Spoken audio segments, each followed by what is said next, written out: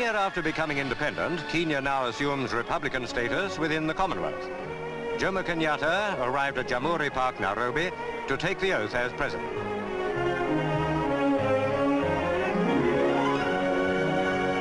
The popular new president was sworn in by Sir John Ainley, the Chief Justice. After that came the induction of the Vice President, Oginga Odinga. These ceremonies were duplicated in the Swahili language, Senior Chief Oli Sangali officiating.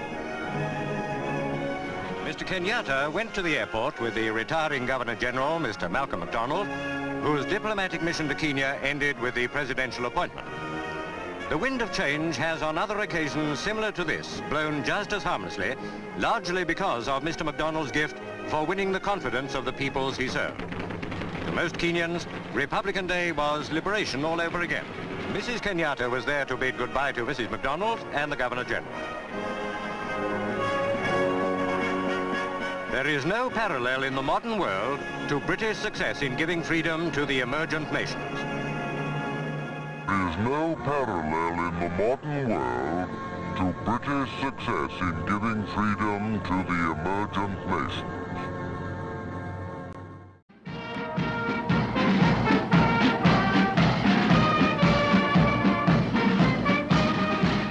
For centuries, the world has looked upon Africa as a thief looks upon treasure. It is there to be plundered. Our forefathers were stolen in millions during the slave trade, and our minerals have fed the industries of the West. Our traditional cultures were suppressed, and their artifacts stolen to fill the museums of Europe and America. Our land was occupied by strangers, and our people confined to reserves. Kenya, now an independent African nation, was once meant to become something quite different. Kenya, in other words, was meant to become a white man's country.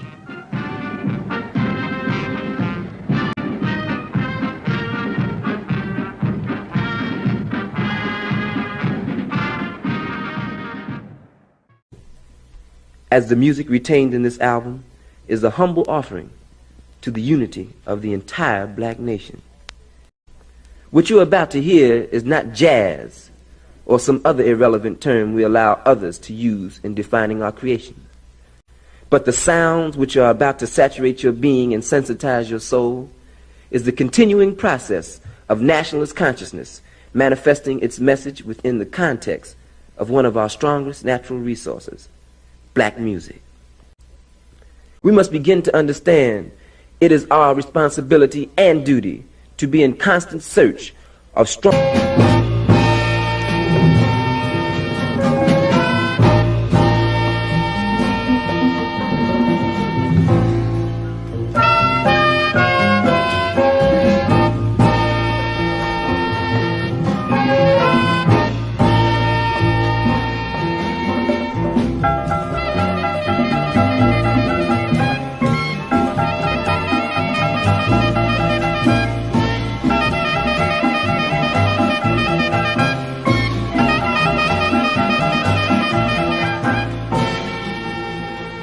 This was called the Scramble for Africa. By 1914, only two countries remained outside European possession, Liberia in the west and Ethiopia in the east. Our time to eat. Britain had seized the lion's share of control. Egypt and the Sudan in the north, the immense wealth of South Africa, valuable colonies like Rhodesia and Kenya, and richly populated territories such as Nigeria and the Gold Coast. France had invaded Algeria in the 1830s. Now, after new wars of conquest, she added more colonies to her empire south of the Sahara, including the island of Madagascar. Little Portugal carved out two vast colonies, Angola and Mozambique, while Imperial Germany took the Cameroons and southwest Africa, and on the east coast, Tanganyika. The vast Congo basin fell to King Leopold of the Belgians. Italy and Spain completed the enclosure. The fate of the continent was utterly changed.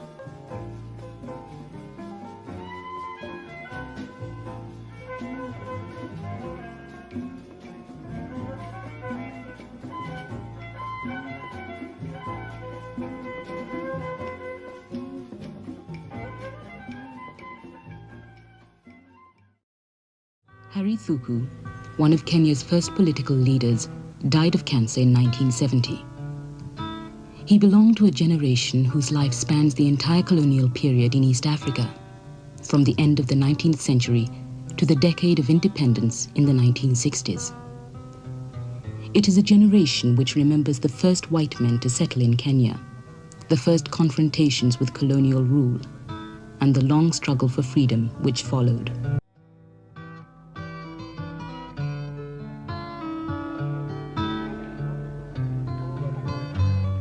A few years before this generation was born, the imperial powers of Europe had already determined its destiny. In the 1880s, Britain, Germany, France, and others divided Africa into spheres of European influence and set about establishing control over peoples and territories they hardly knew existed. In 1895, Britain declared a protectorate over East Africa. At about the same time, the generation which mourned Harry Thuku was born. Their lives are the history of colonialism in Africa.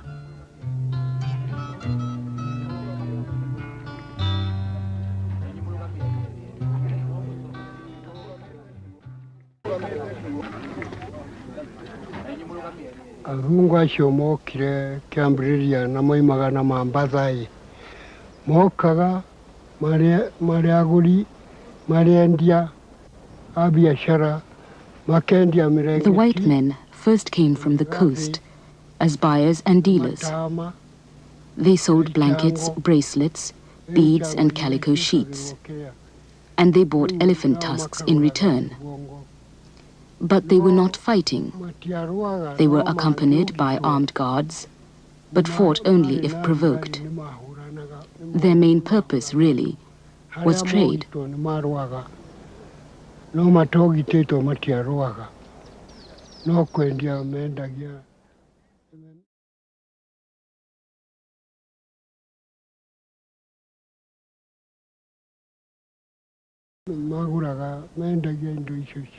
In 1890, the Imperial British East Africa Company, a private trading company, sent its first expedition through Kenya, led by Captain Frederick Lugard. The treaties and trading centers which Lugard established were the opening gambit in the process of colonization. 10th October, 1890. Wayaki Wahinga, local chief of Wakikuyu, having made blood brotherhood with Captain Lugard, understands by these formalities that he is the sworn friend and ally of the British, that he will supply them with food, that they are free to settle in his land and will never be molested. The British, on their part, will do him no harm.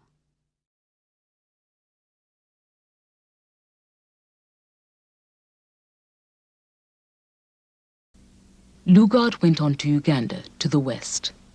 The situation behind him deteriorated. In London, the Imperial British East Africa Company found itself in a financial crisis and directed its agents in the field to become self-sufficient. The deliberate and wide-scale confiscation of crops and animals began without regard for ownership or human life.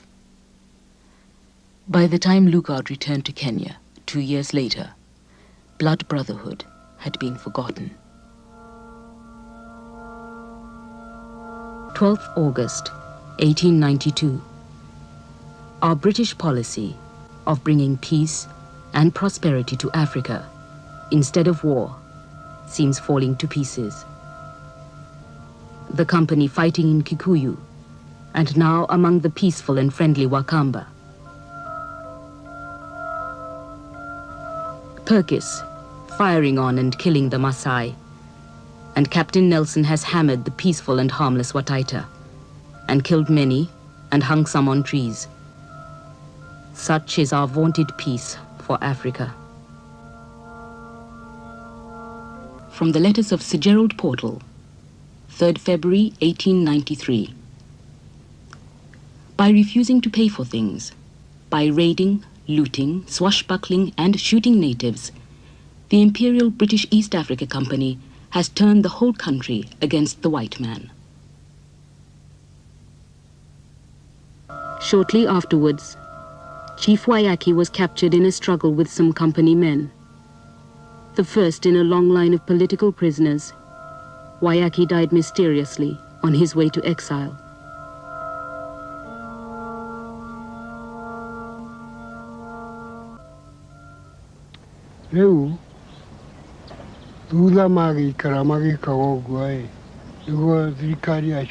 When the traders had been in the country for a few years, their government arrived and began to impose its rule on us. Forts were set up around the countryside, at Dagoretti, Kiambu, Nyeri, and so on. Soldiers were stationed in these forts and were used to control the people.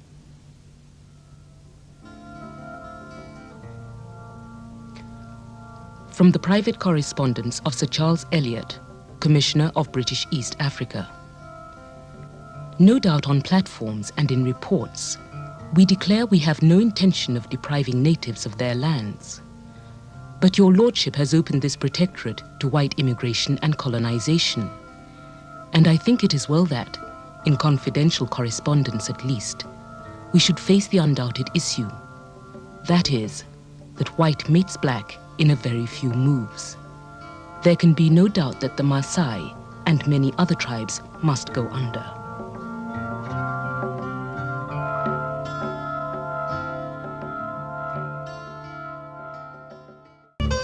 From the diaries of Francis Hall, February 1899. We proceeded to march quietly through the country, sending columns out to burn the villages and collect goats. We destroyed a tremendous number of villages, and after 14 days, we emerged on the plains to the eastward, having gone straight from one end to the other of the disaffected districts. We captured some 10,000 goats and a few cattle, and this on top of the previous expedition must have been a pretty severe blow to them. From the diaries of Colonel Richard Meinertzhagen, King's African Rifles.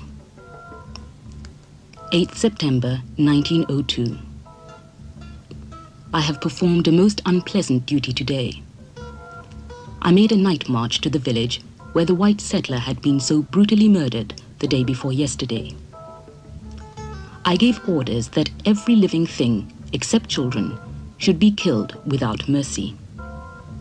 Every soul was either shot or bayoneted. We burned all the huts and razed the banana plantations to the ground.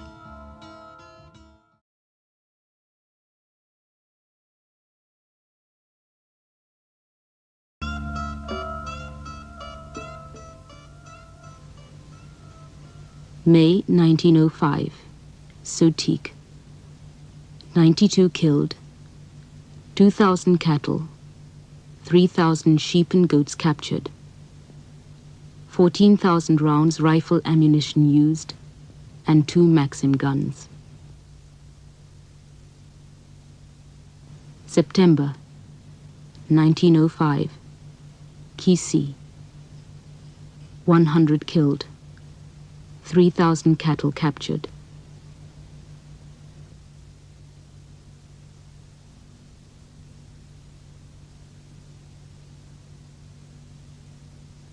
January 1906, Nandi. 1,100 killed, 16,000 cattle, 36,000 sheep and goats captured.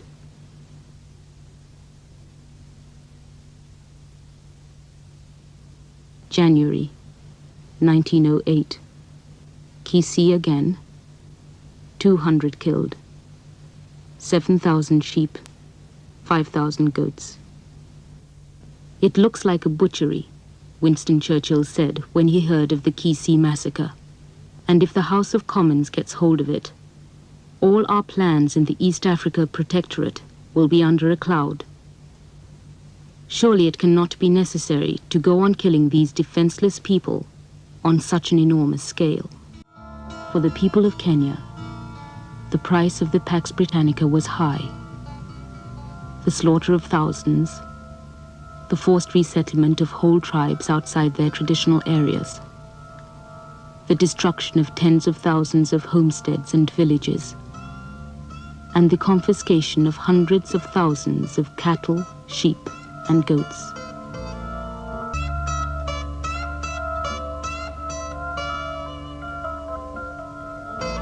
Utiokirwo na wega tubate leo mbara mushinga na itimoi na ngoi ni atia. The government did not come peacefully, but what was a spear to a gun? There was fighting, and people were killed. But Europeans won because they had guns. Had it been a matter of spears and swords, things would have been different. In the first 10 years of British involvement in Kenya, more than a third of the colony's budget went into military operations. By 1915, every major tribe had faced at least one so-called punitive expedition. This was the foundation on which 70 years of colonial rule were based.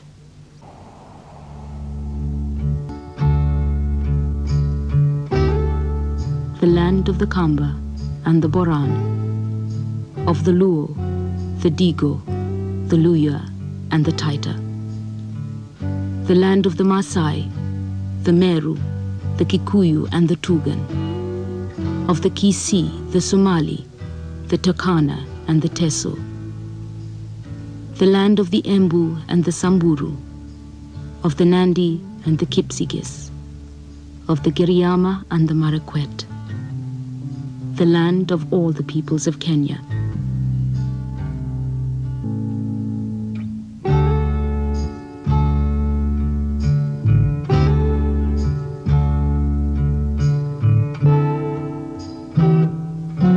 I have great hopes that the punishment of the Sutik will bring the Kisii to reason, remarked Commissioner Stewart in 1905.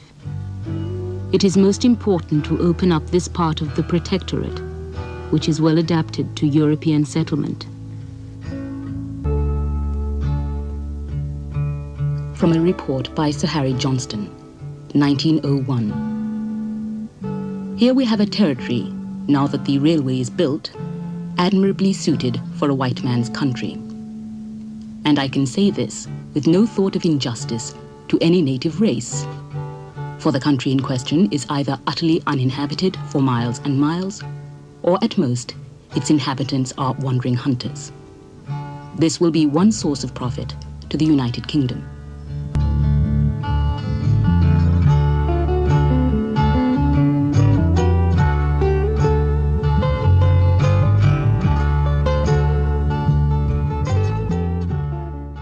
By 1906, 1 million acres had been given to settlers.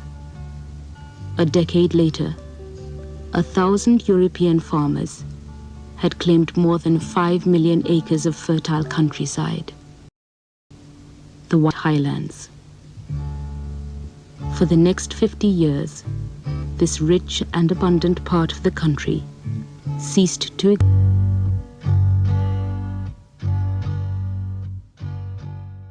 In 1901, the Uganda Railway was completed. It had been built in 6 years with the help of thousands of Indian laborers, many of whom stayed on afterwards. The line ran for nearly 600 miles, from the port of Mombasa on the Indian Ocean in the east, across the southern part of Kenya to Lake Victoria in the west. Like other railways of the 19th century, it was meant to open up the continent. In fact, it was an economic disaster. The commissioner at the time, Sir Charles Elliot, wrote, "It is a curious confession, but I do not know why the Uganda Railway was built." To help make it pay, he began to encourage South Africans and Englishmen to come to Kenya as settlers.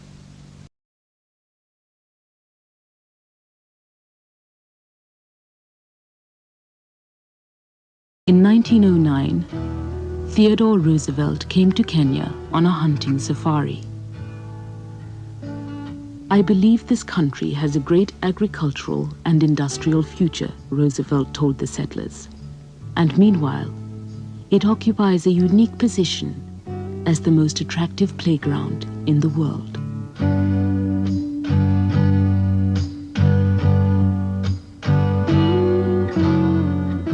"The frontier is no place for weak and shiftless people," Roosevelt wrote.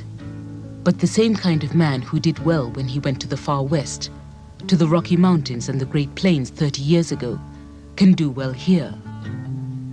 The prime need is to build up a large, healthy population of true white settlers, white homemakers who shall take the land as an inheritance for their children's children."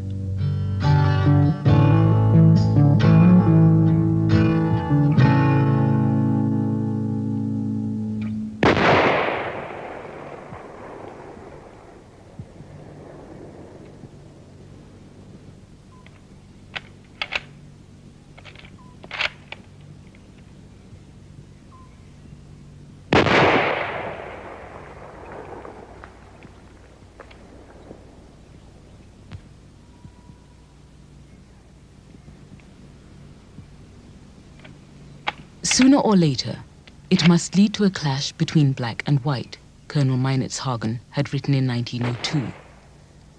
"I cannot see millions of educated Africans, as there will be in 100 years' time, submitting tamely to white domination. After all, it is an African country, and they will demand domination. Then blood will be spilled, and I have little doubt about the eventual outcome."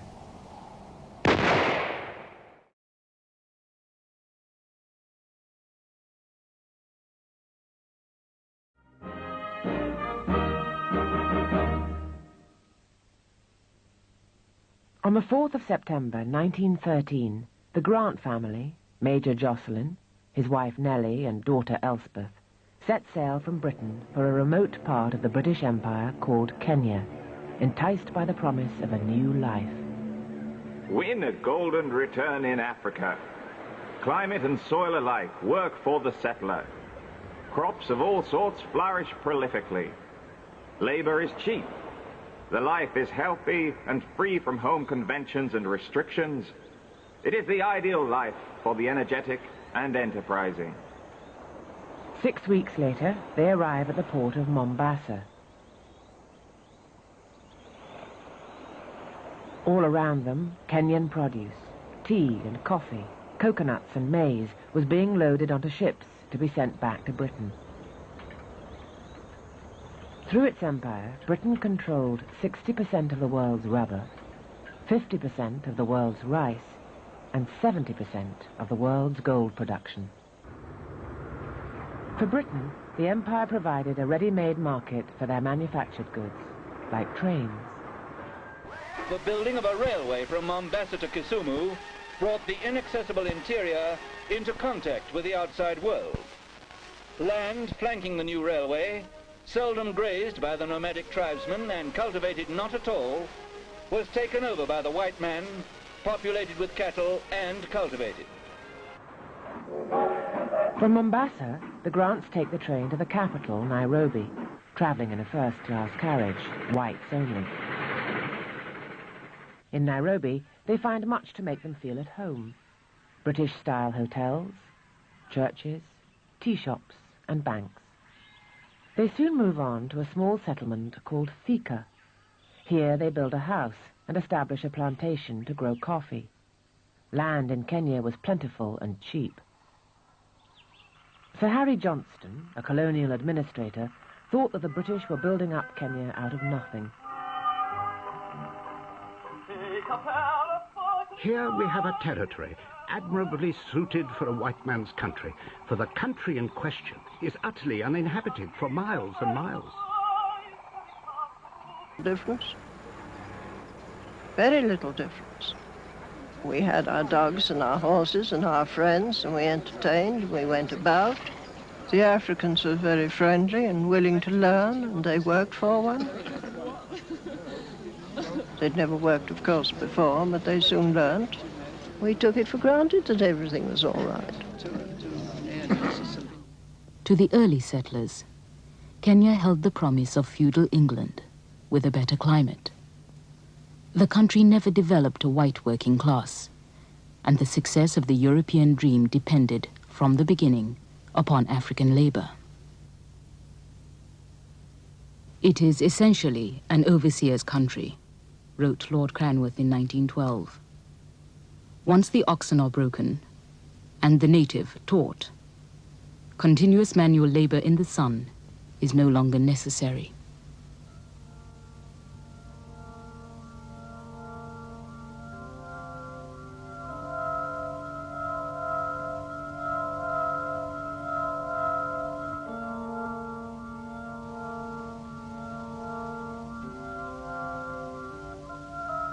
As the land was taken and crowded native reserves set up, and as hut and poll taxes were imposed by the European government, more and more Africans were driven into the colonial economy at the lowest and most menial levels.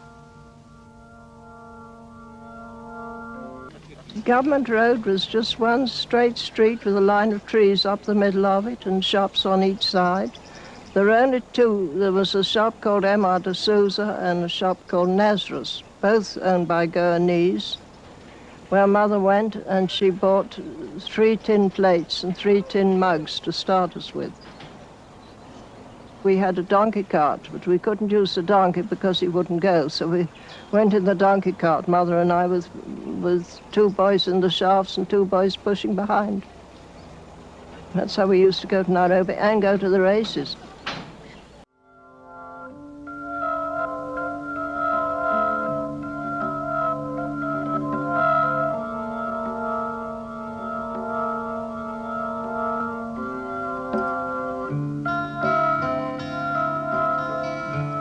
What emerged before long was a society based, like everything else in the colonial world, on a racial hierarchy. The European at the top, the Indian in the middle, and the African at the bottom.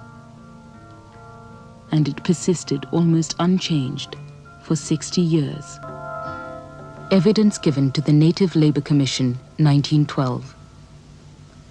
Supposing a native refuses to turn out to work after having been advised to do so, Mr. Boys states that, if he were district commissioner, he would order him to receive 25 lashes for insulting the government and for being insolent. Mr. Boys takes the attitude that he knows better than they do what is for their benefit. One European is in the habit of harnessing his natives to a plough, and when remonstrated with, excuses himself on the ground that it is only a light cultivator. The thing that bound, I think, people together in those days, and I can't emphasize it too vividly for you, was this extraordinary sense we all had that we were creating something. The sense of making a country, placing it under British traditions and ideas, developing it, seeing the roads grow, the railways spread, and gradually the land tamed. That was a tremendous bringer together of the Europeans, and it gave them what nowadays we call a sense of mission. In August 1914, a war began in Europe.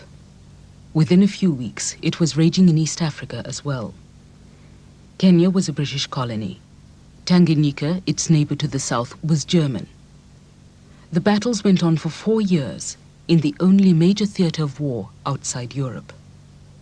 In its conduct, the East Africa Campaign was simply another dimension of the colonial system.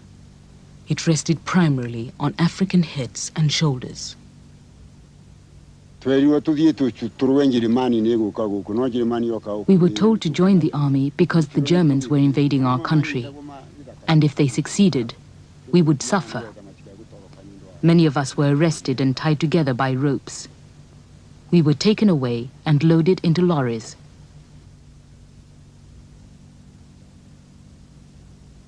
It is sad to read, wrote a British medical officer, of how great a boon we bestowed by stopping intertribal war.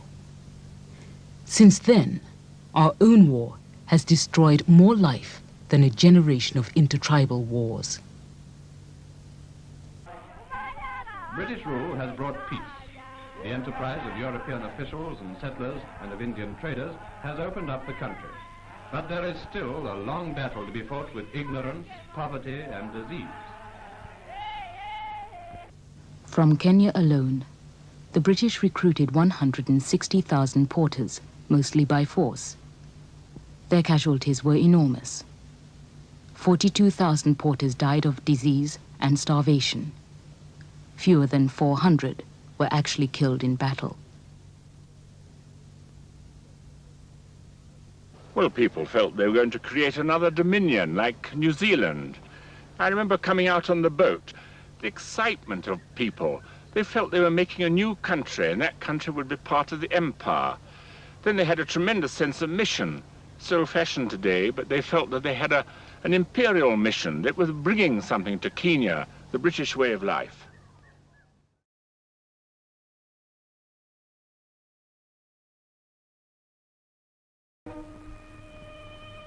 Africa, home of more primitive peoples, with colonies spread from the Indian Ocean to the South Atlantic.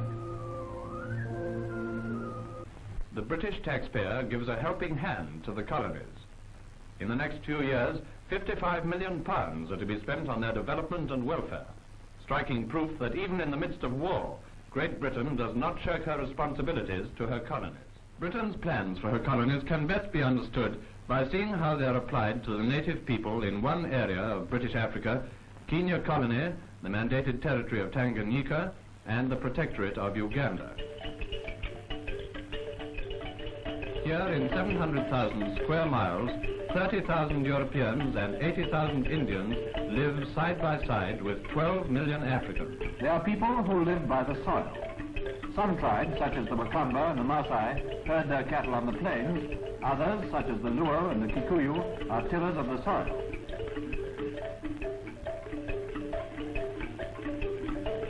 This simple life under the hot African sky was once a life of fear and uncertainty. Hostile tribes ravaged their neighbors' villages and cattle.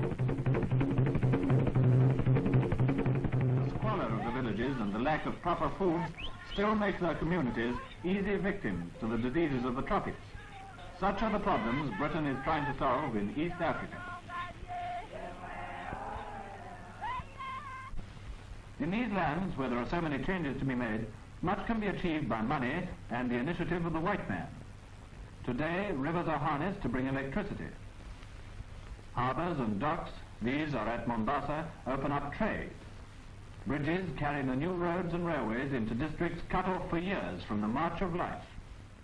A good medical service is essential. The service of hospitals and village dispensaries is being steadily expanded. In Kenya, 1 in 24 have their babies in these centers, and in the Kiambu district, where this hospital is, the figure is as high as 1 in 5.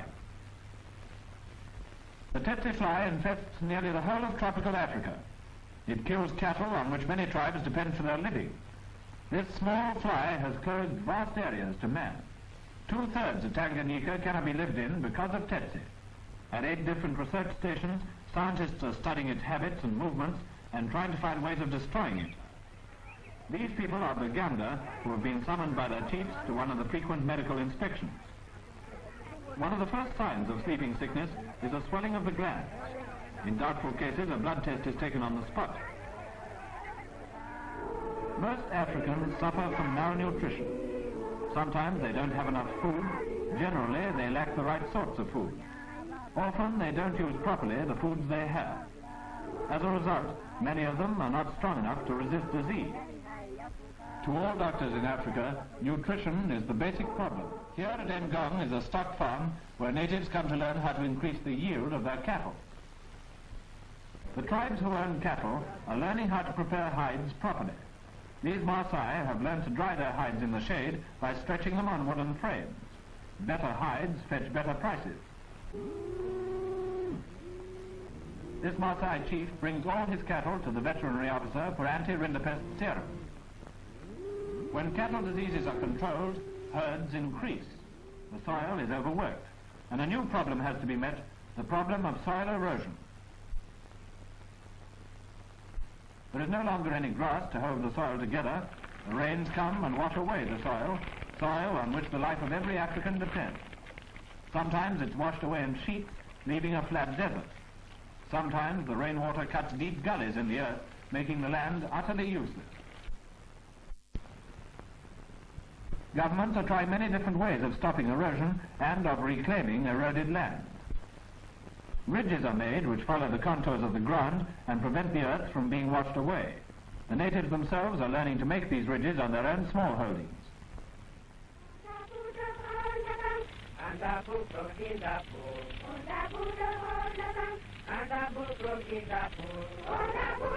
All real progress depends on education. Africans are eager for it, so eager that governments cannot keep pace with the demand. The missionaries led the way, and now government schools are becoming increasingly available.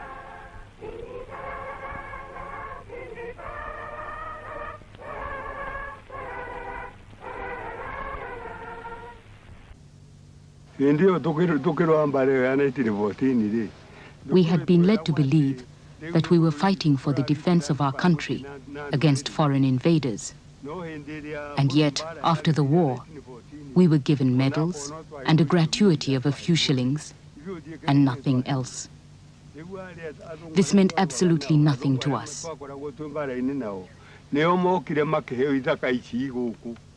But the Europeans, with whom we'd fought side by side, were given our land here.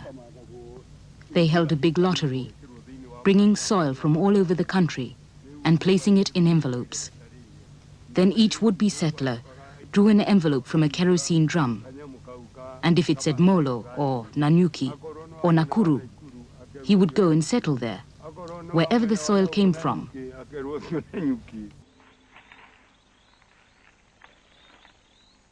Back at Sika, the Grant family had to wait 5 years for their first crop of coffee. Adapting to the unfamiliar conditions of their adopted country wasn't easy, as Nellie Grant recalls. 7th of April. Got back to a terrific locust invasion and a grass fire, and still no signs of the rain. The heat and dust and dryness are foul beyond words. 10th of September. The damned locusts come every day now. Not a sign of rain either.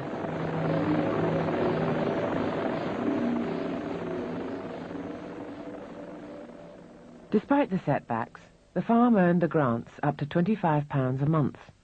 Not a lot by British standards, but in Kenya at that time, that money went a long way.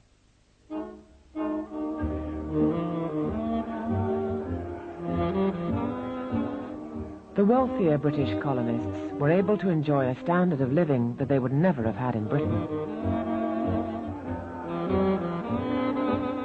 Cocktails at the Blue Posts Hotel. And parties until the African dawn.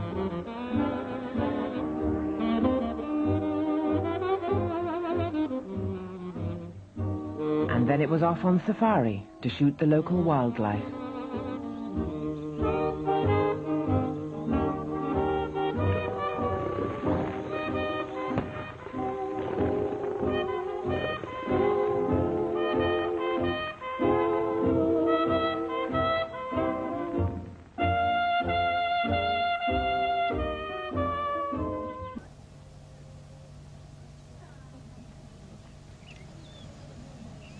na azungu aratwara no mundu akahewe ikachiga nona o kulia kwale gwakwa ngitunyu na twakiruwaga nake ngitunyu ni akinengerwo. My bitterest memory of the war is being given registration certificates while Europeans were given our land. A former army colleague, a European, got the best part of my land, and I was forced to carry a registration card. The pain of that treatment still lingers in my stomach. The bitterness still lasts, and it is the worst kind of bitterness. Then there was our pay, 4 shillings a month. 4 shillings a month for 30 good days. And some maize flour to eat when you've spent the day carrying a heavy load on your head. Those were very bitter times. And we were deceived that we were fighting for our land. But where is that land, even today? These are the reasons that we formed our political party, because of these injustices and exploitations. It was a most bitter thing to be moved from your home, like this one here, told to get out of the way while your house was destroyed by a tractor.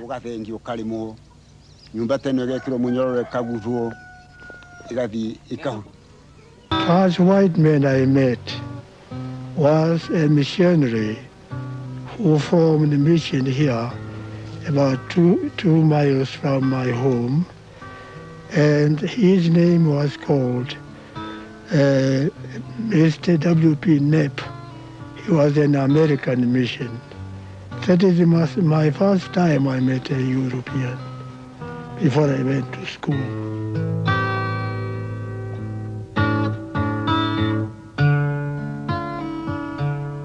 I went to the mission. It was an American mission here, about 2 miles from my home here, where we are. So I went to school there and I acquired the knowledge from that school. My grandfather was called Gazirimu, who had very, very large land here. And my father, his name was called Kairianja.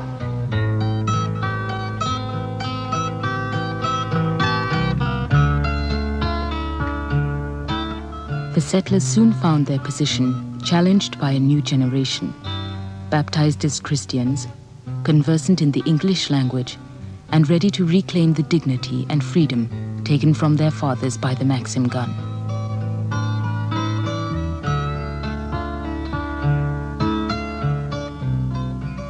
In Harry Thuku, the new generation found a spokesman. My feeling came in 1915 when we saw many Europeans coming and taking African farms without asking any question or paying any compensation. I was working in government offices afterwards. After 1914 war, I was working in Treasury. So everybody, even settlers here, around here, was known to me very well. They know me very well. We wanted to get our land back first. And if they give us our land back, they would not stay here because they would have nothing to do.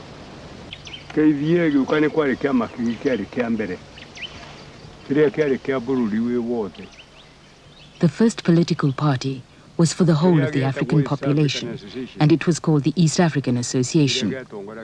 It was led by Harry Thuku. Now,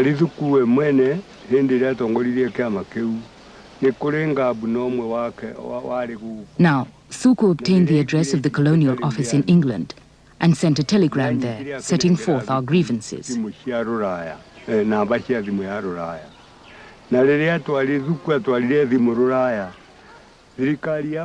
the government here learnt of this, they were very agitated. The settlers said they would not compromise, and they demanded that Thuku be arrested.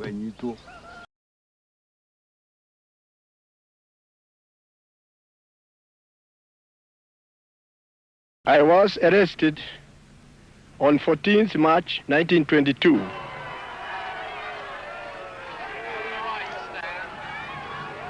I was taken to police line, Government Road.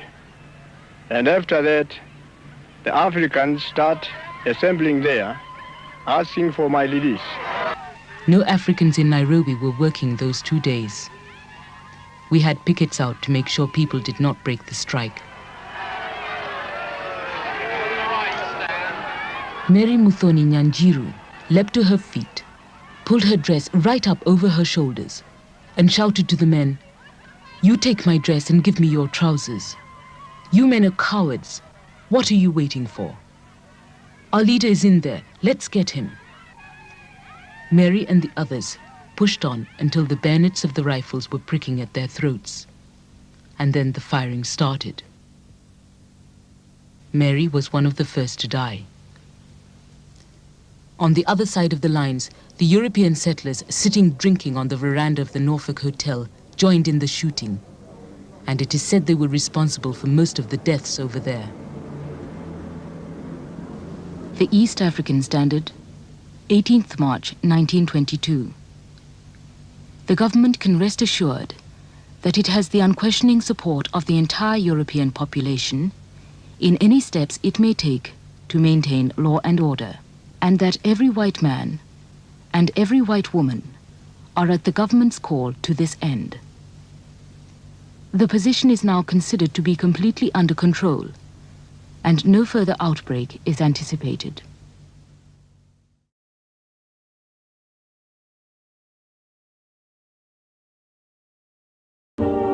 By the 1930s, the Grants were able to afford a new bungalow and employ servants. The Grants liked and treated their servants well. Nellie's photograph of Karanga and Mabagwa has the air of a family snapshot. Life in the Empire could be rewarding if you were white.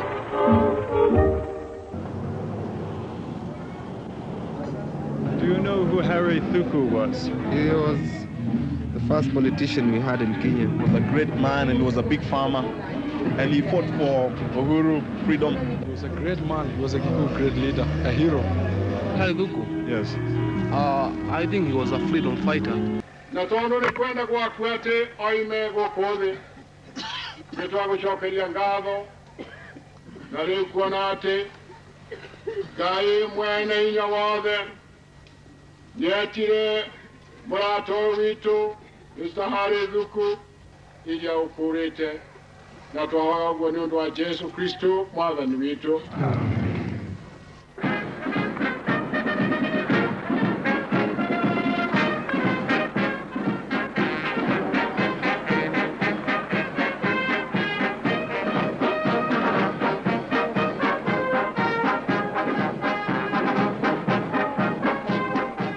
For 30 years after Harry Thuku's arrest, the struggle continued.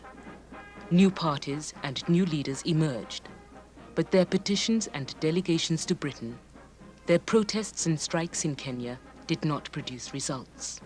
The only alternative was to take up arms, but it was nothing more nor less than a war of national liberation.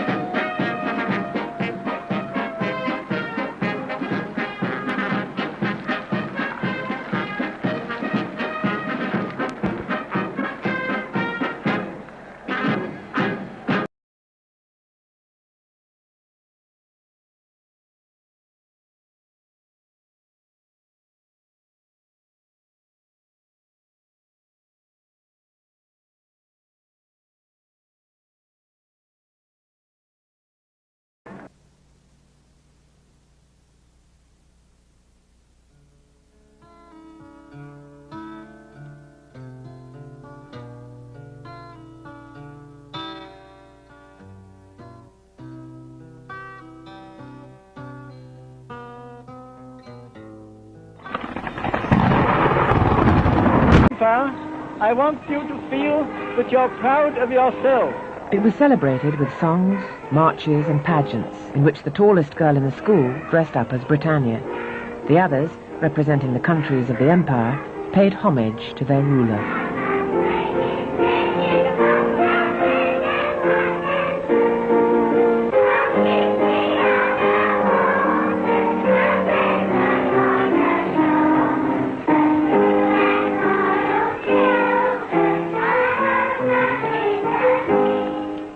People would find reminders of Britain's world status in their everyday lives. You could buy exotic goods imported from the colonies, or visit an empire theatre or cinema. From Nairobi in Kenya comes another happy picture of British celebrations in a distant territory of empire. The truth was that by the 1930s, looking after and defending such a huge empire was becoming difficult. A large part of the navy was employed to protect its far-flung territories, and a third of Britain's army was tied up in India alone. People in the empire were beginning to question Britain's right to rule them.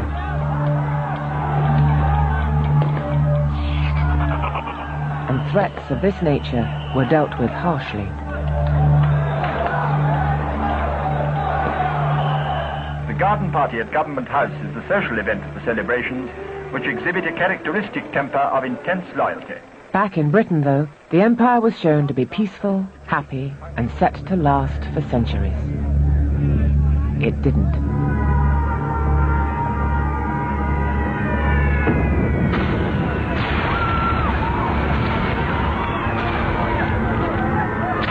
The empire proved indispensable to Britain during the war.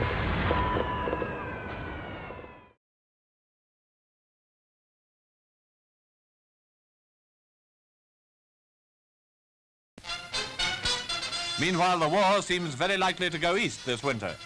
Already there is action over a widespread front. In Kenya, for instance, where these Ack-Ack guns, manned by South African troops, are seen driving off an Italian reconnaissance plane.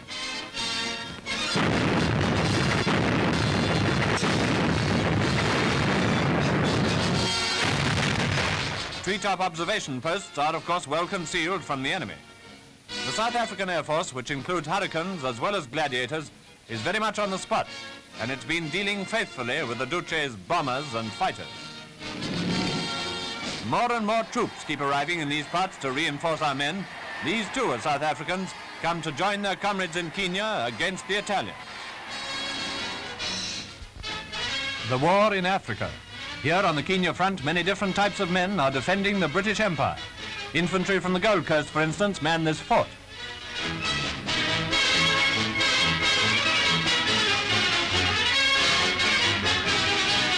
The outpost contains a diminutive church, but not even here in the bush can a church escape the bombs of the enemy, it seems.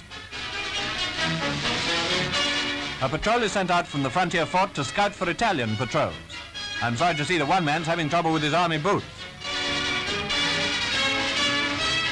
South African artillery, having been informed of the position of the enemy patrol, goes into action from its well-concealed position, and assistance is given by the Air Force, which spots and bombs.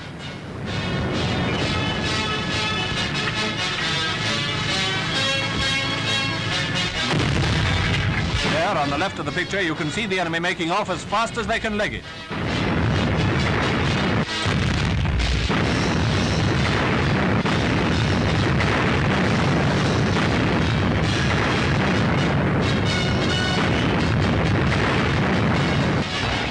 Now the tanks go forward to finish the job. Skirmishes and actions like this are of frequent occurrence over the wide African front. The big clash between Empire troops and Axis armies is still to come. Of all soldiers.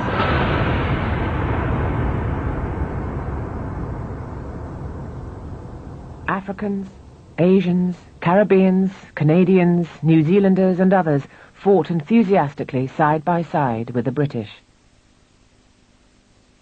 Even so, the old prejudices were hard for the British to discard. A Times article from 1940 concluded the African races were considered to be the more backward of mankind, and yet they show the same spontaneity and true understanding of the issue. They know that the empire of which they are members is being challenged, and they are eager in their simple way to help in defending it. Even when sons of Africa were dying for Britain, some people still could not bring themselves to see Africans as equals. After the war, Britain's grip on the empire began to slip. Britain was bankrupt and no longer a supreme power, able to control an empire. In this exhausted Britain, attitudes were at last beginning to change. People wanted to rebuild the country into a fairer society. Holding on to the empire didn't fit in with this.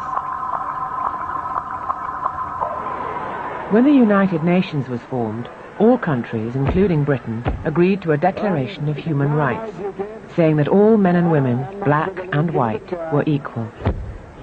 Nation by nation, the delegates stand up for the great new charter they hammered out together. 50 nations standing side by side, unanimous for peace. The idea of a small country like Britain holding on to a vast empire suddenly seemed out of step with the rest of the world. Back in Kenya, the Grant's fortunes were declining. Old Major Grant, a veteran of 2 world wars, died in 1947. Nellie keeps on the farm, but the Kenya around her is changing.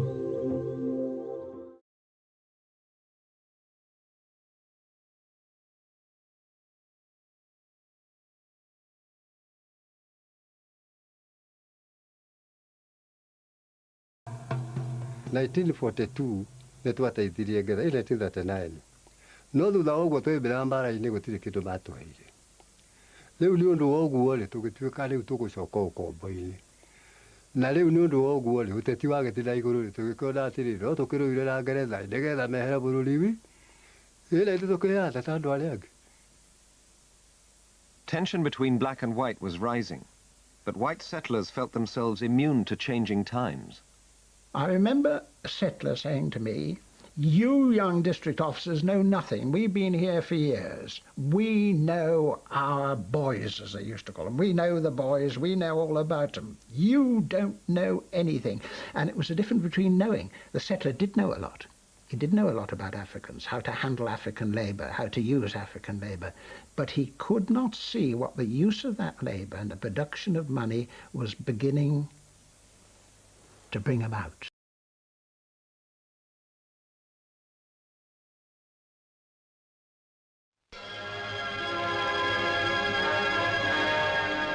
Pathé News cameraman Bill McConville has been assigned to cover the news in the Kikuyu country, and this is his first report.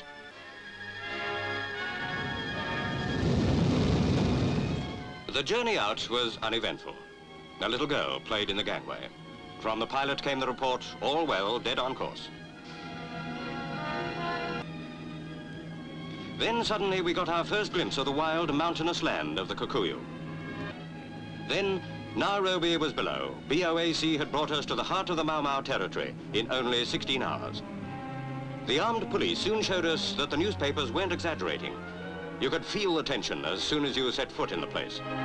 So this was Nairobi, the city of suspense, someone called it. It wasn't long before I saw why. Mau Mau suspects were being checked prior to interrogation. All were members of the Kikuyu, the tribe which has suffered most from the Mau Mau.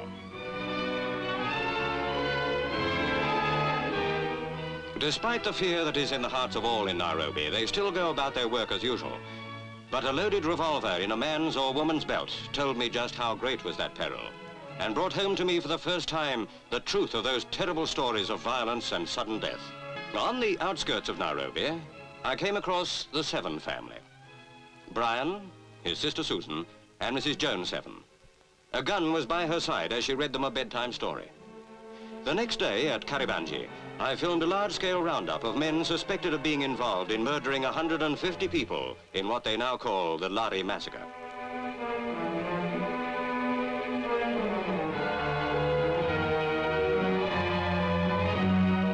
I asked some of the officers about their job.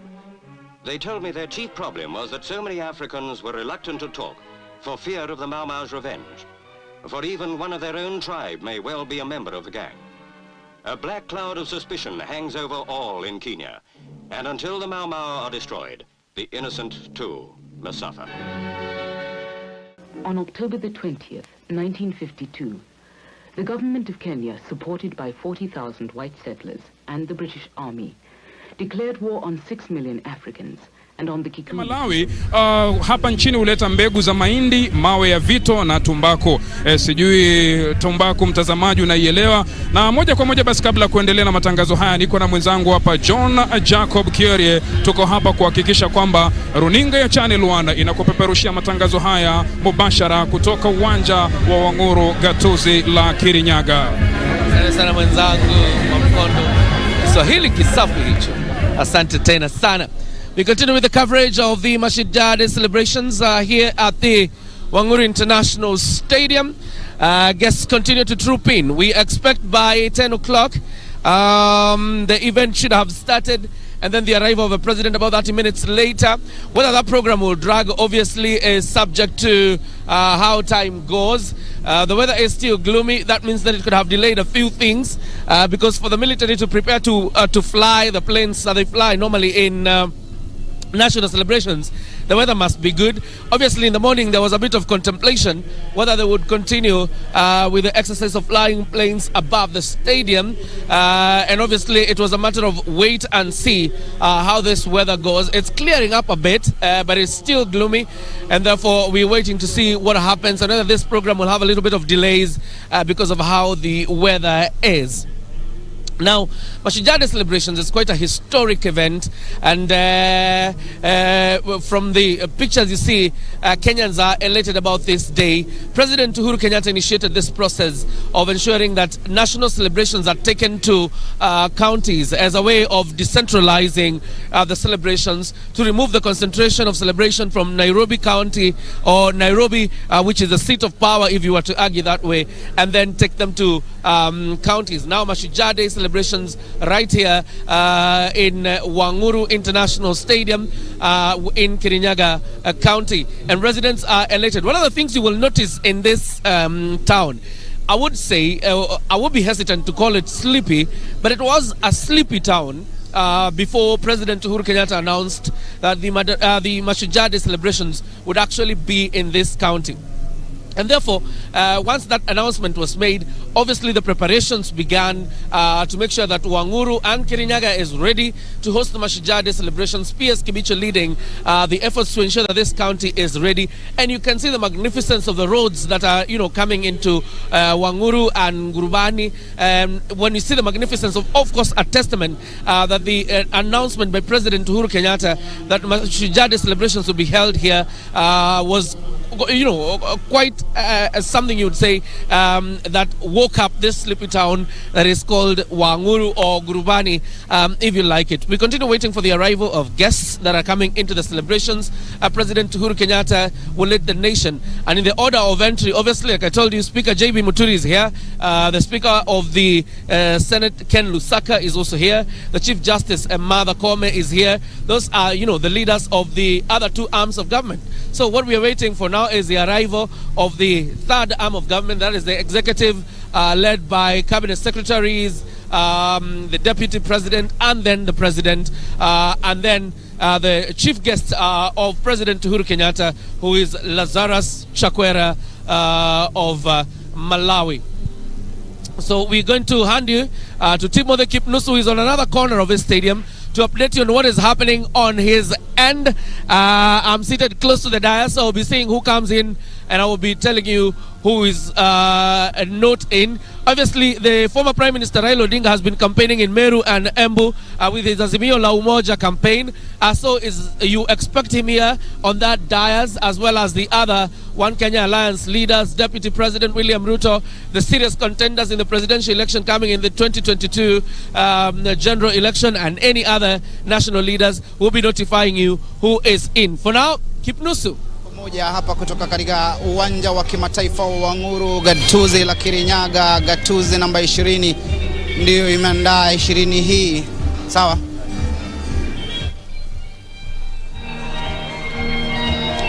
Na mtazamaji, hayawi huwa na chururu sindondondo. Hatimaye siku ya Mashujaa hapa kwenye uwanja wa kimataifa wa Wanguru katika gatuzi la Kirinyaga, sherehe muhimu zaidi katika kalenda ya Jamhuri ya Kenya, ambapo tunawakumbuka wale waliojitolea muhanga kwa hali na mali, nyuta na mate, udi na uvumba, kuhakikisha kwamba taifa hili linakombolewa kutoka kwenye minyororo ya mbeberu. Na ni siku ambayo bila shaka tunataraji kiongozi wa taifa Rais Uhuru Kenyatta aweze kuongoza sherehe hii, kilele cha sherehe hii ikiwa ni hotuba ya kiongozi wa taifa. Kukumbuka kwamba mgeni wa heshima katika maadhimisho hii au sherehe hii ya mashujaa ni Rais wa Malawi Lazarus Chakwera, na akiwa ameandamana pamoja na mke wake. Rais huyu aliweza kuwasili katika taifa hili hapo jana, tayari kuhakikisha kwamba sherehe hii ni ya kufana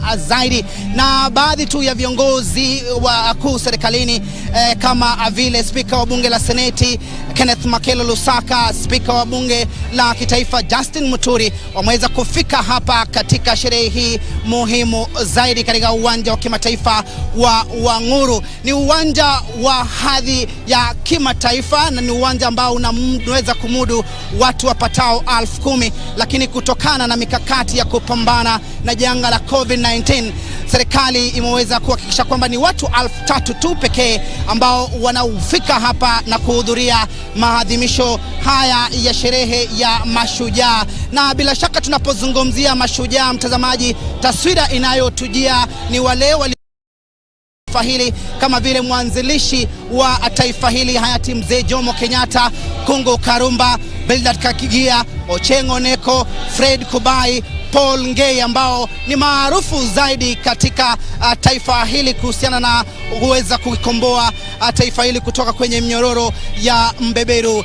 Maudhui katika sherehe hizi ni inji yangu, jukumu langu. Mimi ni Mkenya, ambaye inadhihirisha kwamba ni lazima tuweze kujivunia sisi kama Wakenya, tukuze demokrasia ya taifa hili tunapoishi katika taifa hili. Na vile vile ni muhimu zaidi kufahamu kwamba Rais Uhuru Kenyatta ameweza kuhakikisha kwamba sherehe hizi zinakuja mashinani ili kuwapa fursa wale wakaaji kutoka gatuzi mbalimbali au magatuzi mbalimbali kuweza kutagusana na viongozi wakuu serikalini. Kumbuka kwamba sherehe hizi zimekuwa zikifanyika katika jiji la Nairobi, katika uga wa Nyayo au pengine katika bustani ya Uhuru, lakini Rais Uhuru Kenyatta alihakikisha kwamba sherehe hizi zinakuja mashinani. Kumbuka kwamba mwaka jana sherehe hizi zilifanyika katika gatuzi la Kisii, mwaka 2019 katika gatuzi la Kakamega, 2018 kwenye gatuzi la Mombasa. Vile vile ni muhimu uweze kufahamu mtazamaji, hii ni maadhimisho au sherehe ya mwisho chini ya utawala wa Rais Uhuru Kenyatta. Kwa hivyo tunataraji kwamba siasa itakuwa inarindimwa hapa katika uga wa kimataifa wa Nguru. Masuala kuhusiana na usajili wa wapiga kura na tunatumai kwamba itazungumziwa na kiongozi wa taifa. Kumbuka kwamba zoezi hilo linaendelea kwa sasa na litakuwa linatamatika Novemba tarehe 2. Japo masuala yameweza kujitokeza waziwazi kwamba Wakenya hawajitokezi kuweza kujisajili kama wapiga kura, ubwabwa wa mapuhuza miongoni mwa Wakenya umewajaa shingoni. Kwa hivyo tunataraji kwamba masuala haya yatangaziwa. Vile vile tunataraji kwamba Rais Uhuru Kenyatta, ambaye ndiye amri jeshi mkuu wa majeshi yote humu nchini, atazungumzia swala hili nyeti alilozungumzia alipokuwa katika taifa la Marekani kwenye mkutano wa Baraza Kuu la Umoja wa Mataifa.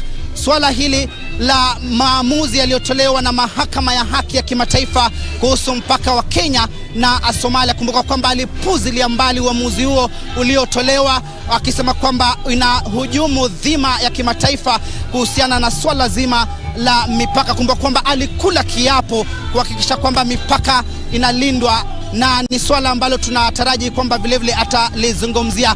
Sherehe hizi hufana zaidi mtazamaji kupitia vikosi vya ulinzi, yani KDF, na kuna ile jeshi la wanahewa ukipenda Kenya Air Force, jeshi la wanamaji Kenya Navy, jeshi la nchi kavu ukipenda Kenya Army, ambao watakuwa wanaipamba sherehe hii. Na vile vile kuna tumbuizo au watu tu ambao watakuwa wanatumbuiza wageni ambao wamefika katika sherehe hii katika gatuzi la Kirinyaga. Kwa mkutasari tu mtazamaji, gatuzi hili la Kirinyaga linaongozwa na Gavana Ann Mumbi wa Iguru, na ni gatuzi maalum, manake ni gatuzi mojawapo katika uchaguzi wa mwaka 2017 iliingia kwenye daftari za kumbukumbu kumchagua mwanamke kuwa gavana. Kumbuka kwamba kando na gatuzi hili kuna gatuzi la Kitui ambaye inaongozwa na Charity Kalukingilu, na gatuzi la Bomet ambaye ilikuwa ikiongozwa na Joyce Laboso ambaye kwa sasa ni marehemu. Kwa hivyo ni gatuzi mojawapo ambayo baadhi tu vya wale ambao wana ari na tamanio kujitosa kwenye ulingo wa siasa mwaka 2022, hasa wanawake,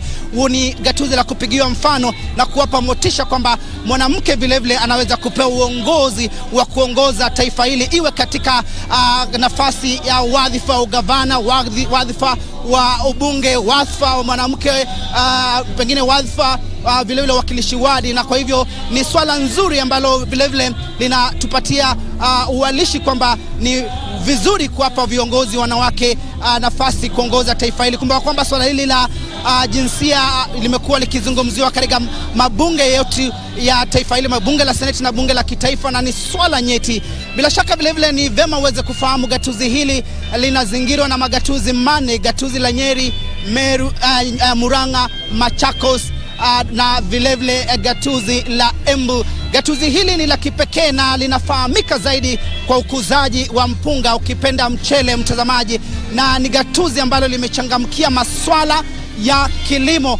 Na baadhi tu ya wale viongozi ambao tumeweza kuwaoji wanahabari wenza kama vile Jacob Kioria na vile vile mwenzangu Vitolo kuzungumza na wale ambao walipigania ukombozi wa taifa hili, wameangazia kuhusiana na kilimo, manake kilimo ni uti wa mgongo wa taifa hili, na kwa hivyo ni masuala ambayo Rais Uhuru Kenyatta vile vile katika ajenda 4 kuu ya serikali ameweza kuzingatia kuhakikisha kwamba kilimo kinachukua nafasi kwa wananchi ili waweze kujiimarisha. Mtazamaji, kwa hivyo tutakuwa hapa kukuletea uhondo kamili kuhusiana na sherehe hii ya Mashujaa. Kwa hivyo kuwa tisti kutegea runinga hii yenye ushawishi mkubwa KBC Channel 1. Mimi naitwa Timothy Kipnusu, usibonyeze kibonyonyo.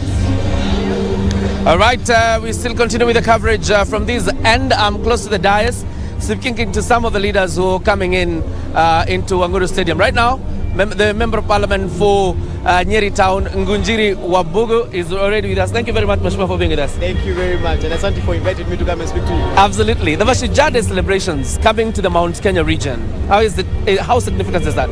First and foremost, I think as leaders of our region, we are very, very grateful that the President has decided to do his last Mashujaa Day in office in our region. I think it's in recognition of the fact that it's a region of heroes. We have historical heroes, the Mau Mau. We have contemporary heroes, people in business. We have young people who are emerging. And I think it's a message, and personally, and I hope we're going to hear it from the President, as a country, we need to get into the habit of defining heroes, to be able to celebrate them, because that's how we give hope. Part of the reason we keep saying our youth are hopeless is because we haven't figured out how to define heroism. And we need to be able to define heroism, keep celebrating it, and this is a very good way of doing it. And we are glad as leaders of this region, where we own the President as much as it belongs to the whole nation. We own him, and we consider him one of our sons, one of our fathers. We are happy that he has decided to come here. And we are happy to see Wanguru Stadium. I did not know there's a stadium like this. And sometimes it's good to travel. This kind of activities are able to show the rest of the nation what is happening, because we talk about national development, but really when you think about it, there's no national development. Every development happens somewhere, and in that place it is local. The rest of the country might call it national, like here we're talking about Wanguru International Stadium, but the people of Kirinyaga know they have a stadium.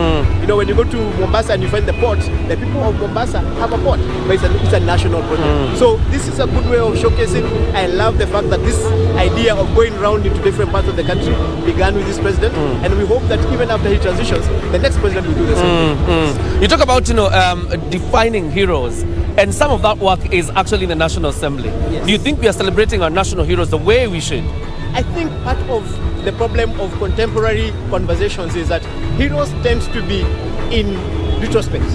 You look at, for example, the President is going to be judged in retrospect. We are going to look at his legacy after he leaves office, and that is how you define whether somebody was a hero or not. But then also, as you define heroism, you learn what you can do to also be a hero when your time comes. How about whether it is in Parliament to do legislation, to do representation, to be able to stand for something, to have principled positions. And for example, for me in Parliament, I hope to see a lot more principled conversations about our politics. The reason our politics is looked at negatively is because the people playing it tend not to have principles. We need to have a situation where our politicians have principles. That becomes a definitive characteristic of what a hero looks like in parliament. Because being a hero, you can be a hero anywhere. You can be a hero in sports, you can be a hero in academia, you can be a hero in business, you can be a hero in politics, you can be a hero in media. So the thing is, what is it that calls you a hero? And this, comes when Kenyans are really wailing over the high cost of living, Mheshimiwa. Just the other day we see a report, very few members stand up to debate, the reduction of, costs of fuel prices.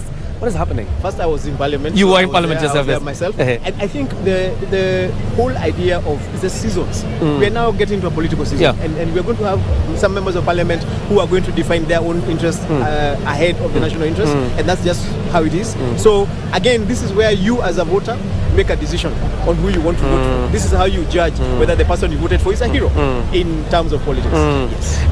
As we wind up, I'm thinking about the cash crop here obviously being tea, coffee, and there's rice where we are in the constituency called Mwea. A lot of rice. But when you listen to farmers, particularly tea farmers and coffee farmers, there's one question obviously. What will President Uhuru Kenyatta's legacy be when it comes to issues of guaranteeing farmers wonderful returns? I think one of the things that we are going to thank this president for in regard of coffee and tea and cash crops is that he has created the market. He has opened up the market. Now, I have a problem with guaranteed returns because you need to be able to harvest and benefit from markets. You need to be able to identify a good market and sell your product, just like you do any other product, whether it's maize and other things. We have people who are making money from coffee. The problem is that it's not been the farmer.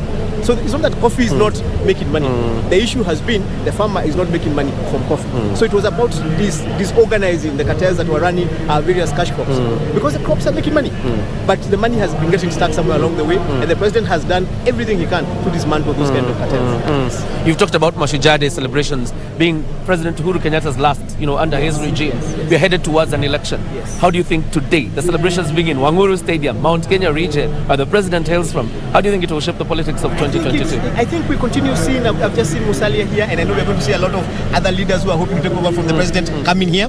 It tells you something. One, that this president is going to have a lot of influence over where we are going in 2022. Everybody wants, even the people who are saying they don't want to be endorsed by him are crying that he has refused to endorse them. So we know this is a big thing. This is a big thing for us, and as one of the people who has stood with the president all through, I'm very, very proud of what he has done, and I know that he's going to influence us positively as we go into 2022. Do you want to celebrate any Shujaa before we let you go? I think for me, I have a lady who lives near my village. She's Field Marshal Mudhoni.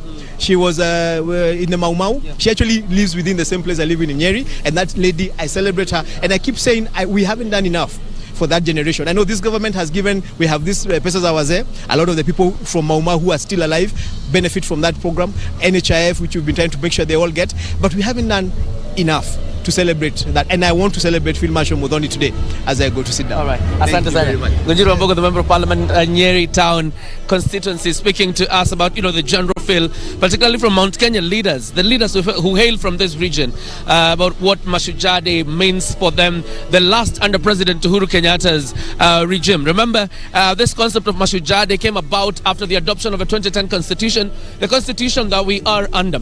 But let me touch a little bit before I hand over to Kipnusu and Victor. As regards some of the issues Kenyans expect President Uhuru Kenyatta, or the hope that Kenyans have that President Uhuru Kenyatta will address, first of all is the cost of living, the high cost of living that is experienced in the country owing to the high fuel prices. Not just fuel prices, even commodity prices in the country are on an up high, and of course Kenyans expect President Uhuru Kenyatta to address himself to that matter. There's also the issue of COVID-19 restrictions. There are people who are wailing and saying the COVID-19 restrictions by the Ministry of Health have actually killed business, and therefore we'll be looking to see whether President Uhuru Kenyatta will address himself to that issue. Jude Jomo, the member of parliament for Kiambu Town, joins me on set. Mheshimiwa, karibu sana. Asante sana. How is the Mashujaa Day? Nafurahia sana, na pia nafurahia kuwa hapa Kirinyaga, kuona pia sehemu zingine za nchi vile ziko. Haya ndio maadhimisho ya mwisho ya Rais Uhuru Kenyatta kama rais wa Kenya, maadhimisho ya Mashujaa, lakini amechagua kwamba siku hii iwe katika Mlima Kenya. Sijui nyinyi kama viongozi wa Mlima Kenya mnasikia vipi? Tunafurahia yenyewe Mashujaa Day kuwa hapa, lakini kama unavyojua hii ni style mpya ambayo imeanzishwa kama nchi, kuhusisha hizi national days ziwe zikifanyika katika sehemu tofauti za nchi, ili hata kila mtu wa nchi anasikia kweli, sio Nairobi tu, kwa sababu kitambo tulikuwa tunafanya hizi sherehe zote zikiwa Nairobi, lakini mashujaa wamejaa kila pahali ya nchi na kila sehemu ya nchi inatakiwa pia kusherehekea. Sasa leo watu wa Kirinyaga wataona vile National Days zinakuwa zikisherehekewa. Nakumbuka juzi tulikuwa Meru, siku ingine tumekuwa kule Machakos, siku ingine tumekuwa Kakamega. So nchi yote inafurahia kuwa inahusishwa katika hizi National Days. Wakati ambao rais atazungumza pale, kwa sababu unawakilisha wananchi wa Kiambu constituency, sijui una yepi ambayo unatarajia rais kwamba ataweza kuyataja, mambo ambayo yanamguza mwananchi wa kawaida? Ya kwanza ni kuwa tunaelekea katika mwaka ya uchaguzi na tunahitaji amani.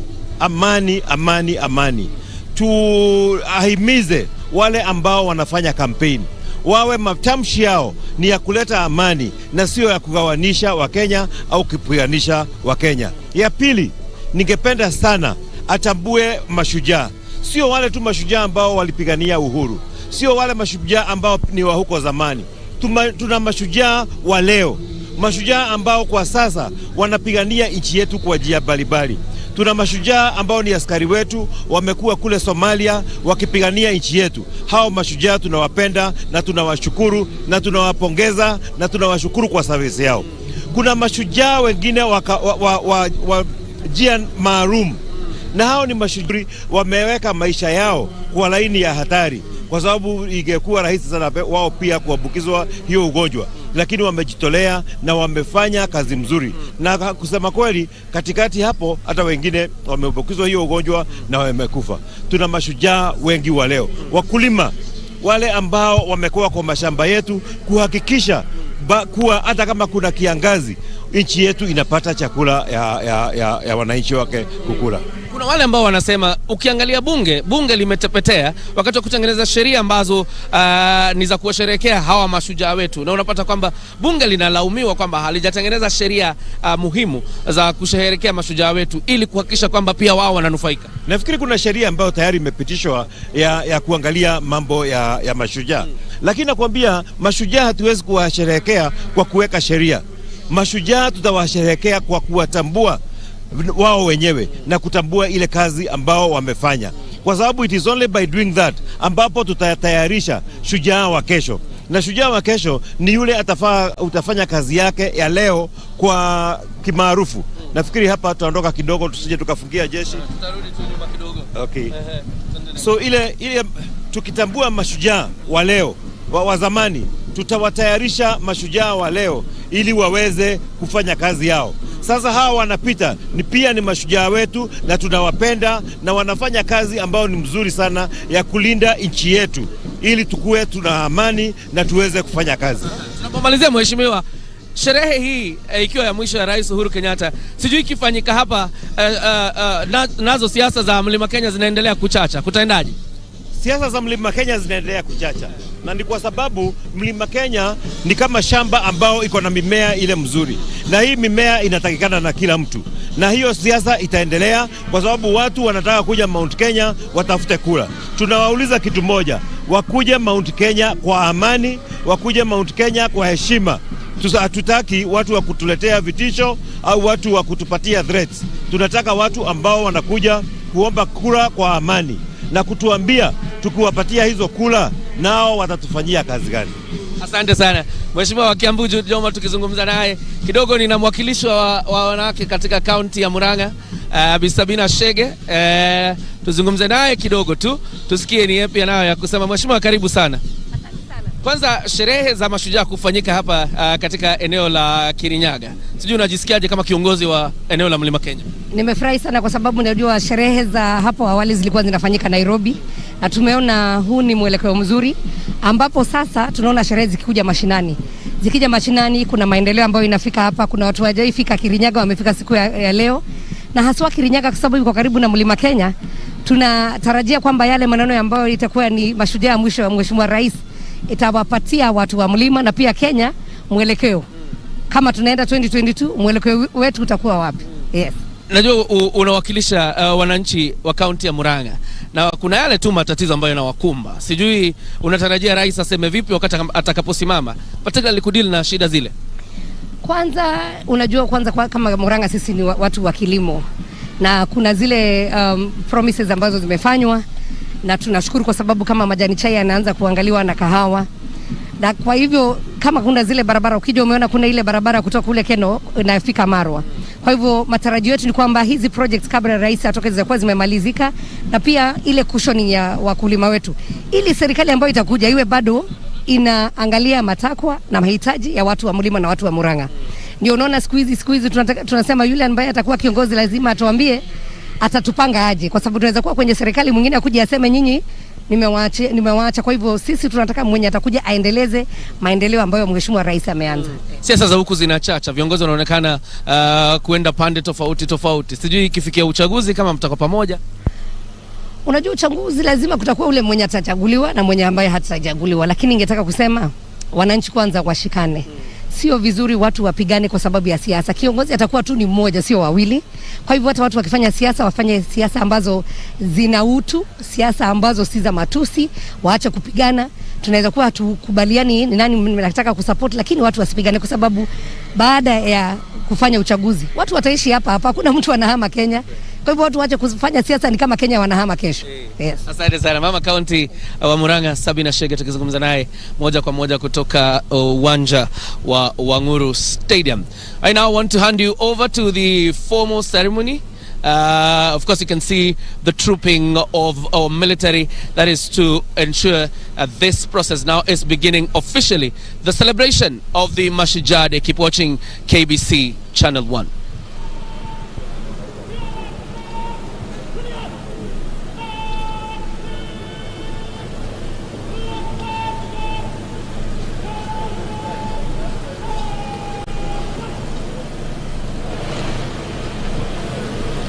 Basi hivi sasa wakuu wa vikundi mbalimbali wakiweza kujipanga tayari kabisa kuweza kusimama mbele ya vikundi vyao.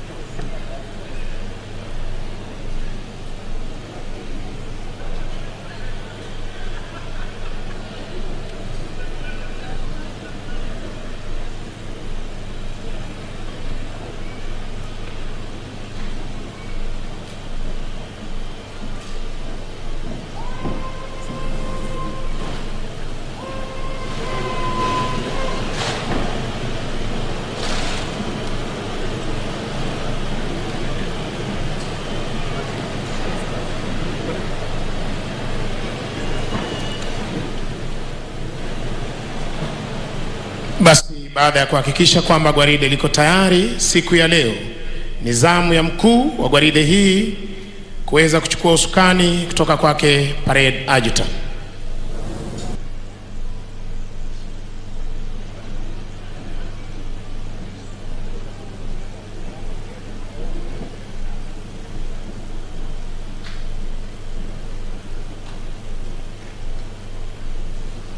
Naye baada ya kumkabidhi anatoka nje kwa muda mfupi aliyopewa, unavyoshuhudia hivi sasa uwanjani, ili kuweza kutoka nje kabisa kujiunga na maafisa wenzake tayari kwa gwaride.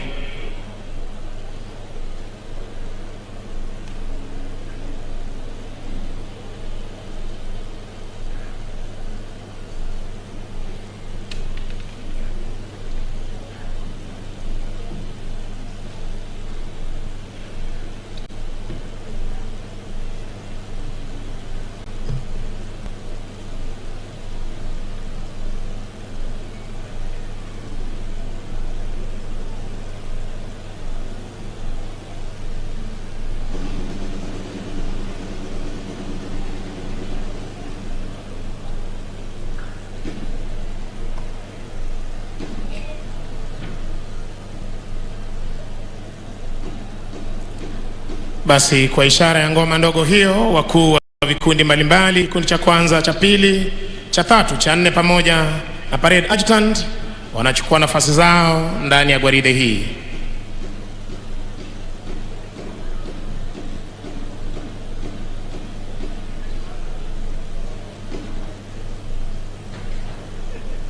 Nao pia sharti kuweza kuwekwa sawa.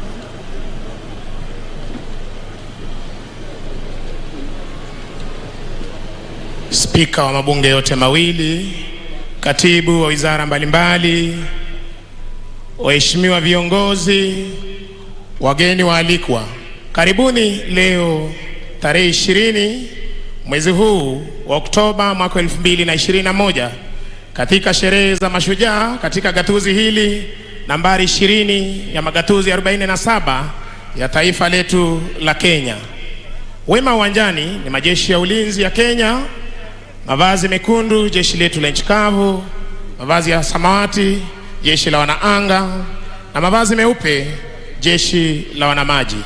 Mkuu wa gwaride hii ni Luteni Kanali Andrew Ng'ang'a.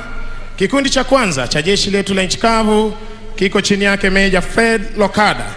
Kikundi cha pili cha jeshi letu la wanaanga, la jeshi letu la nchi kavu kiko chini yake Captain Isaac Shebo.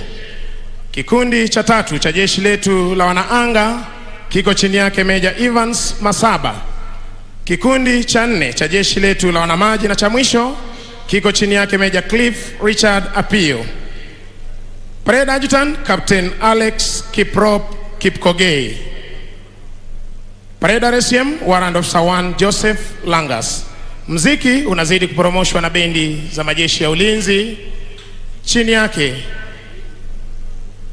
Kanali Martin Namboka Makadia akishirikiana naye Captain Peter Kimeo na Captain Joseph Mturi. Anayebeba bendera iliyo fahari ya kikosi cha 9 cha jeshi letu la nchi kavu, Luteni daraja la 2 Mawira Ndiga. Kupata kusubiri kuwasili kwa mgeni wetu rasmi na rais wetu wa Jamhuri ya Kenya, tutapata burudani kutoka kwa bendi za majeshi ya ulinzi na hali kadhalika studio tafadhali.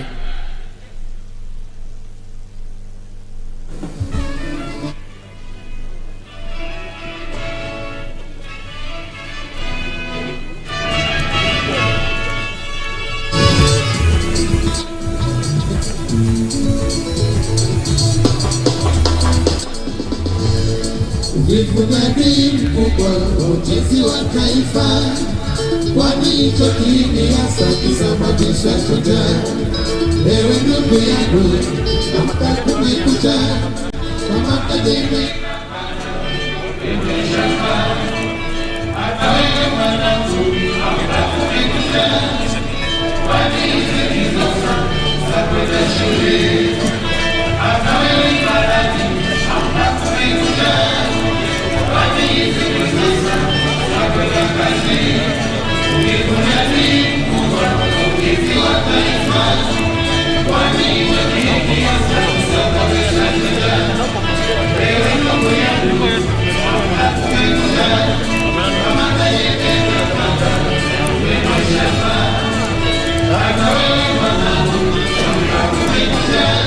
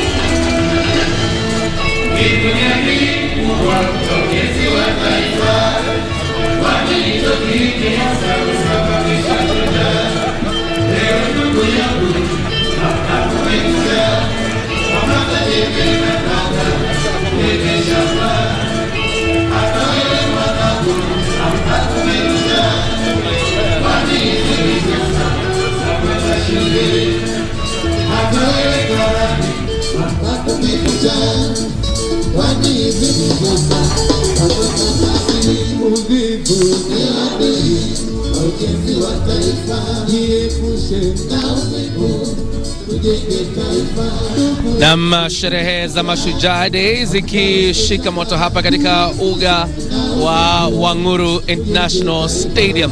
Na ni muhimu kwamba tusisitize matangazo haya yanapeperushwa moja kwa moja katika vituo vyetu vyote vya redio.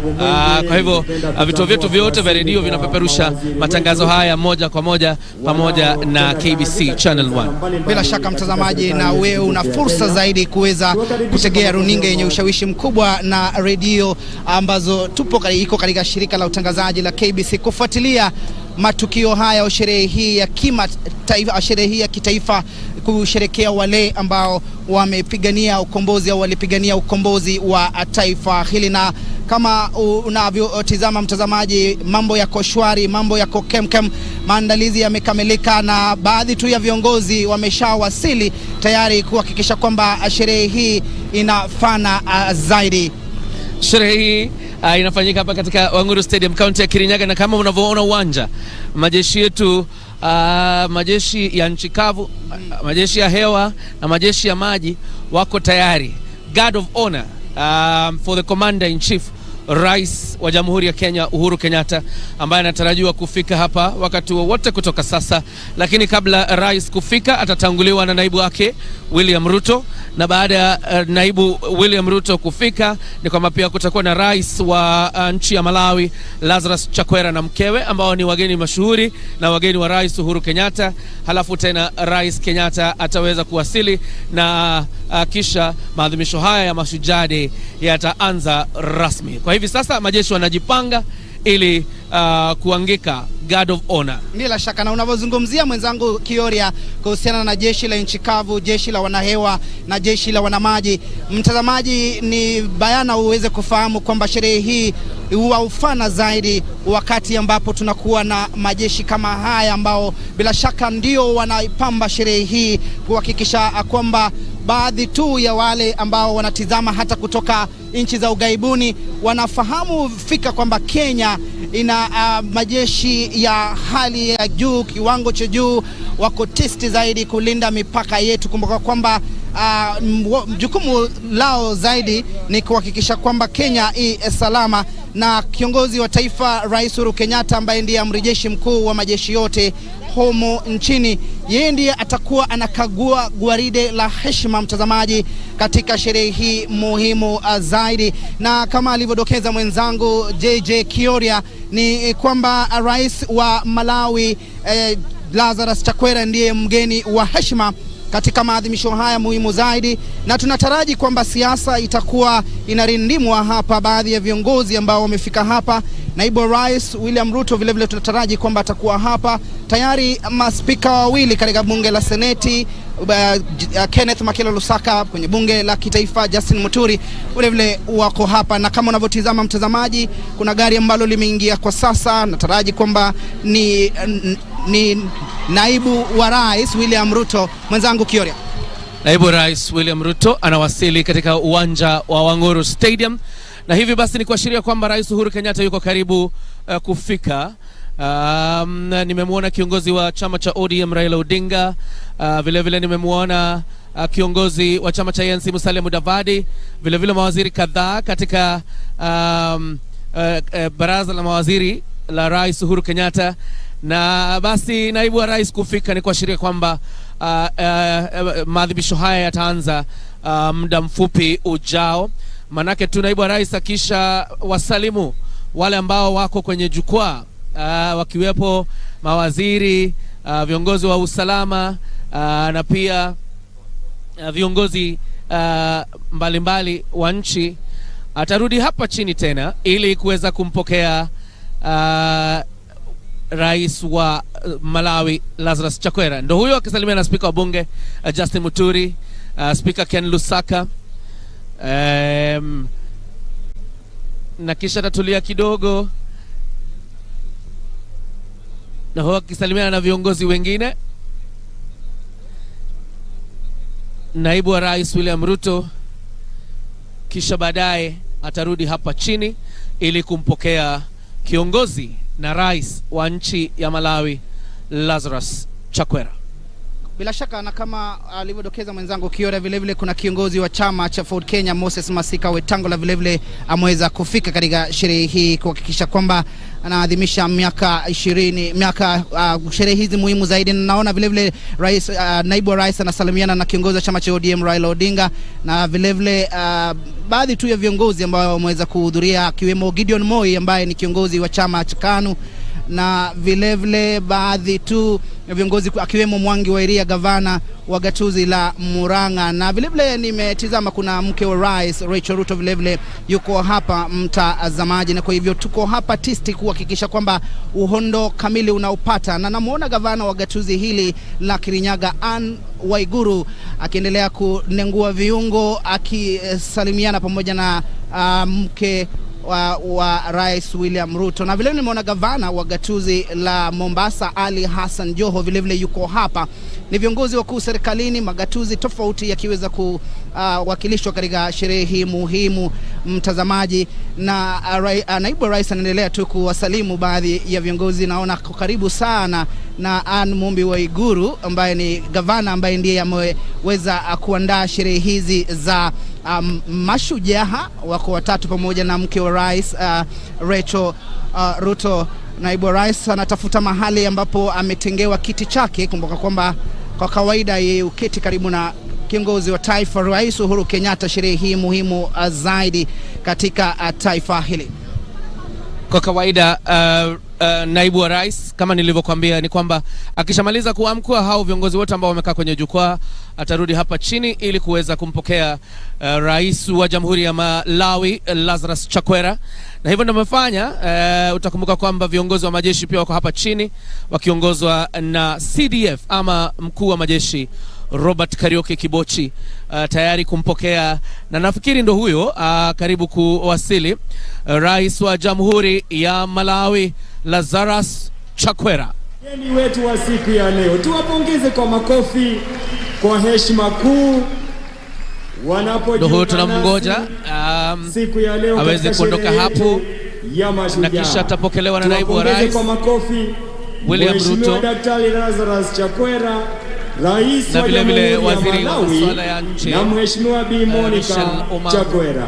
Tuwapongeze kwa makofi wanapoingia jukwani, wanapokelewa na Mheshimiwa naibu wa rais. Karibuni. Tuwapongeze tena mabibi na mabwana, mgeni wetu ajihisi kwamba yuko katika taifa linalompenda kama jirani yetu.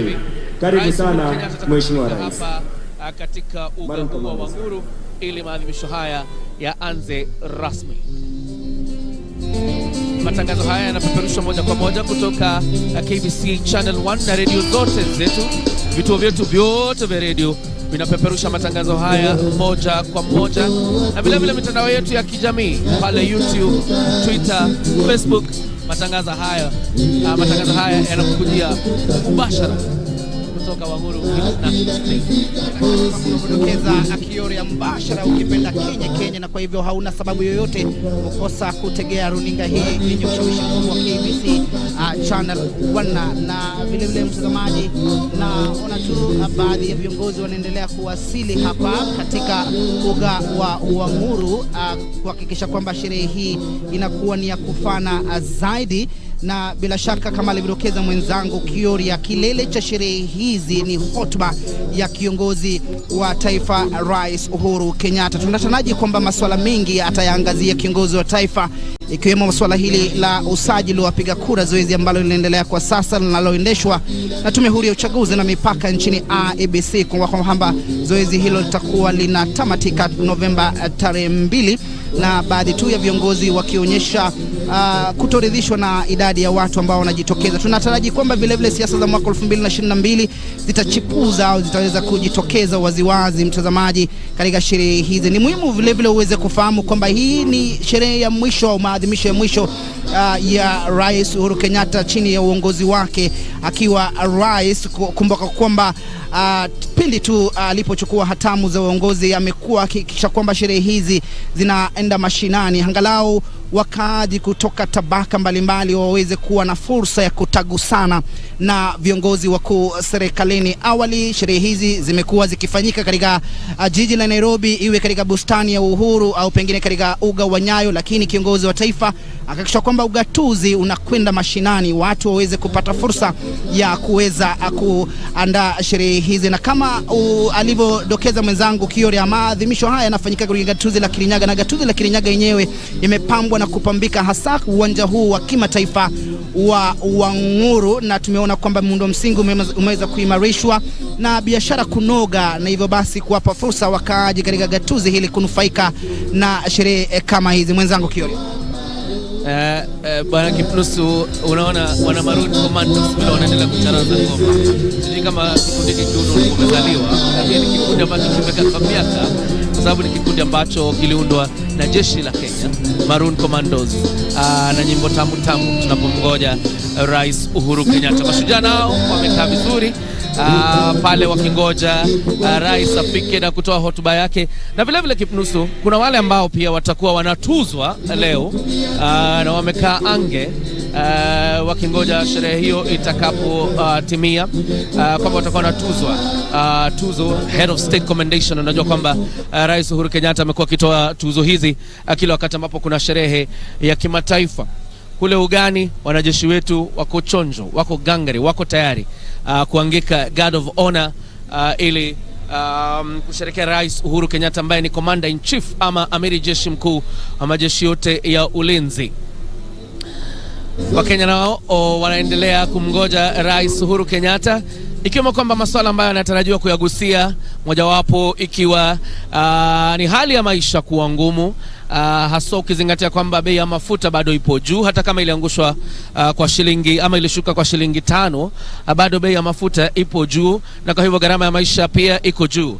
Tena kuna masuala kadhaa kuhusu vita vya kupambana na ugonjwa wa COVID-19, na Wakenya wengi wamekuwa wakilia kwamba sheria ya curfew inaendelea kudidimiza biashara na maisha ya watu. Je, Rais Uhuru Kenyatta leo atasema curfew imeisha, Kipnusu?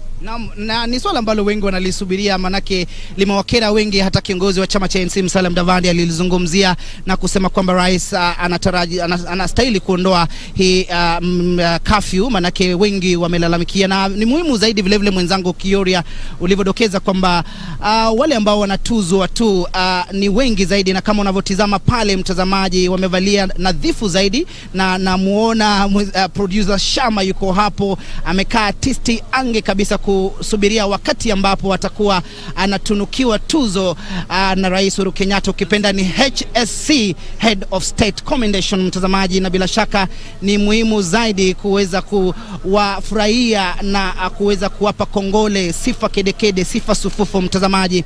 Na kama unavyotizama hapo kwenye kiwambo chako, na ona kwamba kuna mtu ambaye anawasili, mama wa taifa. Naona ni mama wa taifa, bila shaka Margaret Kenyatta, akitembea kwa madaha, amevalia nadhifu zaidi kuhakikisha kwamba sherehe hizi zinakuwa ni za kufana zaidi. Kama nilivyodokeza mwenzangu Kioria, matarajio ya Wakenya ni wengi, mojawapo swala la curfew, swala la kupanda kwa gharama ya maisha. Wakenya wakilalama kwamba maisha yamekuwa ghali mno. Masuala kama ya kupanda kwa bei ya mafuta na petroli, masuala kama hayo, Wakenya wanataraji kwamba huenda kutakuwa na afueni wakati ambapo kiongozi wa taifa Rais Uhuru Kenyatta atakuwa anatoa hotuba yake. Mama wa taifa anachukua jukwaa lake pale katika uwanja huu wa kimataifa wa Nguru, gatuzi la Kirinyaga, mtazamaji, kuhakikisha kwamba vile vile anafuatilia matukio na kusherehekea na Wakenya kutoka tabaka mbalimbali sherehe hii muhimu zaidi katika kalenda ya Jamhuri ya Kenya. Mwenzangu Kioria. Na sasa ni dhahiri kwamba Rais Uhuru Kenyatta yuko kwenye uga wa Wanguru Stadium. Linalobaki sasa ni yeye kulipanda lile gari la Commander in Chief ama Amiri Jeshi Mkuu, na akishapanda ni kwamba ataingia kwenye uwanja, pia atafanya mzunguko akiwasalimia wananchi ambao wamekaa katika uwanja huu, na baadaye maadhimisho yataanza. Shughuli za jeshi zitafanyika. Kwa sasa Rais wa Jamhuri ya Kenya, nitampisha mwenzangu anaingia Moses Wafula aweze kuendelea. Na sasa kwa heshima na vigelegele, mabibi na mabwana, tumkaribishe Mheshimiwa Uhuru Kenyatta, Kenya kufika. Ndo huyo Rais wa Jamhuri ya Kenya, kwa makofi moja wa Jamhuri ya Kenya, Rais Uhuru Kenyatta. Mheshimiwa Rais. Kumbuka tunapomalizia ni kwamba Mashujaa Day inaadhimishwa na inapeperushwa moja kwa moja kutoka pale kituo cha KBC Channel 1 na vile vile katika vituo vyetu vyote vya redio vinapeperusha matangazo haya moja kwa moja. Mitandao yetu ya kijamii YouTube, Twitter na Facebook wanapeperusha matangazo haya moja kwa moja. #Mashujaa Day, Mashujaa 2021 hashtag yetu. Sherehekea Mashujaa Day, jipambe utakavyo. Rais Uhuru Kenyatta ya Mashujaa, peperusha bendera ya taifa la Kenya. Makofi, makofi, vigelegele, vigelegele, peperusha bendera kwa Mheshimiwa Rais. Makofi tena, makofi.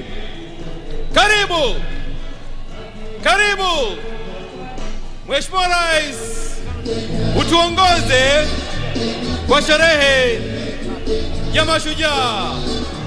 Peperusha bendera, peperusha.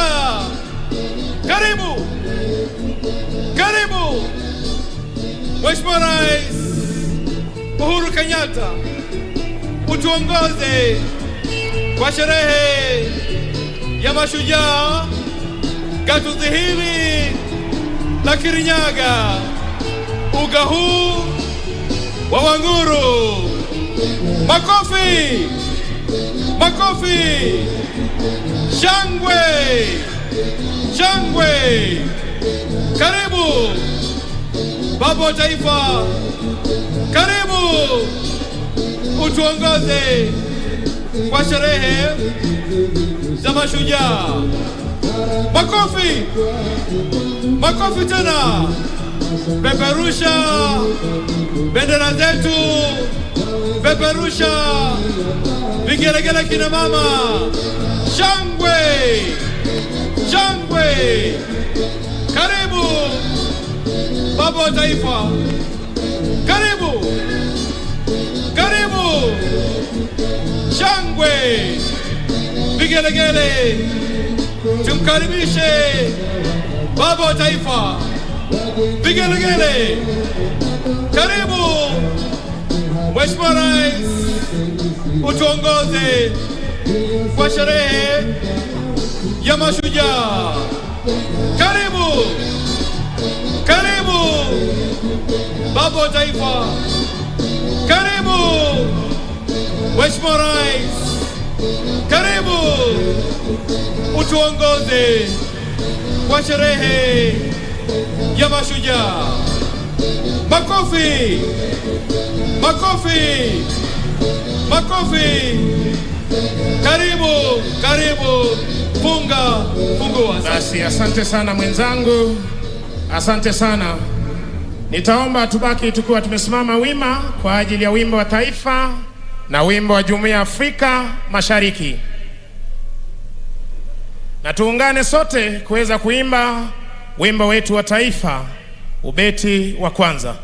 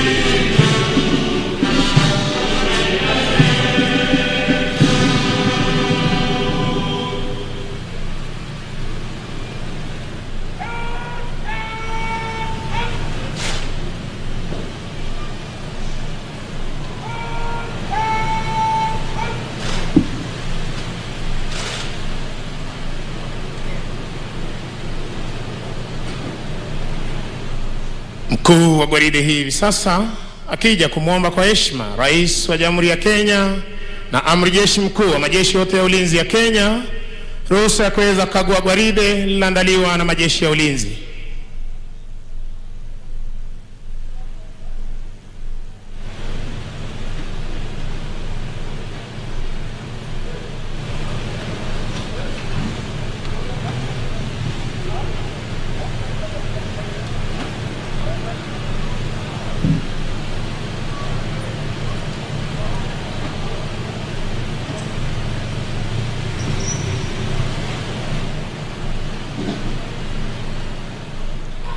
Asanteni kwa heshima, tunaweza kuketi tafadhali. Anayemsindikiza Rais wa Jamhuri ya Kenya ni Mkuu wa majeshi ya ulinzi Jenerali Robert Kibochi.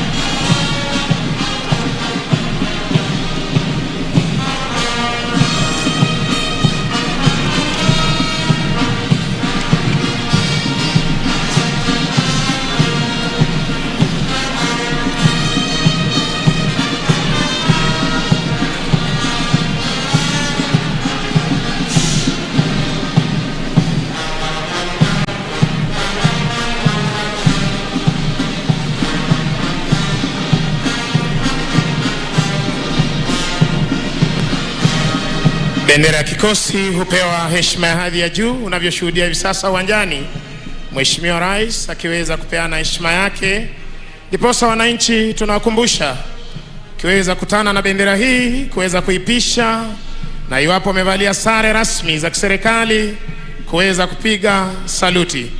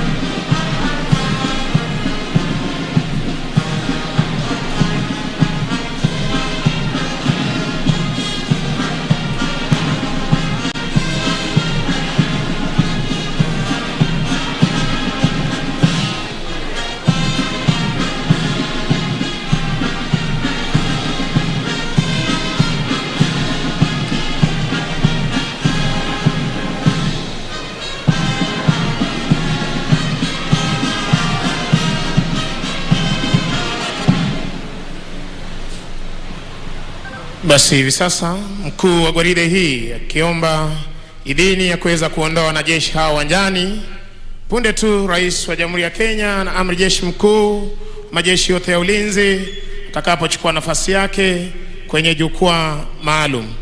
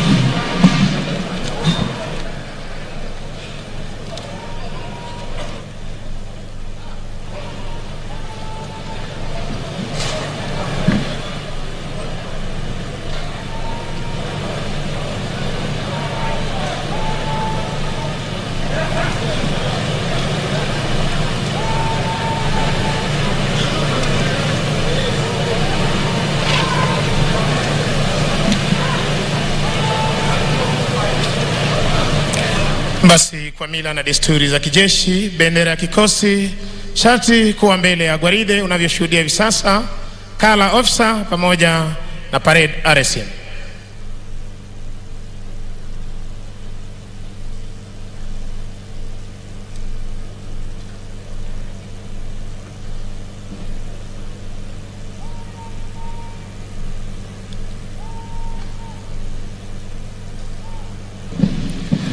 Mheshimiwa Rais, kwa amri hiyo, to your duties by the left quick march.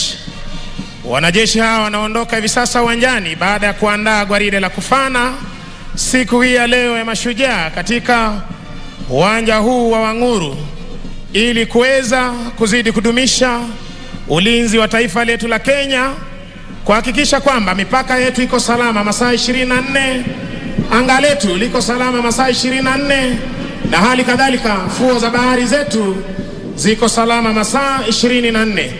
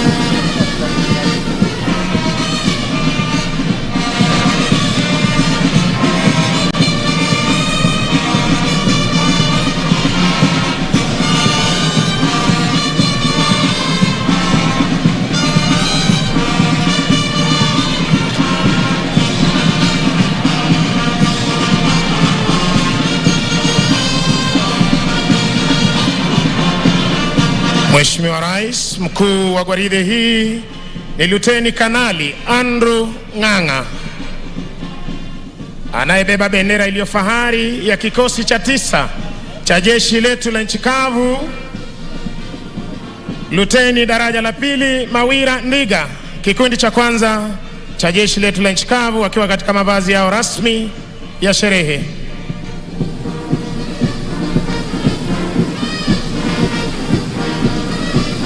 Kikundi cha 2, Mheshimiwa Rais, cha jeshi letu la nchi kavu, wakiwa katika mavazi yao rasmi ya sherehe.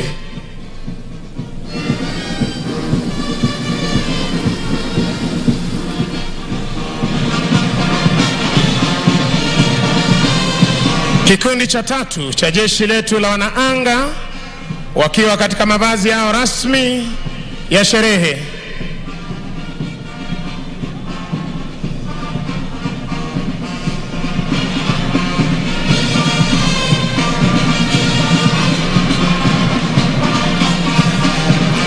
Kikundi cha 4, Mheshimiwa Rais, cha jeshi letu la wanamaji, wakiwa katika mavazi yao rasmi ya sherehe. Parade Adjutant Captain Alex Kiprop Kipkogei.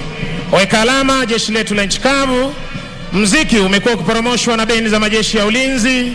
Chini yake Kanali Martin Namboka Makadia, Senior Drum Major Warrant Officer 1 Lucas Okoth, akishirikiana naye Warrant Officer 2 Ben Murray, Sergeant Mwai Gatama na Sergeant Hassan Mohamed, wakiondoka hivi sasa uwanjani baada ya kutuletea muziki uliopangwa ukapangika siku hii ya leo katika sherehe hizi za mashujaa, gatuzi likiwa gatuzi nambari 20, moja hapa ya magatuzi 47 ya jeshi letu, taifa letu la Kenya.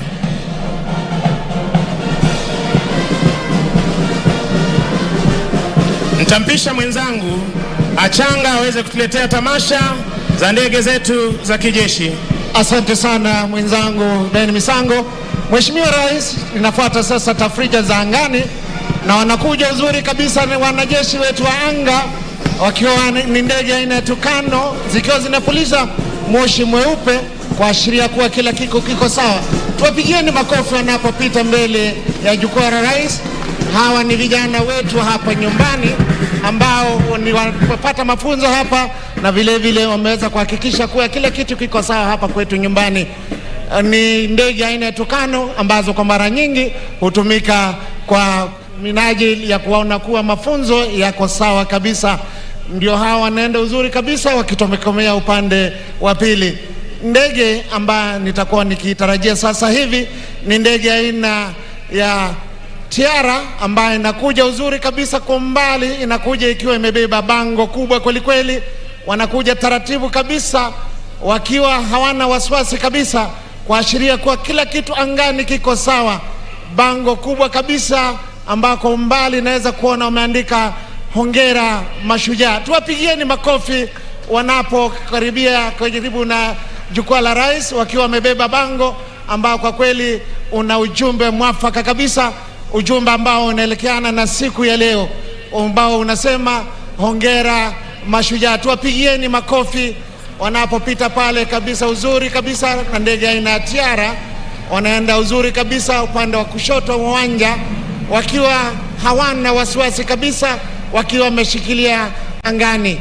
Mheshimiwa Rais, wakiwa wanatokomea, tunafika mwisho wa tamati wa sherehe za siku za leo za majeshi, na ninampisha mwenzangu ili aweze kuendeleza. Basi Mheshimiwa Rais, na huo ndio utakuwa mwisho wa tamasha zetu za kijeshi kwa pamoja. Ningependa kuwashukuru flag staff wetu, Major Ismail Olwal, Major Peter Etiang, Defense Forces Sergeant Major Warrant Officer 1 Koranga, Kenya Army Sergeant Major Warrant Officer 1 Karioki, Kenya Air Force Sergeant Major Warrant Officer 1 Talengo, na Kenya Navy Sergeant Major Warrant Officer 1 Haji Bwana, bila kuwasahau wenzangu hapa Senior Private Wekesa Warrant Officer 2 Achanga, pamoja nami jina langu ni Kopro Misango Mbae, nikiwarejesha moja kwa moja hadi kwake Bwana Peter Wanjohi.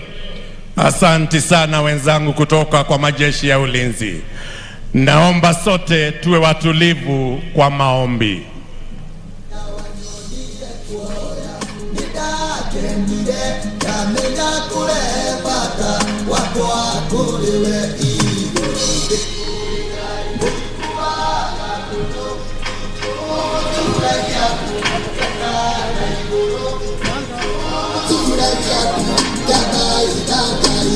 Tutaongozwa kwa maombi ya kimila na mzee Njeru Rubeni akiwa pamoja na wazee wa baraza la wazee wa Agikuyu na wazee wa Kiama kutoka kaunti ya Kirinyaga. Dai dada yangai dai. Dai dada yangai dai. Dai dada yangai dai. Dai dada yangai dai. Dai dada yangai dai. Dai dada yangai dai. Ngai wa Kirinyaga. We utuongerere matuko tugakorwo muoyo. Muthenya uyu wa Mashujaa Day. Yathima mũthamaki wa bũrũri ũyũ Uhuru Muigai wa Kenyatta na thirikari yake na arĩa mothe mabetwo wathani bũrũri ũyũ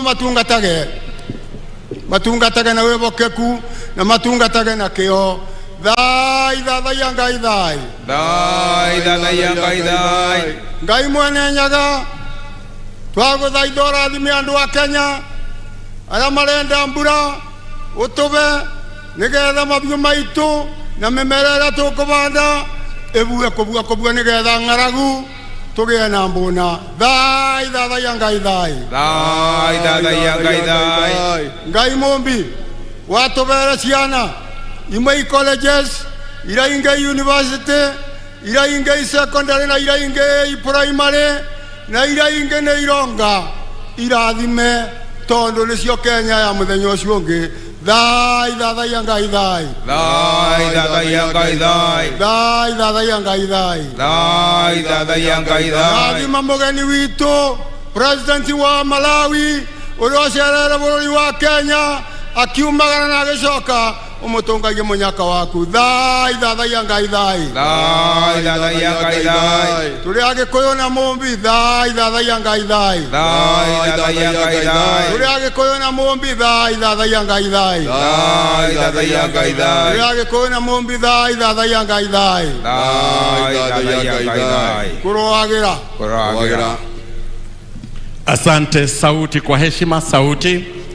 Atafuata sasa Mheshimiwa Rais Imam Idi Abdurrahman ambaye ni mwenyekiti wa baraza la maimam hapa kaunti ya Kirinyaga. Imam, karibu. A'udhu billahi minash shaitani rajim. Bismillahir rahmanir rahim. Allahumma salli ala Sayyidina Muhammadin wa ala ali Muhammad. Kwa jina la Mwenyezi Mungu mwingi wa rehema na mwenye kurehemu. Mwenyezi Mungu Mola wetu mtakatifu, tunakushukuru kwa kutuleta mahali hapa kutoka sehemu mbalimbali ili kusherehekea sikukuu hii tukufu ya Mashujaa. Mola mtakatifu, tunakuomba uwe pamoja nasi kuanzia sasa hadi mwisho wa sherehe. Mwenyezi Mungu, tunamwombea rais wetu wa Jamhuri ya Kenya, Rais Uhuru Muigai Kenyatta, na viongozi wote katika nchi hii, pia tukiwakumbuka na wageni wetu waliotutembelea. Uzidi kuwapa hekima, busara na subira wanapoendelea katika kazi yao kuwahudumia wananchi wa Kenya. Mola wetu, ibariki nchi hii yetu ya Kenya kwa mvua yenye baraka, tuondolee magonjwa za kila aina, hasa wakati huu mgumu wa magonjwa kuambukiza. Tunanyenyekea kwako Mola wetu, tukitubu dhambi zetu. Utusamehe, utubariki, mahali kuna dhiki utufanyie wepesi, walio wagonjwa pia waponya Mola wetu.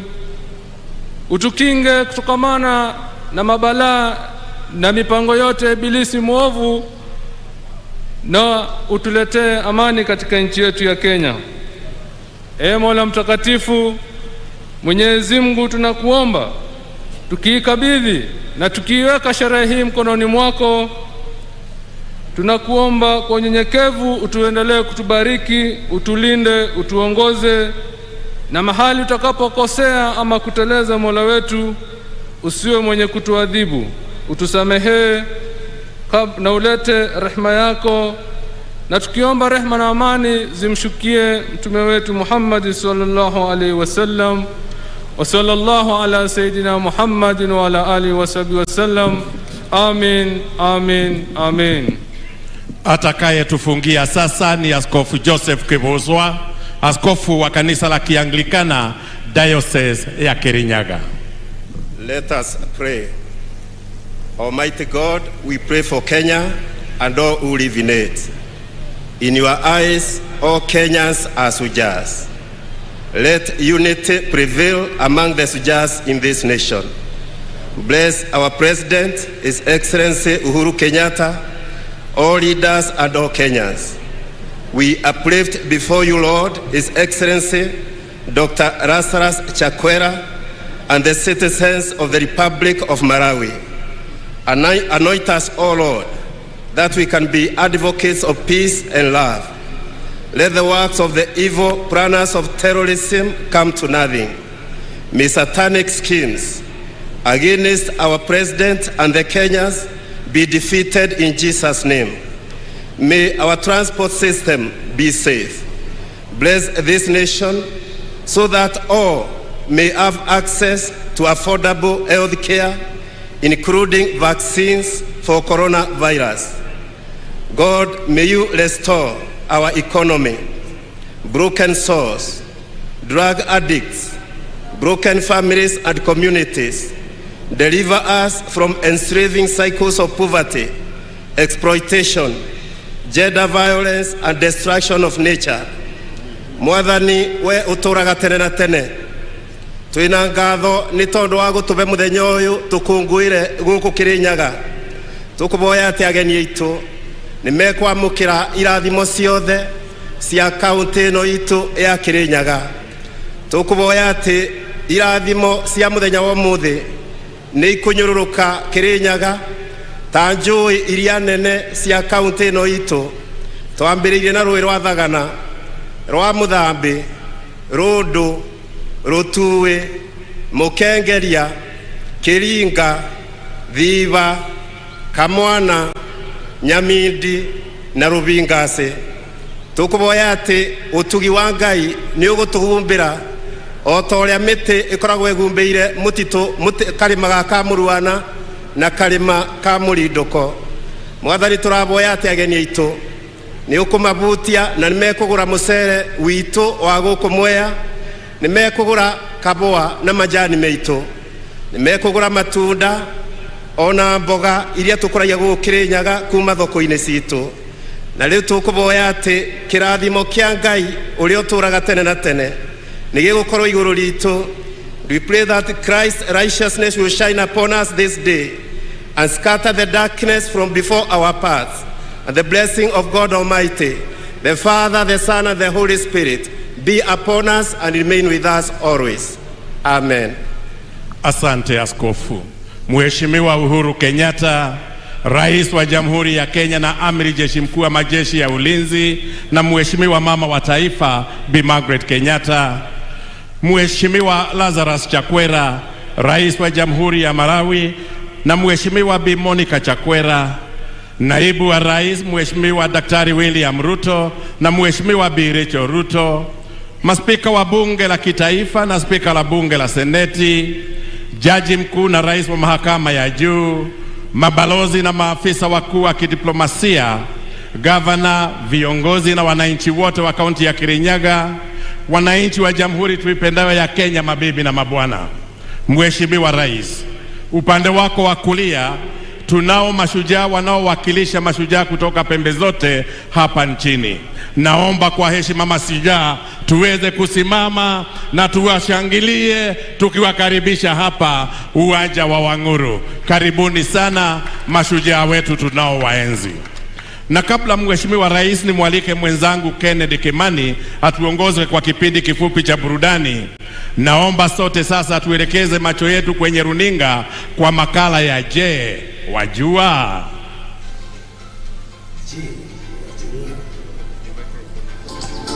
Wajua kuwa Rais Uhuru Kenyatta ametilia maanani suala la kuwapa wananchi vyeti vya kumiliki ardhi. Tangu tunyanyakuliwa uhuru hadi mwaka wa 2013, ni hati milioni 5.6 za kumiliki ardhi zilizokuwa zimetolewa kwa wananchi. Lakini katika miaka 9 ambayo Rais Uhuru Kenyatta amekuwa uongozini, jumla ya hati milioni 5.3 zimetolewa kwa wananchi. Serikali pia sasa imeanzisha mfumo wa kidijitali katika masuala ya ardhi almaarufu Ardhi Sasa, na hivyo basi kurahisisha utoaji huduma kwa wananchi. Juhudi hizi za Rais Kenyatta zinanuia kuhakikisha wananchi wanachangia vilivyo katika ujenzi wa taifa bila wasiwasi ya kupoteza mashamba yao. Je, wajua kuwa mradi wa Mwea Irrigation Scheme unazalisha 70% ya mchele nchini Kenya? Mradi huu unazalisha mchele aina ya basmati almaarufu aromatic pishori metric tani 1114 kila mwaka, ulio na thamani ya shilingi bilioni 9.6. Mradi wa Mwea ni ekari 25,000 na umeunda nafasi nyingi za kazi, kwani takriban wakulima 11,000 wanajishughulisha na kilimo hapa. Ujenzi wa bwawa la Thiba ulioanzishwa na Rais Uhuru Kenyatta utaongezea kilimo katika ekari 10,000 hapa Mwea na kufikisha ekari zitakazozalisha chakula hadi jumla ya 35,000. Ekari hizo 35,000 zitaongezea mavuno ya mchele kutoka metric tani 1114 za sasa hadi takriban metric tani 1200 kila mwaka. Sasa wajua. Na mimi hapa pia sasa najua. Mheshimiwa Rais, sasa nitamwalika mwenzangu Kennedy Kimani atuongoze kwenye kipindi cha burudani. Asante. Abai mbona wanjobi nindagucokeria ngatho cia mwanya nikumbe binda riri ndongorie mutaratara uyu wa gucanjamura ageni monde na andu monde ma Kenya. Asanti. Kwa heshima naomba niwakaribishe kwa kipindi kifupi cha burudani ambacho kitahusisha wasanii kutoka kaunti ya Kirinyaga na pia kutoka kaunti zingine jirani ambazo zinatuzingira. Tuko nao wacheza ngoma tamaduni ya Mwomboko, wasanii wa Mugithi, wasanii wa Kigosho, wasanii wa Benga na wasanii wa nyimbo za Injili. Lakini kabla ya hayo, hii ni sauti ya mwananchi. Sauti ya mwananchi.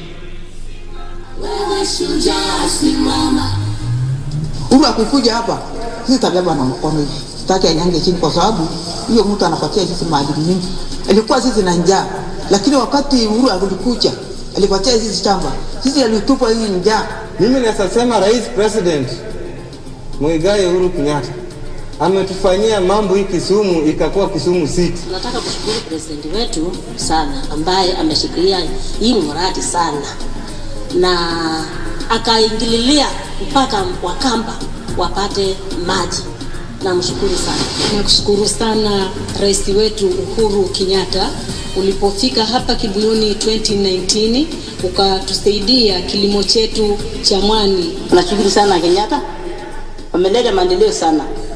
Ameleta kazi ya stima. Nimeshukuru sana kabisa. Nimesema asante Uhuru.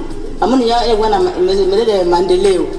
Sisi watu wa Kirinyaga tunasema ni asante sana kwa kuwa umetuundia barabara, umetupea maji, security iko sawa, matibabu na pia umejenga mahospitali. Your Excellency, umefunuliwa mambo hayo na Mungu na tunashukuru sana kwamba utatuongezea. Wacha hii uweze iendelee. Ujumbe wangu kwa Rais Kenyatta ni kwamba pongezi sana kwa kazi nzuri umeifanya. Infrastructure ni the most and the best thing to do in the country. Na hivi ulivyotufanyia sasa hatuna la kusema isipokuwa asante sana. Mtu hana macho ndio haoni, lakini rais ametuletea maendeleo. Hapa hatungekuwa tunafikiria siku moja tutaona hospitali. Wewe rais wetu, ninakushukuru kwa ajili ya kukumbuka ukulima wa maziwa. Kwa hivyo ashole wa rais lang migira mayane nkai. Na sasa tupate burudani. PPMC Productions.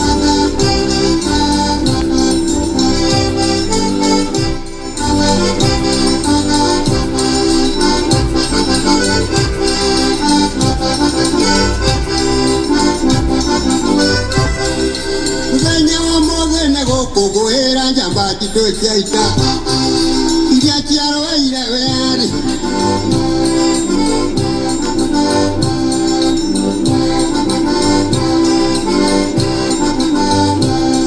netukunguira njamba cia wiathi ciarweire mbara niguo tiri witũ ndũkore makinyarire kamageitwo thakame niguo tukorwo haha mũthĩ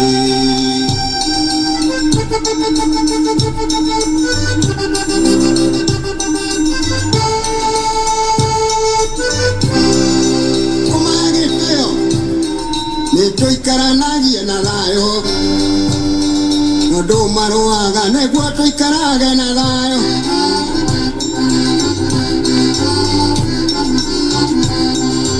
bũrũri wa Kenya nĩ witũ tũinyuothe mũndũ mũtongu na mũthĩni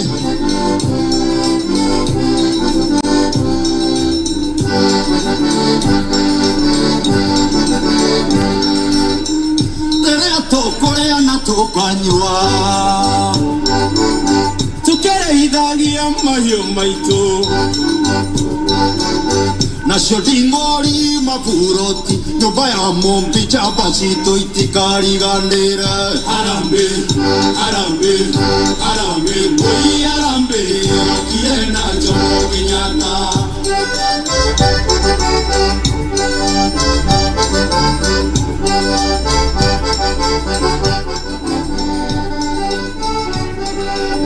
waigua kĩahera nĩ mashujaa nĩtũkenere mũthenya ũyũ twĩna wĩyathi ona thayũ mũthenya mũnene na tũinũka tũinũke thayũ waigua kĩahera nĩ mashujaa nĩtũkenere mũthenya ũyũ twĩna wĩyathi ona thayũ mũthenya mũnene na tũinũka tũinũke thayũ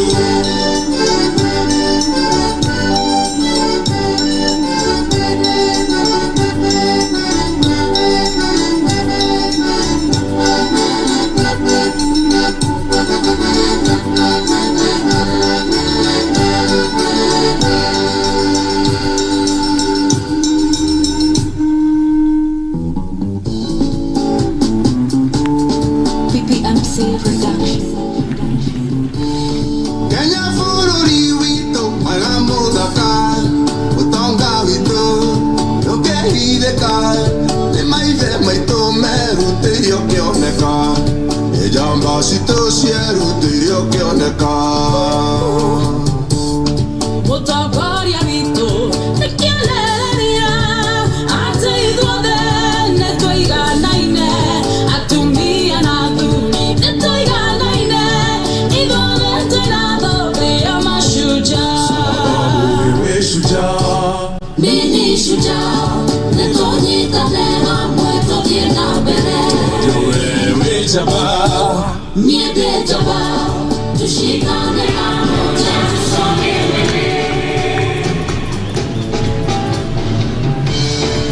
Thank you muno madagitarito, ekwirutira korona mwili, makija hili no ya korona, wejamba situ muro adhimo.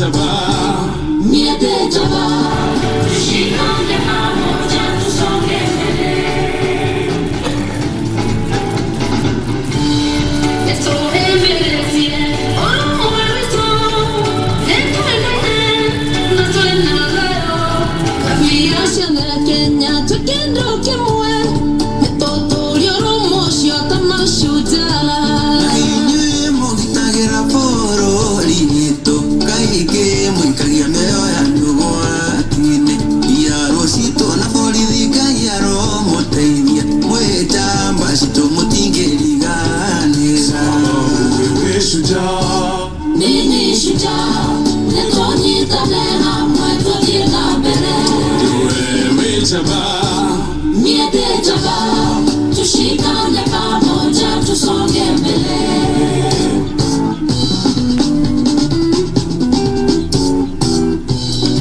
Fara, ciothe cinywe thitima nĩnginyuguothe macukuru kwagĩirwo guothe na no wĩra wa chamba citũ ũcio nĩ wĩra wa chamba citũ.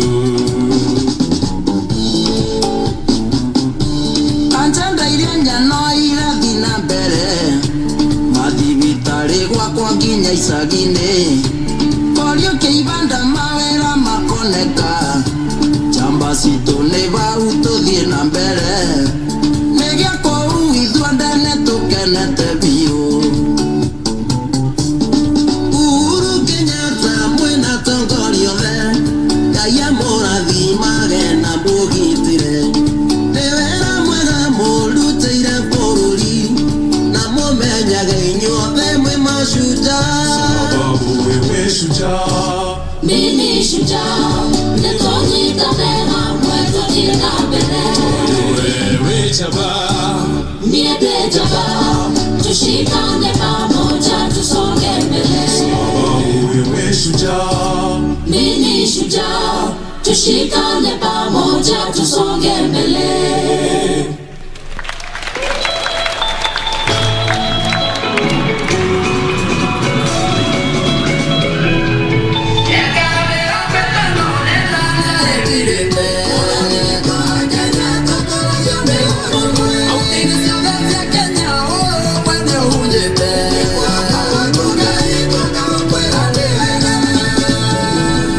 Wabaya moto igoro kwa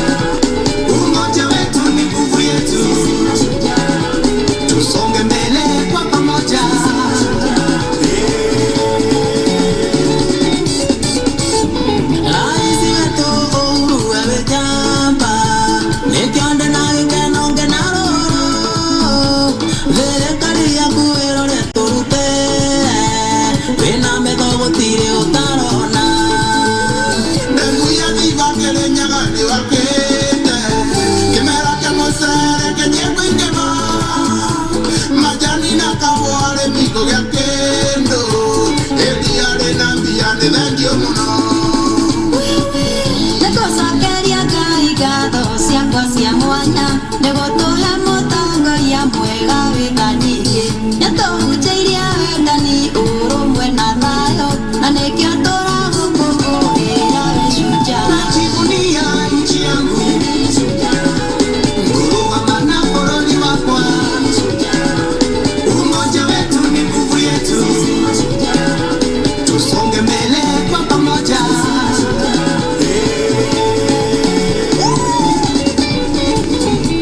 Digitalishe na dawa mashini ya korigita cukuru citocie sawa ciana ithomewega yujie karutwo mũng'etho ĩgataro tekinĩka ũrĩa kũmeria ti ũrĩa gũtua kenyero rũmanyambo. Gĩkũyũ kĩugire atĩ ĩgana mwerĩirie yakua Uhuru wa Kenyatta tũgũkũũgana ũrĩo gĩtĩ-inĩ. Bũrũri wothe gũtirĩ handũ ũtendete maũndũ, mbeca cia bũrũri-inĩ cikũrũkĩte macinani. Najivunia nchi yangu, kuruhama na bũrũri wakwa. Umoja wetu ni nguvu yetu, tusonge mbele kwa pamoja.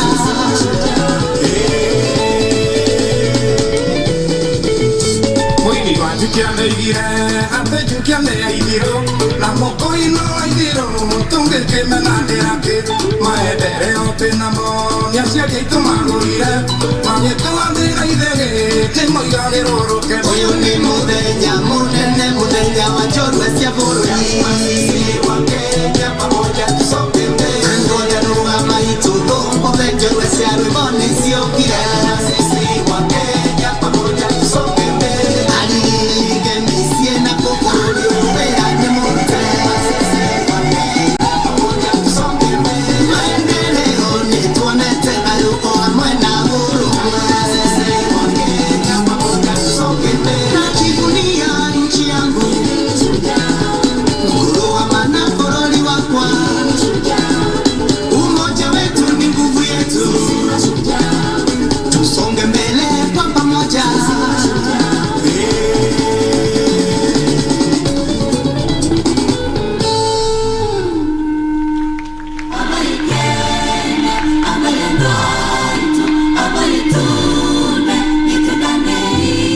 PPMC Production.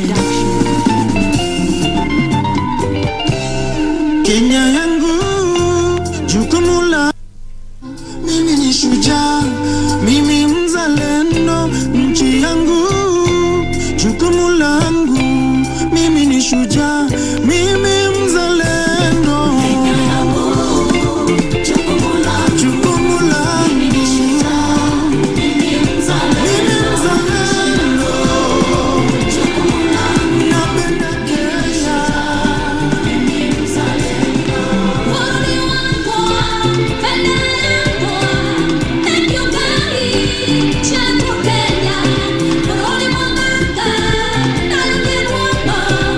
Kenya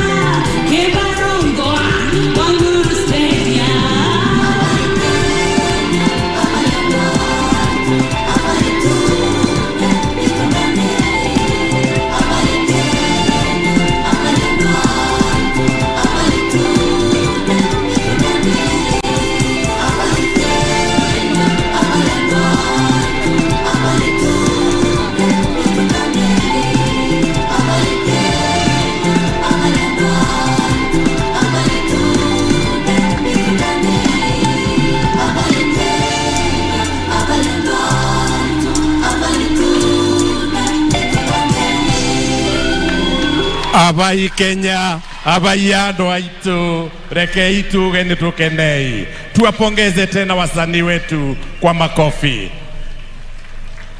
Kwa heshima Mheshimiwa Rais, naomba sasa uniruhusu nimwalike gavana wa kaunti ya Kirinyaga, Mheshimiwa Anne Waiguru, atukaribishe kirasmi na kwa kifupi, halafu amwalike Mheshimiwa naibu wa rais. Gavana.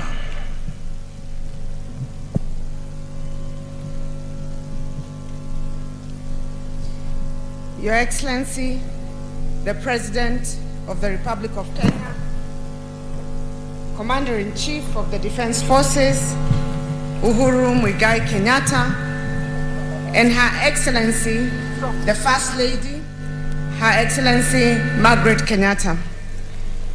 Your Excellency, the President of the Republic of Malawi, Lazarus Chakwera, and Her Excellency, the First Lady of Malawi, Monica Chakwera. Your Excellency, the Deputy President of the Republic of Kenya, Your Excellency William Samoei Ruto, Your Excellency Mama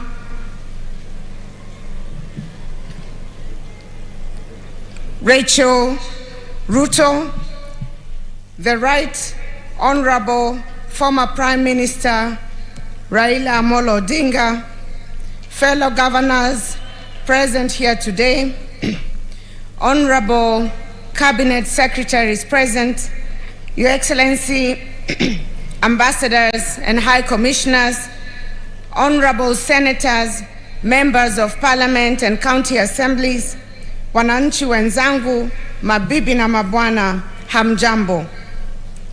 It is my great pleasure to welcome you all to Kirinyaga County on this auspicious Mashujaa Day. I know some of you may have been to our county before. Some are visiting us for the very first time. I'm also told that some came just to see what it is about this small county that makes headlines so often. Whichever the case may be, I'm sure by now you have experienced the warmth and love of Kirinyaga people. Today we get to celebrate Kenya's Shujaas, the men and women without whom Kenya we love would not exist. We meet to celebrate those who make it possible for us to know peace and experience unity. We meet to celebrate the millions of ordinary Kenyans whose labor continues to build this nation's economy. We meet to celebrate our mothers and the unsung heroes who take care of their families through thick and thin. We meet to celebrate the youth, our Jeshi, on whose back much of this country is carried. We celebrate our healthcare workers and our security services for keeping us healthy and safe. We celebrate the myriad essential service providers, including the media, who have kept watch during the trying months of the COVID-19 pandemic. And of course, we celebrate our artists for their amazing show today. All around us are Shujaas who deserve to be honored and recognized, and to each one we say, Asanteni sana. Your Excellency, allow me to share with you and the nation a brief snapshot of what the Shujaas of Kirinyaga have been able to do in the last 4 years since we were elected towards the achievement of the Big Four agenda. In order to attain food security and nutrition goal, we have been supporting our farmers to increase productivity through diversification of agricultural activities. So far, we have supported more than 500 farmers groups and close to 50,000 households to undertake various projects under our Wezesha Economic Empowerment Program. Each of the supported households are able to make an extra 1,000 per day under various value chains, which include production of 1 million eggs a month under poultry keeping, tomato, avocado, dairy and fish farming, beekeeping, as well as pig rearing. We have managed to increase the annual production of rice from 60,000 tons in 2017 to the current 113,000 tons. Under universal healthcare, towards the achievement, we have undertaken massive infrastructure and service delivery reforms in our health facilities. Our medical complex, which you'll be able to see shortly in Kerugoya town, and which in due time we shall be inviting you to open, is just about to be completed. The 342-bed capacity, 5-story complex will elevate the Kerugoya Level 4 Hospital to a Level 5 facility, offering the specialized medical services for which residents are currently referred to other hospitals.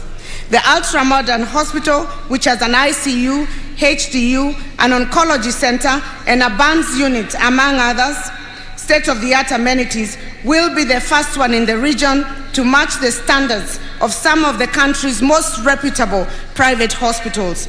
We are also upgrading Kimbimbi and Kirinyaga hospitals from level 3 to level 4. This is in addition to the 19 dispensaries we are completing and equipping in order to boost provision of primary health care at the grassroots. Your Excellency, we are celebrating this day at a time where our country and the whole world is grappling with COVID-19 pandemic.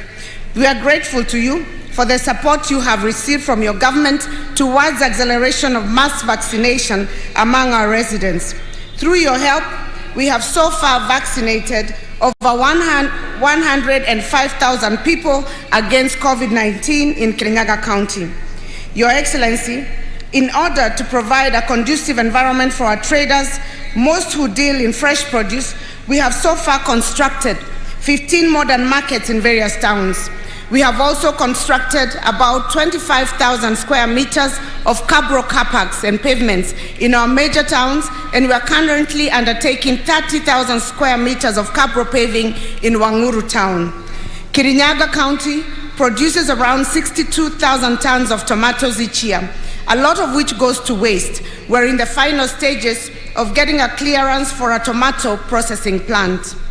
We are also constructing an avocado packhouse and supplying our dairy farmers with milk processing equipment. Towards manufacturing, we recently repossessed 254 acres which had been illegally acquired. This land is strategically located in Sagana in close proximity to the railway line and Keno-Marua Highway. We have just completed the plans and designs to establish an industrial park on the land. Through collaboration between our county government and the Ministry of Transport, Infrastructure, Housing and Urban Development and Public Works in your government, plans to construct about 100 affordable housing units in Kerugoya town are an advanced stage. Your Excellency, allow me to appreciate the tremendous work you have done in our county and the region, and indeed the whole country, when it comes to development. The impact will not only be felt by the current generation, but the legacy will live on for generations to come. I recall when you visited Mwea last year, Your Excellency, this stadium was just a muddy field, and that required us to wear gumboots in order to walk in. True to your promise that day, the transformation that the stadium has undergone is magnanimous, to say the least.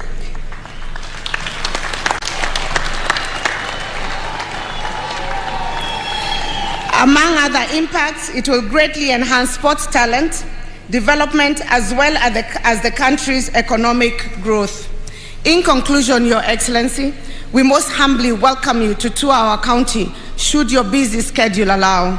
We invite you to witness a people in whom you have invested renewed hope, whose spirits and recognition of your love for them is palpable. Kirinyaga is your home. We treasure your leadership. We assure you of our unreserved support to your government. On behalf of Kirinyaga residents, I also invite all our guests to sample some of our rich heritage and the hospitality of the Kirinyaga people. As you visit, we invite you to see our famed Mwea rice fields, which are not only breathtaking, but produce the best aromatic Bishori rice in the globe. Besides the Bishori rice,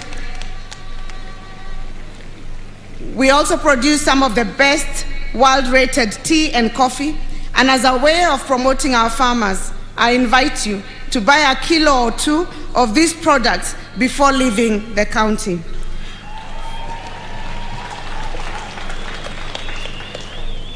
For those who do not suffer hydrophobia, you are invited to try out kayaking, canoeing, and water rafting, which are offered in many of our resorts located along Sagana River.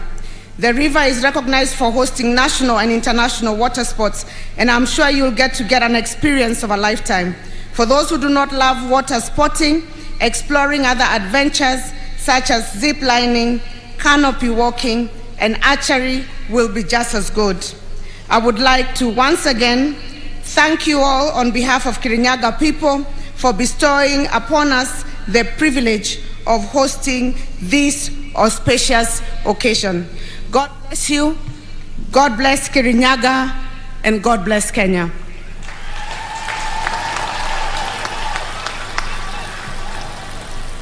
Before I sit down, Your Excellency, allow me to recognize just the presence of my colleagues who are here by just mentioning their names.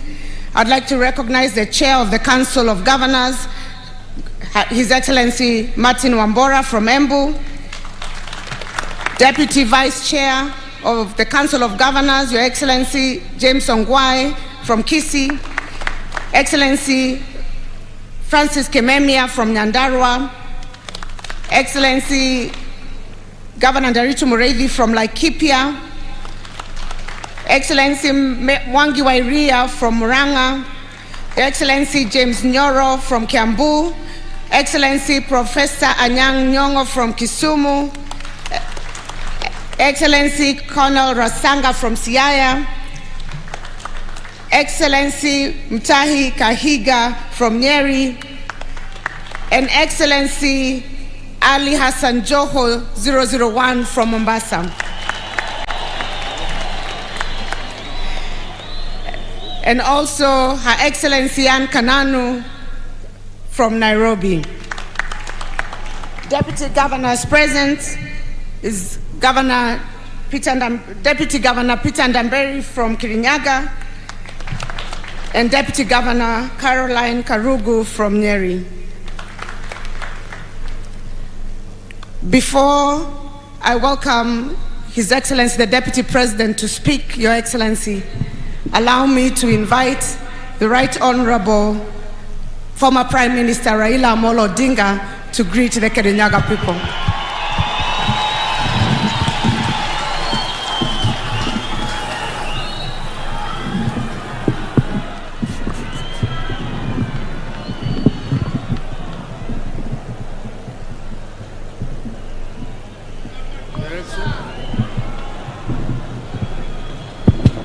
Your Excellency Uhuru Muigai Kenyatta, President of the Republic of Kenya, Your Excellency Mama Margaret Kenyatta, Your Excellency President Lazarus Chakwera, President of the Republic of Malawi, Your Excellency the Deputy President,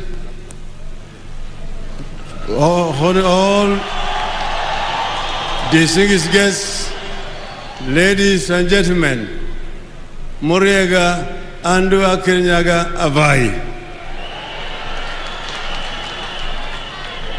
Your Excellency, we have here some other leaders from the opposition. We have here Honorable Musalia Mudavadi, the party leader of ANC, Honorable Gideon Moi, Senator, the leader of KANU, Honorable Moses Wetangula, for Kenya. I would like to have my brother Musalia Mudavadi just say jambo. Karibu.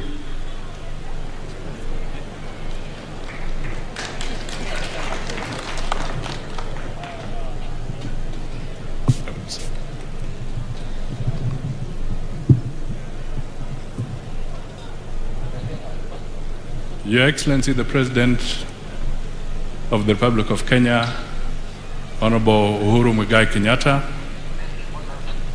Madam Margaret Kenyatta, Your Excellency, the President of Malawi, and your better half, the Deputy President, William Ruto. Your Excellency, allow me to dispense with other protocols because there are quite a host of senior people in this gathering. Andua Kirinyaga Muriega, Ohoro Wanyu. Thank you, Your Excellency. For me, I just want to say that this is an auspicious occasion when we recognize and honor those who have contributed in various capacities to the being and well-being of our country, and they deserve the respect and accolades that this day brings for them and for the Kenyan people. I also want to take this opportunity to acknowledge that there is tremendous development in our country, and it would be important that this foundation is built on for the future as we move forward. I also want to call on peace and tolerance during this particular period so that we can work together as a nation and as a people, respecting the boundaries that the Constitution provides so that we respect everybody in our country. That is how cohesion will be built, and that is how Kenya will be built. Lastly, let me also convey an apology from Honorable Kalonzo Musyoka, who is out of the country and he would have liked to be here with us. But I know in spirit he's perhaps even watching what is going on here. I will end there and say, let us build Kenya, tuweke Kenya mbele, Kenya iwe kwanza. Asanteni sana na Mungu awabariki.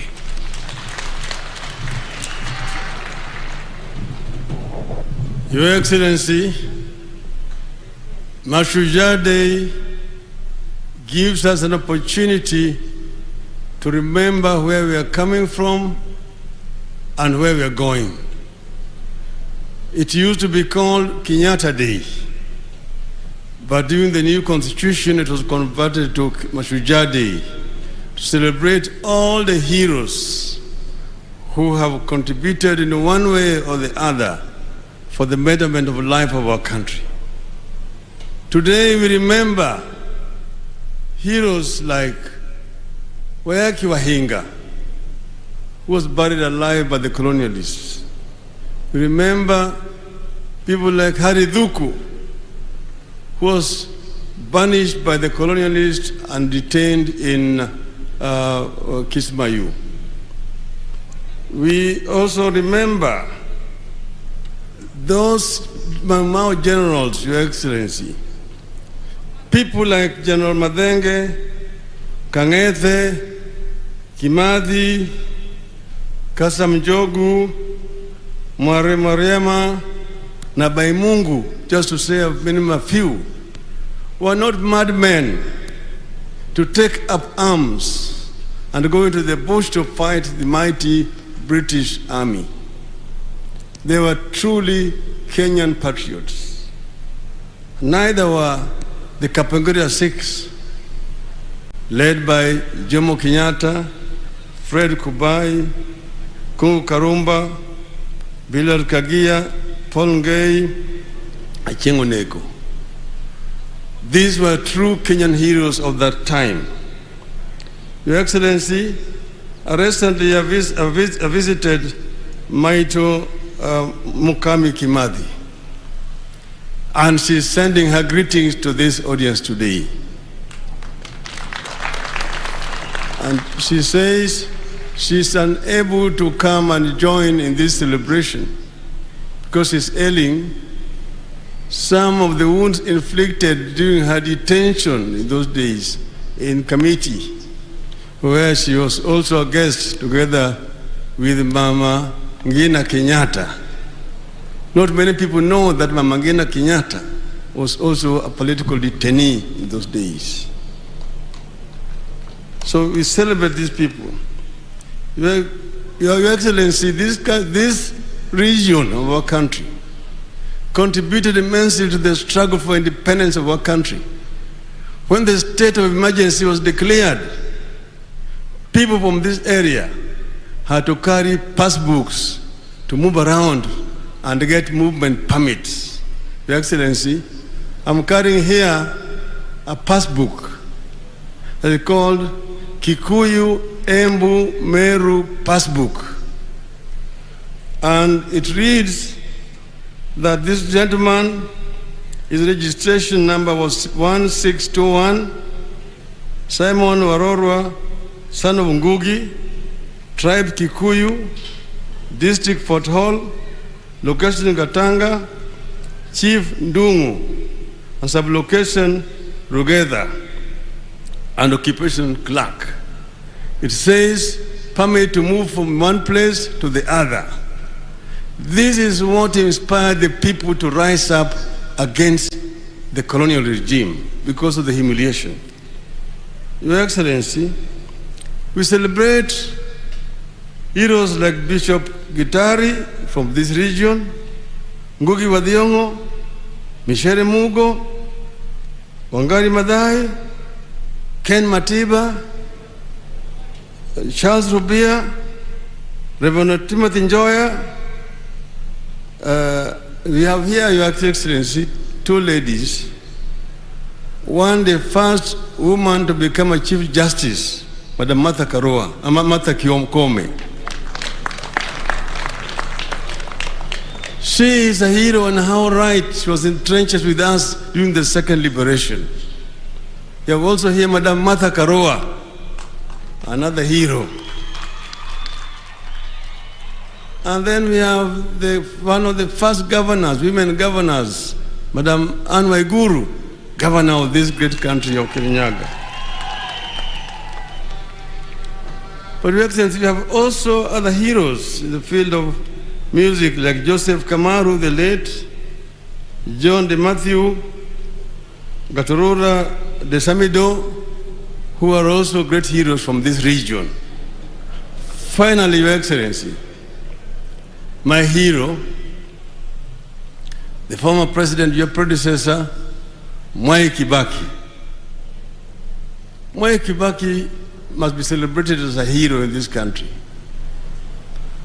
When I said Kibaki Tosha, they said no Luo, they said Raila is finished politically. No Luo can vote for a Kikuyu because of what happened to Tom Mboya and Jaramogi. I went and told the Luos that there has never been a war between Kikuyus and Luos. That Kikuyus and Luos have been partners in the struggle for independence of this country. That Jaramogi, who said that Kenyatta must be the leader of this country, and Kibaki was a son of Jaramogi, who took him from Makerere and brought him to Kenya and made him the chief of executive officer of KANU. Your Excellency, the Luos voted to make Kibaki 98.5%, showing that this tribalism thing is very skin thin.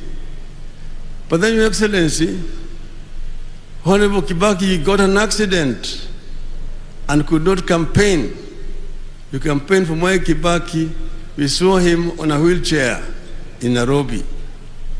We came with him from Githurai, through Thika, through Kenol, through Muranga, Kirinyaga, Kerugoya, Karatina, mpaka Othaya. Everywhere, these people, the people were saying, Raila Mutongoria Jamba. So Raila Odinga is a friend of the mountain and has been able to climb the mountain. I thank you.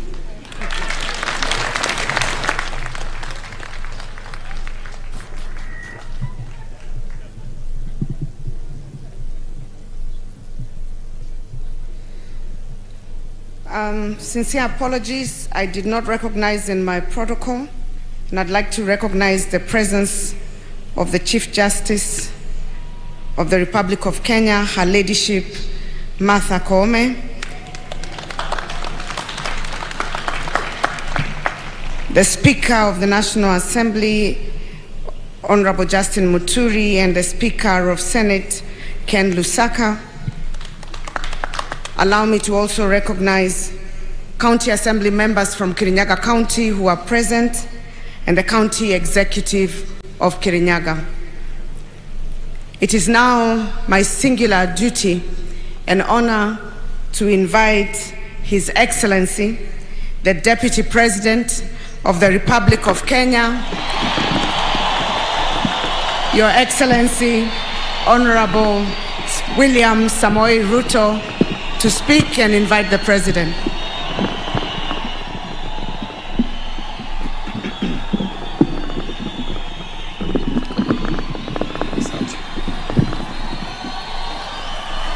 Aya, asante sana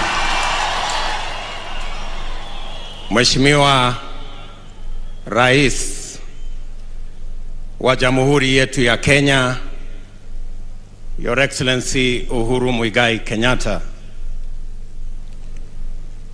mama wetu wa taifa, Your Excellency Margaret Kenyatta, mgeni wetu na mgeni wa rais, rais wa nchi yetu ya Malawi, Lazarus Chakwera, and your dear wife, Monica Chakwera, Your Excellencies, High Commissioners and Ambassadors, the Speakers of National Assembly and the Speaker of Senate, the Governor of this great county of Kirinyaga, Madam Waiguru, and all the other governors present here, the former Prime Minister, former Vice President, former Deputy Prime Minister,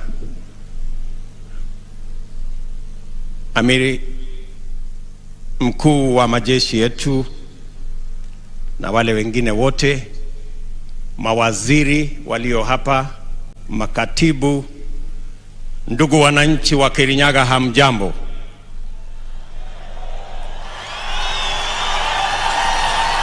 Kirinyaga moriega, mwathani agosho, Ngai no mwega, endesho de Bwana Yesu asifiwe. Asanteni sana.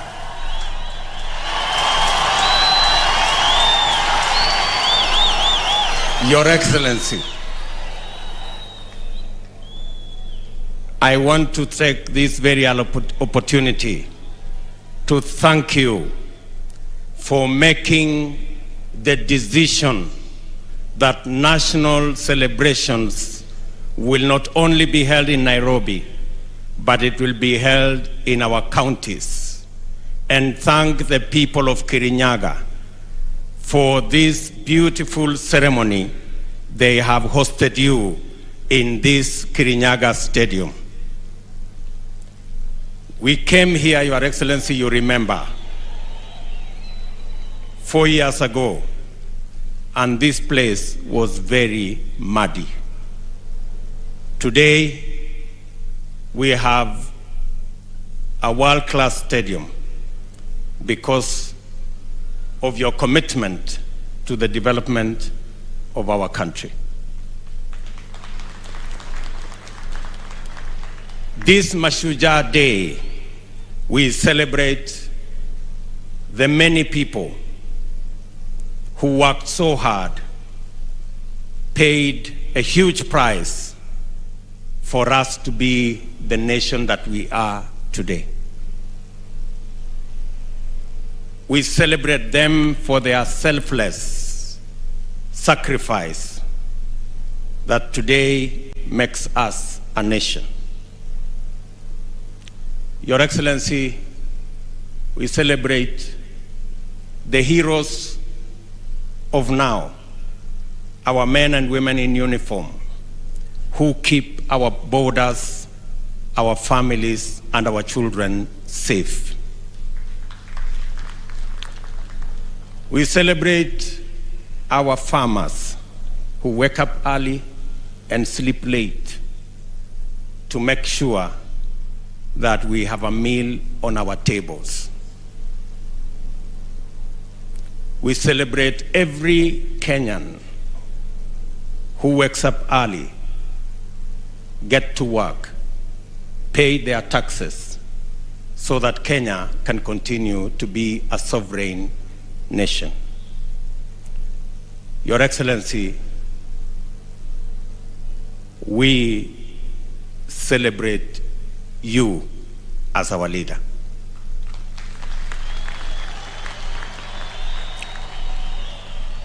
The last 9 years has seen unprecedented transformation in our country. From the SGR to the almost 11,000 kilometers of new tarmac in Kenya, to the almost 8 million people connected to electricity, to all the transformation in our education sector. Your Excellency, your place in the history of Kenya is not only secure, but it is prominent. Your legacy as a transformational leader in Kenya will set the standard for the leaders that will come after you. Your Excellency, I want to give you our assurance, myself and my competitors here,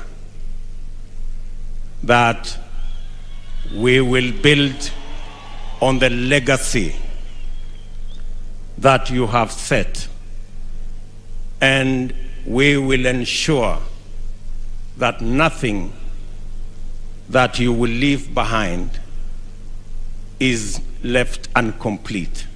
We will build on it and make sure that Kenya goes to the next level. Your Excellency, I assure you that as your deputy for the last 9 years, God willing, I will make sure that your legacy and the agenda you have set of the unity of this nation and the transformation of our nation under the Big Four plan, together with a bottom-up approach, will take this country to greater heights.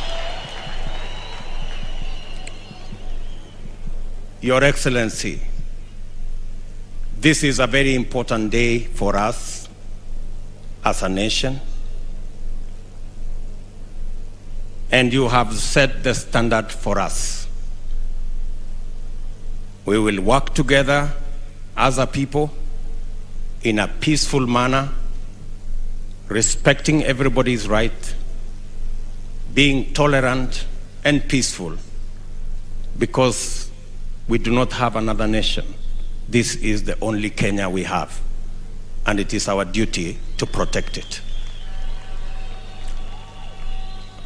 With those many remarks, Your Excellency, sir, it's now my very humble duty to request you, Mr. President, to make your remarks and lead the nation on this Mashujaa Day. Sote tupige tusimame, tumkaribishe Rais wa Jamhuri ya Kenya aweze kutuongoza kwa ghafla hii. Mheshimiwa Rais. Asante sana. Na tuketi. Kirinyaga hamjambo. Hamjambo tena. Asanteni sana. Your Excellency President Lazarus Chakwera, I want at the very onset to take this opportunity to thank you and the First Lady, Madam Monica Chakwera, for taking time away from your busy schedule to join us here today in Kirinyaga County to celebrate our Mashujaa Day, the day we remember and celebrate the heroes and heroines who fought for the liberation of this country, but also the heroes and heroines who in their everyday activity continue to make Kenya a great nation. So, Your Excellency, once again, thank you for accepting our invitation. And at this juncture, ningewauliza sisi wote tusimame, tumkaribishe mgeni wetu, Rais wa Jamhuri ya Malawi, aweze pia kunena nasi na kuleta salamu zake kutoka wananchi wa Malawi. Welcome, Your Excellency.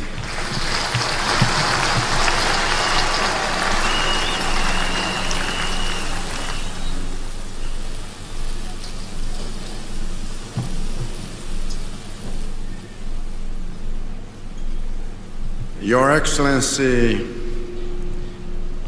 Uhuru Kenyatta, President of the Republic of Kenya, and Your Excellency Madam Margaret Kenyatta, First Lady of the Republic of Kenya,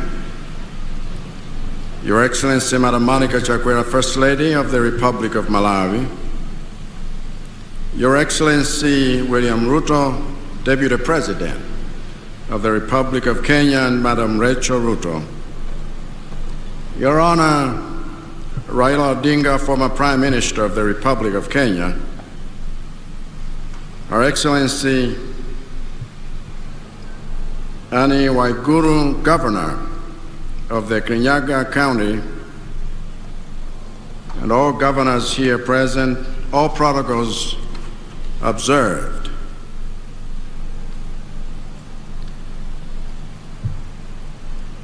Ladies and gentlemen, Muriega andu Kirinyaga wai.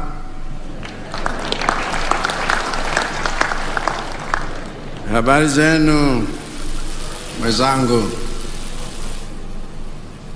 saseni ni aje?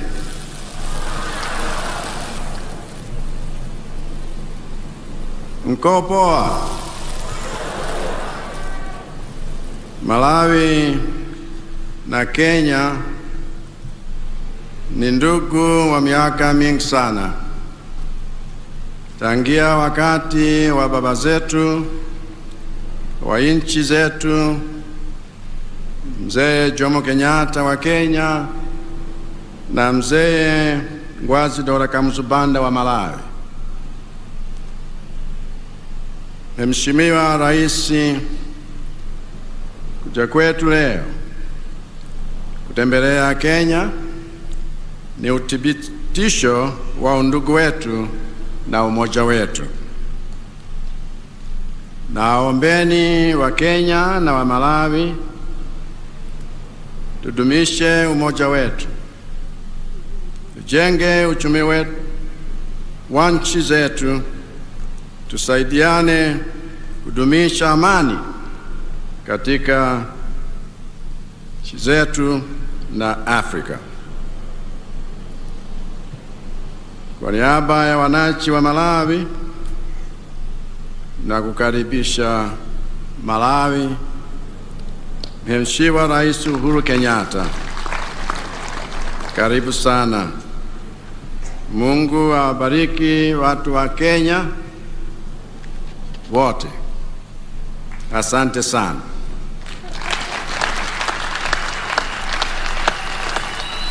Your Excellency, this Mashujaa Day, I am honored to join you in celebrating those who fought for Kenya's freedom and continue to fight for Kenya's transformation at various levels. Today, Kenya's joy is Malawi's joy. For us, the struggle for independence in Kenya and Malawi is one of the things that binds us together. The struggle for independence in Kenya and Malawi was led by patriots who sacrificed their freedoms to safeguard ours. The struggle for independence in Kenya and Malawi was a fight against the same foreign oppressor. The struggle for independence in Kenya and Malawi was a battle fought in the same decade. It is therefore no accident that after the founding father of Malawi became its prime minister in February of 1963, the founding father of Kenya became its prime minister less than 6 months later. It is no accident that after Kenya gained her independence in December 1963, Malawi gained her independence less than 7 months later. It is no accident that within less than 5 years of Kenya and Malawi gaining their independence, the founding father of Kenya hosted the founding father of Malawi here in Kenya in a joyous October like this one today. Even today, it is no accident that when my government was deciding which road in Malawi's capital to upgrade to a multi-lane highway, before any other, the obvious choice was the Kenyatta Drive that connects Malawi's House of Parliament to Malawi's largest hospital. Indeed, it is no accident that the city of Mzuzu in the north of Malawi, the city of Lilongwe in the center of Malawi, and the city of Blantyre in the south of Malawi all have at least one road named after Kenyatta. All this is because the founders of my nation wanted to make it clear for generations to come that those celebrated as heroes in Kenya's struggle for independence are celebrated as heroes in Malawi. And Mzee Jomo Kenyatta epitomizes all such heroes, and many that I am learning even today. The bottom line is this: whatever path you take to trace the history of independence in Kenya and Malawi, one fact is clear and indisputable. The struggle for independence in Kenya and Malawi did not just take place simultaneously, it also took place symbiotically.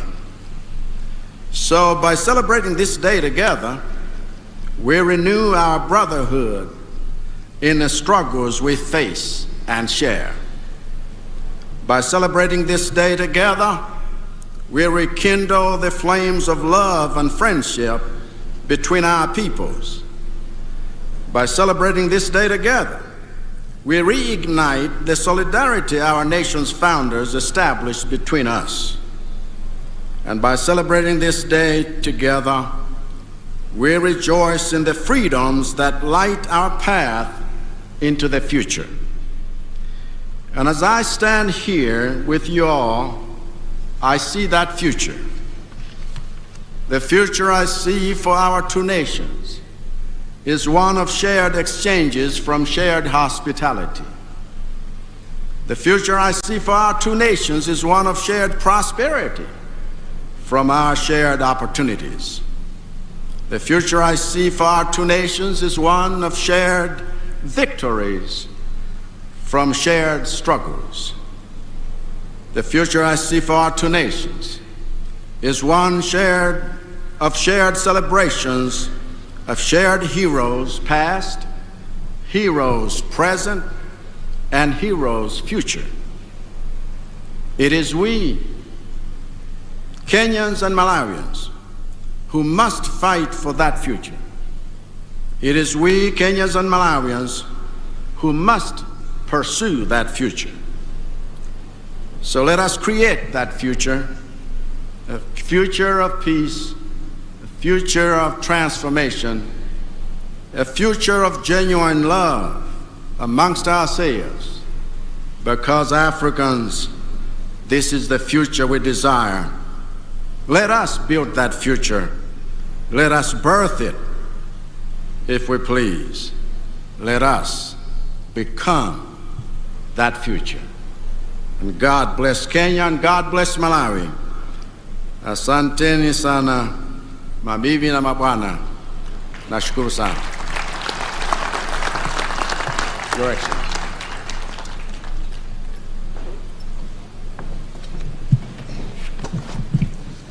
Thank you very much, Your Excellency.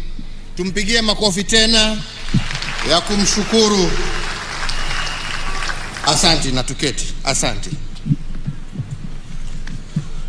Your Excellency, President Lazarus Chakwera, President of the Republic of Malawi, Your Excellency Monica Chakwera, First Lady of the Republic of Malawi, let me once again thank you, Your Excellency, for taking time, accepting our invitation, and joining us on this Mashujaa Day. And through you, Your Excellency, the Governor of Kirinyaga, let me also thank, through you, the people of Kirinyaga for your hospitality and indeed the warm welcome that we have received to this beautiful county at the footsteps of Mount Kenya. This is the 10th time that we are celebrating our nationhood, identity and diversity away from our capital city of Nairobi. We have previously marked national days in other countries. We have been to Kisumu, Kisii, Nakuru, Kakamega, Narok, Nyeri, Machakos, Meru, and Mombasa. And today we gather here in the county of Kirinyaga to celebrate the makers of our nation. We celebrate all the men and women who laid the foundation stone of our nation, and we also commend all those Kenyans who made and continue to make extraordinary contributions to bring our nation closer to her destiny of being a better, more just, more equitable, and more prosperous nation for all. At independence, the makers of our nation sought to secure a nation devoid of exclusion, disunity, and oppression. Through their hard work, dedication, and sacrifice, today we are a thriving democracy. That generation of nation builders chose hope over pessimism, unity over division, faith over fear, and purposeful sacrifice over narrow interests of the day. When they encountered obstacles, they reminded themselves that an obstacle is what you see when you set your eye off the goal. But like the heroes of faith in the Holy Scriptures, some of those men and women died without beholding our free land or realizing their promise. However, they are immortal, as they will live on in the pillars of the strong and free nation that they built, and in the hearts of eternally grateful generations of Kenyans who followed them. Mashujaa Day is their day, but it is also our day to remember them, to celebrate them, and to renew our commitment to the values upon which our nation was founded. Celebrating Mashujaa Day in Kirinyaga County is significant for a number of reasons. Firstly, this county is named after the mountain of mystery, Kirinyaga. According to traditional folklore, the mountain of mystery was created as God's resting place and a sign of his wonder. After God created the earth, this is where he is said to have rested to admire his workmanship. This mountain, standing tall, was also not just a place of rest and a shrine for worship. It was also a place of renewal, a place of honest conversation, and a place for bonding and reconciliation. We can also note that celebrating Mashujaa Day in Kirinyaga County has a second historical significance, since this county bears the name of this great mountain, and so too our nation. According again to folklore, the naming came from one of the pioneer heroes called Chief Kivoi wa Mwendwa, born 240 years ago in 1780. One of the early colonizers who befriended Chief Kivoi was Dr. Ludwig Krapf, a German missionary from the Anglican Church Missionary Society. And on December 3rd of 1849, Chief Kivoi brought Dr. Krapf to Kirinyaga to behold this mountain of mystery. And when asked through an interpreter what the name of the mountain was, Chief Kivoi told the white fellow that the name of the mountain was Kenya. According to folklore, he pronounced it in a Kamba accent, but what the colonizer heard was Kinya. And from this conversation, the name of our nation, Kenya, was born 200 years ago. Kirinyaga County is therefore at the heart of a very rich heritage as a nation. The development of the then Kirinyaga district, created out of the western part of Embu district in 1963, has closely mirrored that of the wider country, culminating with the advent of devolution. The 20th of October is a significant date in our history because in 1952, this was the day that a state of emergency was declared on our land by the colonizers, and hundreds of our founding fathers were arrested.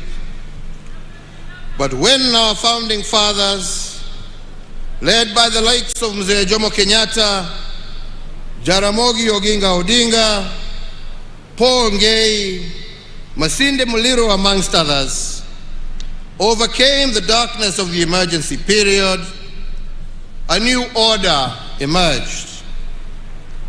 They had a three-point agenda that resonates to date.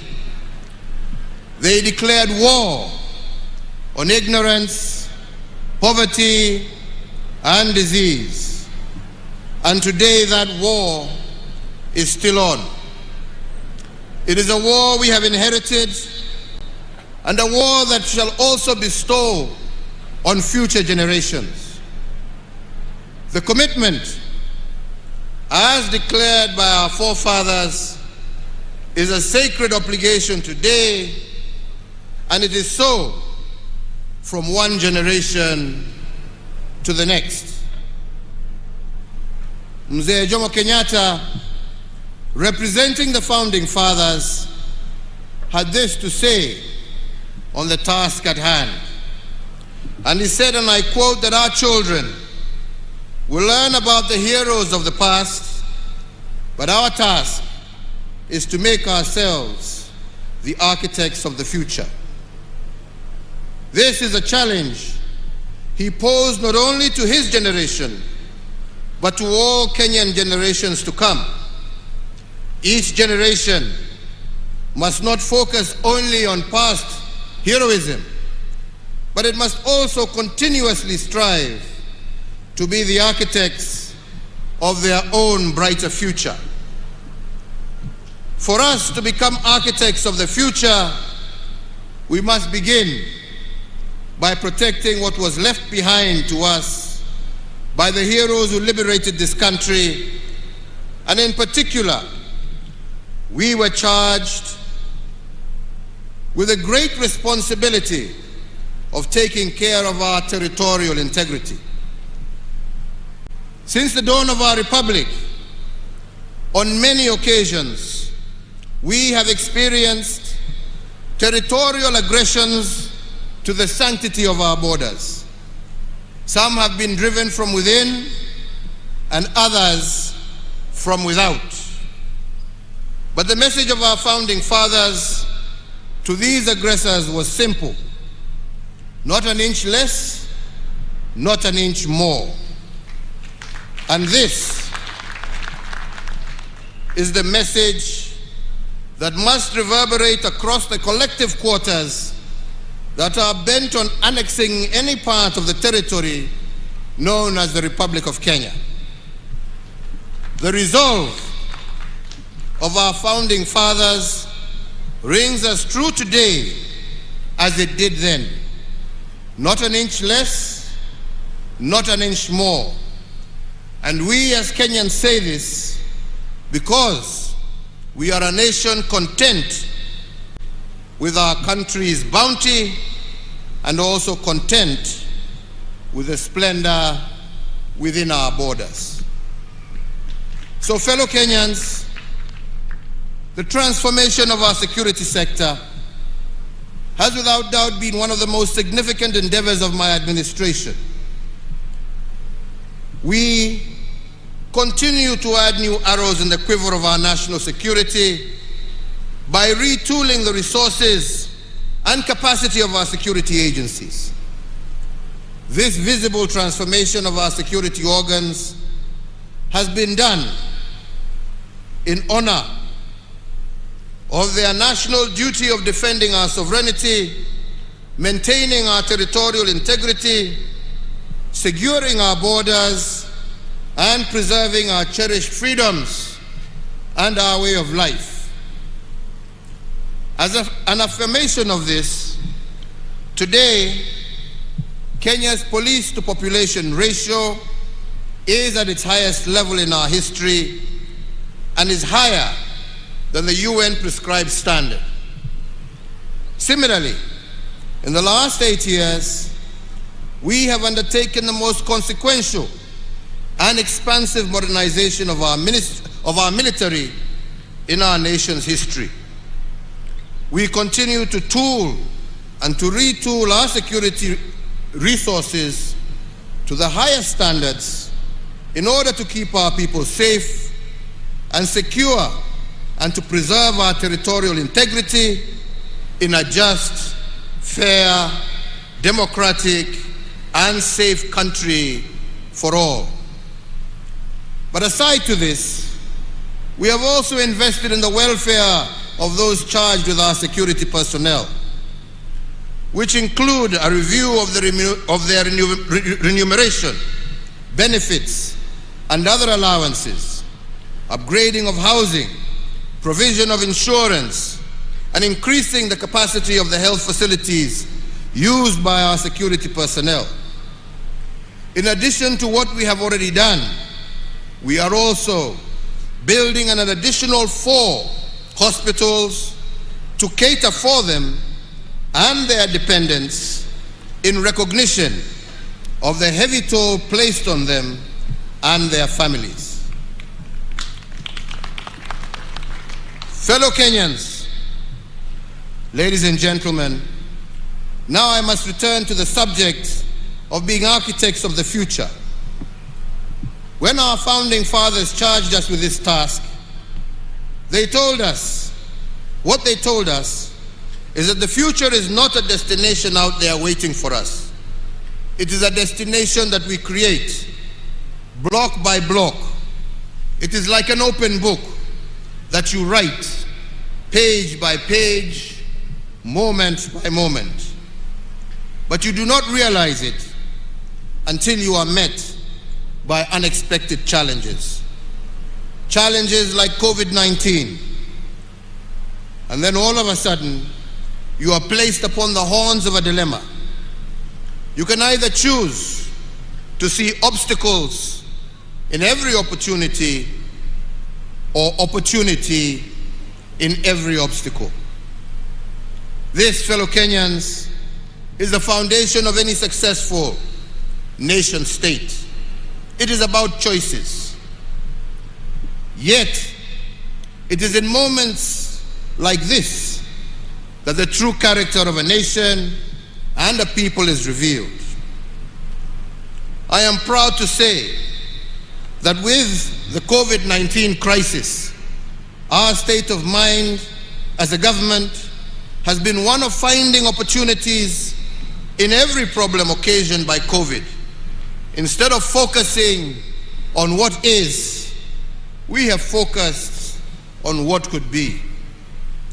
And this optimism by government, coupled with a basket of stimulus instruments, is what has thrust our economy into rapid recovery, while the global economy, we all know, contracted by an average of 3.6% last year. We managed to grow our economy by 0.3% over the same period, and this year it is projected to grow by 6% despite the ravages of COVID. In recognition of the extraordinary and exceptional nature of the pandemic, the government, as the guarantor for enjoyment of social economic rights, issued targeted responses to the pandemic to cushion Kenyans against the effects of the pandemic. My administration made various policy interventions with a view of putting money in the pockets of Kenyans. This included various tax reliefs, an 8-point stimulus program of some Kenya shillings 56.8 billion, and Kazi Mtaani to cushion our youth from COVID-related unemployment and other vulnerabilities. Today, this economic rebound is also reflected in the strong revenue performance, as at the end of September 2021, with the ordinary revenue of our country having increased by some 26.8%. There are many indicators which demonstrate how we took advantage of the opportunities and the problems presented to us by COVID-19. And we shall be elaborating further during our scheduled State of the Nation address in Parliament. But just to make and name a few examples, for instance, the management of the Kenya Meat Commission was replaced during the thick fog of COVID-19. The Department of Defense took 1 year to refurbish the commission and reopened it in April of this year. I am happy to note that in the 6 months, KMC got out of debt and increased the number of head of cattle processed a day from 8 to 185, 23 times what the old KMC used to process.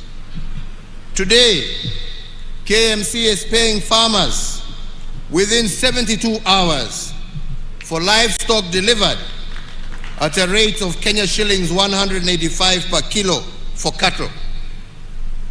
In fact, the previous commission had paid a total of Kenya shillings 52 million to farmers between the months of April to September 2020. By comparison, the new management of KMC that reopened the plant in April of 2021 has to date, in those short period, paid out a total of Kenya shillings 643 million, representing an increment of over 1,200%. Another area of transformation under the COVID duress is the tea sector. And the story of our tea sector is one that must be told. This sector has been the predatory grounds for cartels for many decades. But it has now been liberated, and its performance has started to improve. On account of the reform measures implemented by my administration, the price of Kenyan tea has increased by 42% in the last 1 year alone, and the minimum auction price of tea now stands at $3 per kilo, the highest price on record for the last 5 years.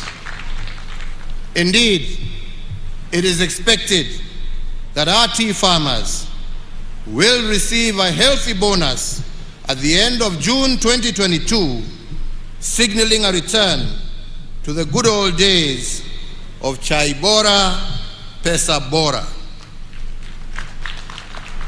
In the coffee sector, again, I am pleased to report that the determined efforts of our government to root out corrupt cooperatives that have been predating on our coffee farmers have borne fruit. The revitalization of the new KPCU by government has brought healthy competition into the coffee milling activities. And as a result, farmers in high-yielding areas like here in Kirinyaga are now receiving upward of Kenya shillings 100 per kilogram for their coffee, up from the average Kenya shillings 25 per kilogram in 2019. Milk production is another area, and as part of our efforts to ensure a reasonable rate of return for our dairy farmers, my government introduced a pricing guideline, and this has seen farm gate prices increase from Kenya shillings 27 per litre in January of 2020 to a high of Kenya shillings 40 per litre as of September 2021. On rice, I did, when I visited Kirinyaga last, direct that the Kenya National Trading Corporation purchase all the rice, not only from Wea, but also from Kano Plains, for onward selling to our disciplined forces, prison services, as well as to our boarding schools. And I am pleased to confirm that last year, out of 6 rice cooperatives nationally, Mwea Rice Growers Cooperative sold the most bags of rice to government. And in fact, for every 10 bags sold to government, Kirinyaga farmers sold 7. And out of this, they realized a total revenue of over 1 billion Kenya shillings. And in order to promote our rice farmers, I did direct the Ministry of Agriculture to secure the continued purchase of the upcoming crop so that we can maintain and continue this transformation. But ladies and gentlemen, it is the transformation of our health sector that is probably the most phenomenal testimonies of how we transformed COVID obstacles into opportunities that expanded our health facilities.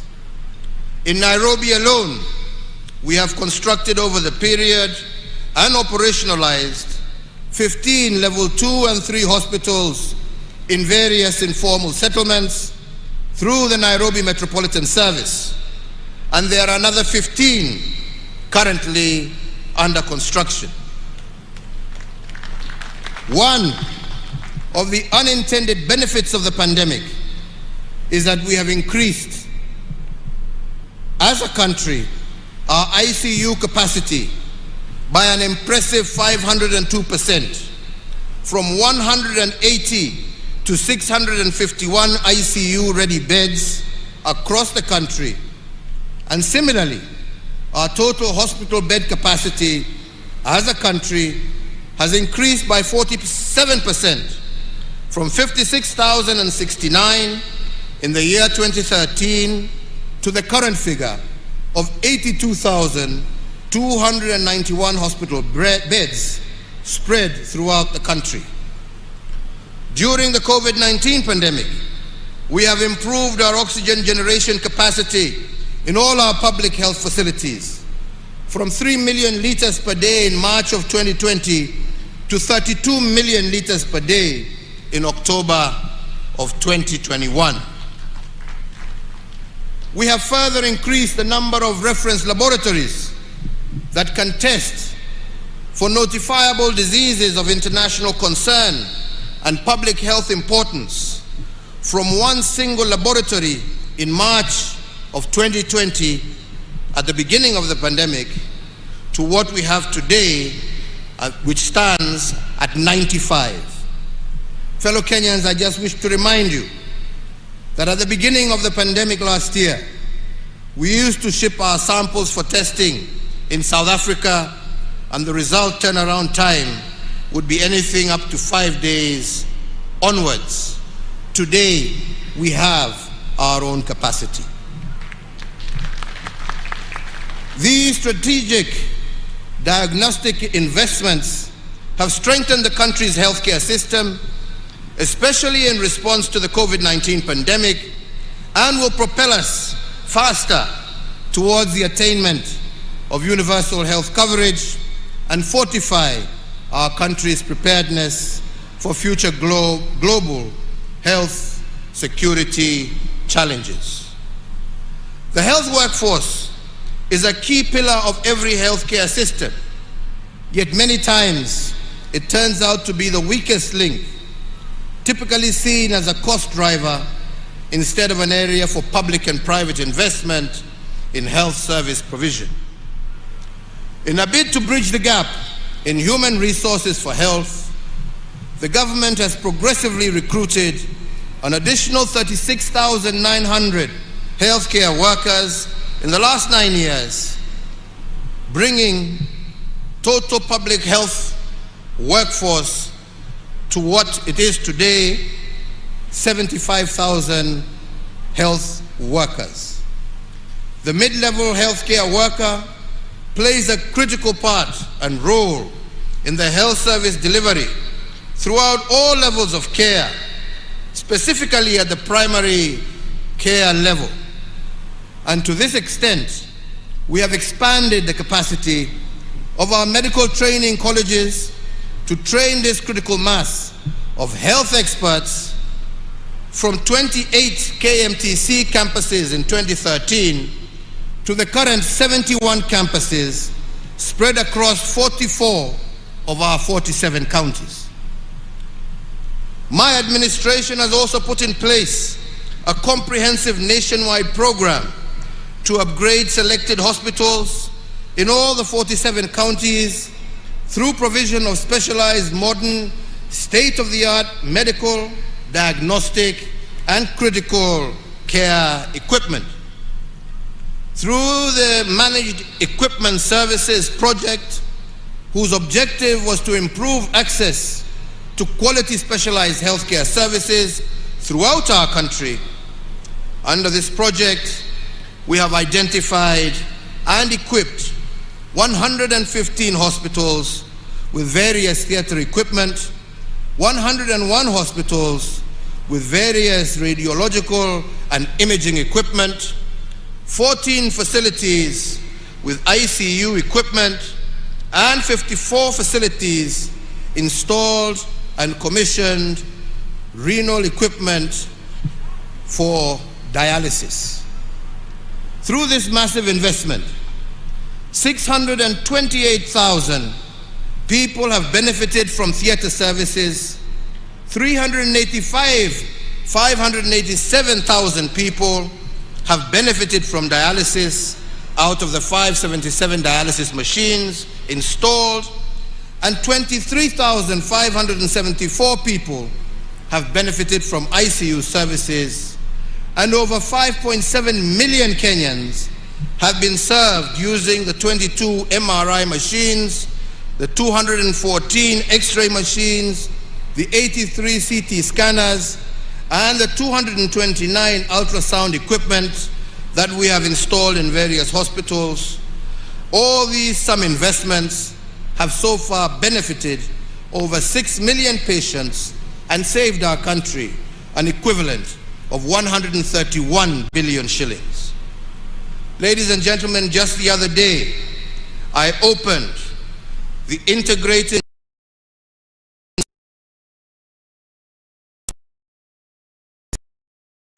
is not just a first for Kenya, but for our entire sub-region. As a result, many of our citizens suffering from cancer will now have the benefit of early detection, leading to early treatment and cure, thus saving many lives. This, in addition to the millions of shillings that families who would have been forced to travel abroad seeking treatment for their loved ones will now save. 3 other areas have thrived despite the COVID dispensation. The first one is our robust infrastructure development. And indeed, to celebrate our Mau Mau liberators, a 582-kilometer road called the Mau Mau Road is under construction in their honor, and this will be the single longest road constructed in Kenya since independence. It runs through Meru County, from Kieni to Mara, through Embu County, from Kairore to Irangi, through Tharaka County, from Kibuga to Itunguru, and in central Kenya, it runs from Mudhidhi to Kiangwashe, and from Kembe to Mogumo Road. This is longer than the Nairobi-Mombasa highway by 140 kilometers, and it follows the warpath taken by our Mau Mau liberators as they fought the colonizers. And once complete, roads will be able to connect to various parts of the country without necessarily having to pass through Nairobi. Another piece of infrastructure that I believe would make our founding fathers proud is the Nairobi Expressway. This is the largest expressway in Africa, stretching a total of 27 kilometers, running from Mulolongo in Machakos County to Rironi in Kiambu County. And from Rironi, plans are underway for another dual carriage that will soon be launched that shall run all the way to Mau Summit, traversing the Rift Valley. In total, we have had 7,991 kilometers of new tarmac road with an additional 4,800 kilometers currently under construction. The major flagship road projects include the Isiolo Mandera Road, Garissa Nuno Mudogashi Wajir Road, Lokicha, Lodwa, Lokitang, Nakadok Road, the dueling of the Kenol Sagana Marua Road, the expansion of the Mombasa Mariakani Road, the Garsen Witu Lamu Road, the expansion of Makupa Bridge and approach roads, the expansion of the Athi River Machakos Turnoff Road, the Ahero Kisii Sibania Road, the Kibwezi Mtomo Kitui Road, and the reconstruction of the Kitale Kapenguria Lodwa Nakadok Road to the border with South Sudan, to name but a few. The second area that has also thrived during the last 2 years is the digitization of our economy as a measure of improved governance. In keeping with being architects of their own future, young people drawn from all over the Republic are the driving force behind seminal programs that will revolutionize the way we conduct business in our country. This is a project that has been dearest to my heart, especially in being blessed with the opportunity of engaging and working and seeing the potential of our young men and women when given an opportunity. I will elaborate on this on another occasion, but today permit me to focus primarily on the land sector. For 125 years, our land registry was manually managed and very messy. In fact, some of this mess was deliberate, engineered to facilitate land theft and corruption. But with the help of this youth-led team, we have begun the process of digitizing the land registry. And what has surprised us, as we reference title deeds with geographical coordinates, is the historical fraud that has existed in our land sector. We have found private land titles to roundabouts in major highways, private land titles on airport runways, and all of this because titles were issued without reference to geographical coordinates, or what experts call georeferencing.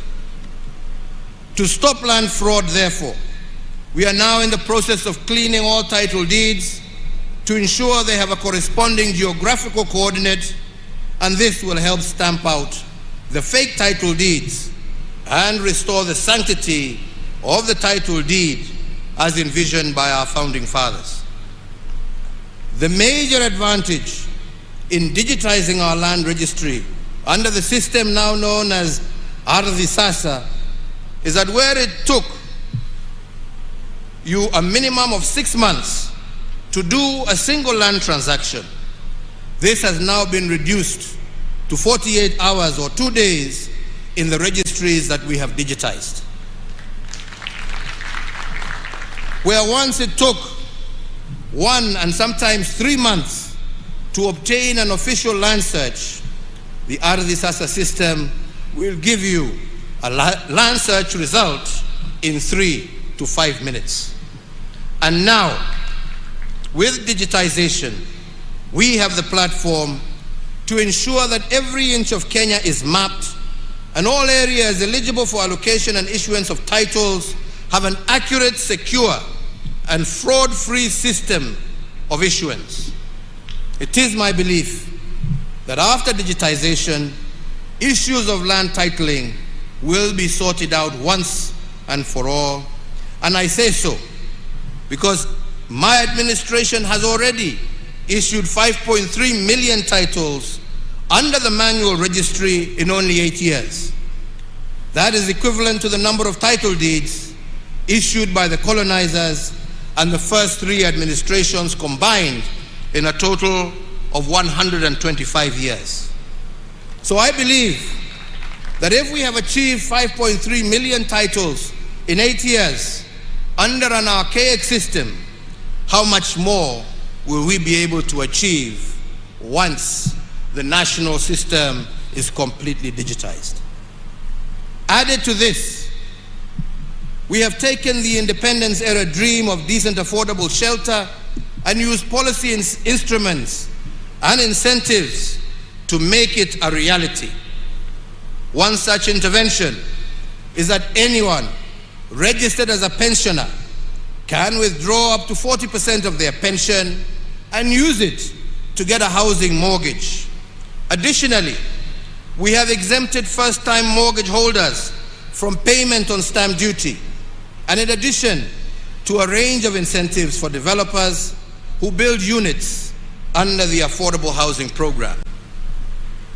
Further, and on digitizing our economy, in April of 2013, during my first few months as president, I directed the National Treasury to conduct a detailed survey of all chargeable government services to ascertain how many of these services were paid through digital means. The survey found that over a third of all payments to government were cash-based, presenting a high opportunity for leakage and abuse of the system. In one case, 60% of revenues were spent on making collections. By launching the eCitizen platform in August of 2014, 350 government services have now been migrated to the e-Citizen platform. And in the 7 years since its inception, the e-Citizen has served a total of 27.2 million unique customers and collected over Kenya shillings 87.1 billion in revenues. Fellow Kenyans, our forefathers' quest for a just and fair nation for all will only be truly realized when we have every single service delivered through a transparent and accountable channel. Therefore, digitization is an important part of our endeavor to improve delivery of government services. Digitization aims to eliminate the duplication of efforts in data collection, processing, storage, and production of identification documents, which has been a feature of government operations since the dawn of our republic. Our policy interventions will also enhance the security of the current ID card through the implementation of a microchip electronic identity card that mitigates against emerging security threats such as identity theft, fraud in financial transactions, and the creation of false identities that are utilized in terrorism and other major crimes. This improved identity card will also be used as a secure travel document within the East African region. To those of you, my friends, who are used to analog systems in order to facilitate corruption, I tell you that the end is nigh, notwithstanding how many court orders you procure, hii itafika mwisho. To all Kenyans, for us to achieve most of these things under the COVID restrictions, I want to thank you. Without your civic responsibility, innovation, and resilience, none of this would have been made possible. From very early in the COVID crisis, I appeal to you to be your brother's keeper and to exercise restraint as we navigate through this unfamiliar enemy. And all of you, each and every Kenyan, made us proud by doing this.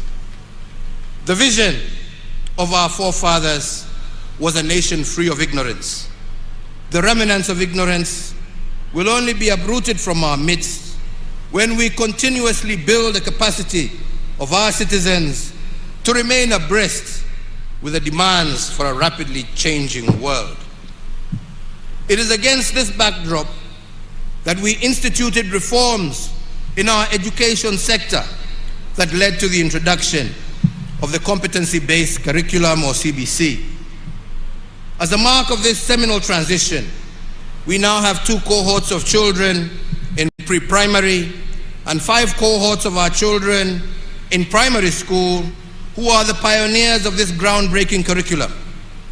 The grade 5 cohort has only 1 year to go before they join junior secondary school or grade 7. In total, we note that over 8.1 million children are now part of the program.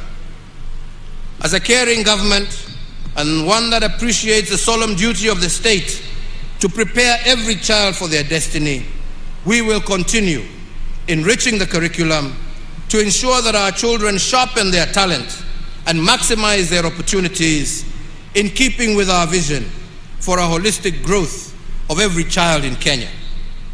And to ensure that we adequately prepare the country for the next phase of CBC, which is the junior high school, and to further facilitate the 100% transition from primary to secondary, I hereby order and direct as follows: that the Ministry of Education, jointly with the Ministry of Interior and the National Treasury, shall establish a framework for the construction of over 10,000 classrooms needed to provide the additional learning space for the 1 million new students set to join junior secondary. That the National Treasury engages Parliament to appropriate 8 billion shillings towards the construction of classrooms, and that the construction of these classrooms be undertaken by local contractors within the vicinity of each school so as to provide further stimulus to local economy, and that the payments for the construction of the said classrooms be remitted directly to the contractors in their respective sub-counties. This initiative will tap into the skilled manpower within the counties, empowering locals with enhanced economic opportunity. And fellow Kenyans, to address the gap of the remaining 10,000 classrooms across the country, I call upon all members of the National Assembly to stand together in solidarity with our children by prioritizing allocation of the CDF towards school infrastructure.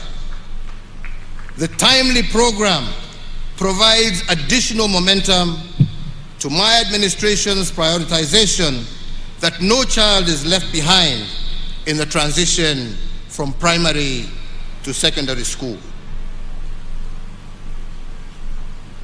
Ladies and gentlemen, as we continue to build back better, we are witnessing recovery in the economy, with its rebound being attested by all leading economic indicators. They all point to a stronger economic recovery beginning in the present year. This rebound is a result of the gradual reopening of our economy, especially the service sector, coupled with stronger global demand. This recovery is reflected, as I said earlier, in the strong revenue performance for the quarter ending September 2021, which saw our ordinary revenue increase by 25.8% and amounted to Kenya shillings 441.8 billion, amounting to a collection of Kenya shillings 17 billion above the target that had been set. The first and second stimulus packages were designed by my government to ensure that our economy would endure the shocks occasioned by the lockdown measures implemented in the early stages of the COVID-19 pandemic. With significant progress registered in the containment of COVID-19, I believe it is now time to shift our focus from survival to coexisting with the disease. And in that regard, my administration will be rolling out the third financial stimulus program designed to accelerate the pace of our economic growth and to sustain the gains that we have already made. I announce, therefore, that effective the 1st of November 2021, new stimulus programs targeting the key productive and service sectors in 13 strategic interventions that cover agriculture, health, education, drought response, policy, infrastructure, financial inclusion, energy, and environmental conservation. The first intervention is the tea subsector. To safeguard the gains made by the tea subsector, the National Treasury will allocate 1 billion shillings to support the fertilizer subsidy for our small-scale tea farmers. The second intervention is in the sugar subsector. To safeguard the livelihoods of farmers within our nation's sugar belt, I direct the National Treasury to allocate an additional 1.5 billion shillings in aid of the sugar sector that will be appropriated towards factory maintenance and payment of farmer arrears. The third intervention is the coffee subsector. In acknowledgement of the pace of the ongoing reforms in the subsector, the National Treasury to allocate 1 billion shillings to the Ministry of Agriculture to be appropriated towards the completion of the ongoing interventions in the coffee subsector. The fourth intervention is the livestock sector. Noting the effects of the ongoing drought situation, the National Treasury to allocate 1.5 billion to support the communities affected by the ongoing drought, especially in our ASAL counties, as part of our National Livestock Offtake Program. The fifth, also applying to the livestock sector, and in order to secure a reduction in the prices of animal feeds, I direct the Cabinet Secretary for Agriculture, jointly with the National Treasury, to issue within 7 days a framework that will facilitate the reduction of the cost of animal and chicken feeds. The sixth intervention is in education. As I have said earlier, and noting the success of our administration's policy on 100% transition from primary to secondary education, Kenya shillings 8 billion to the Ministry of Education for the CBC Infrastructure Expansion Program. The seventh intervention is in health, and to ensure access to medical coverage across our nation, and as part of our Universal Health Coverage Program, the Ministry of Health will move with speed to establish an additional 50 new level 3 hospitals to be situated in non-covered areas and densely populated areas across our nation. And I further direct the National Treasury to allocate a sum of 3.2 billion shillings for the immediate construction of these medical facilities, again using local contractors so that the effect is also felt on the ground uko mashinani. Is the National Sanitation Program. We started this program to harness the energy of our young people and to give them a buffer against COVID-related unemployment. Noting the success of Kazi Mtaani program and its effect in enhancing opportunities for youth across the country, we direct the National Treasury to allocate Kenya shillings 10 billion for the third phase of Kazi Mtaani to be rolled out in all counties, with priority being given to densely populated areas. The above measures should inject an additional 25 billion shillings into our economy.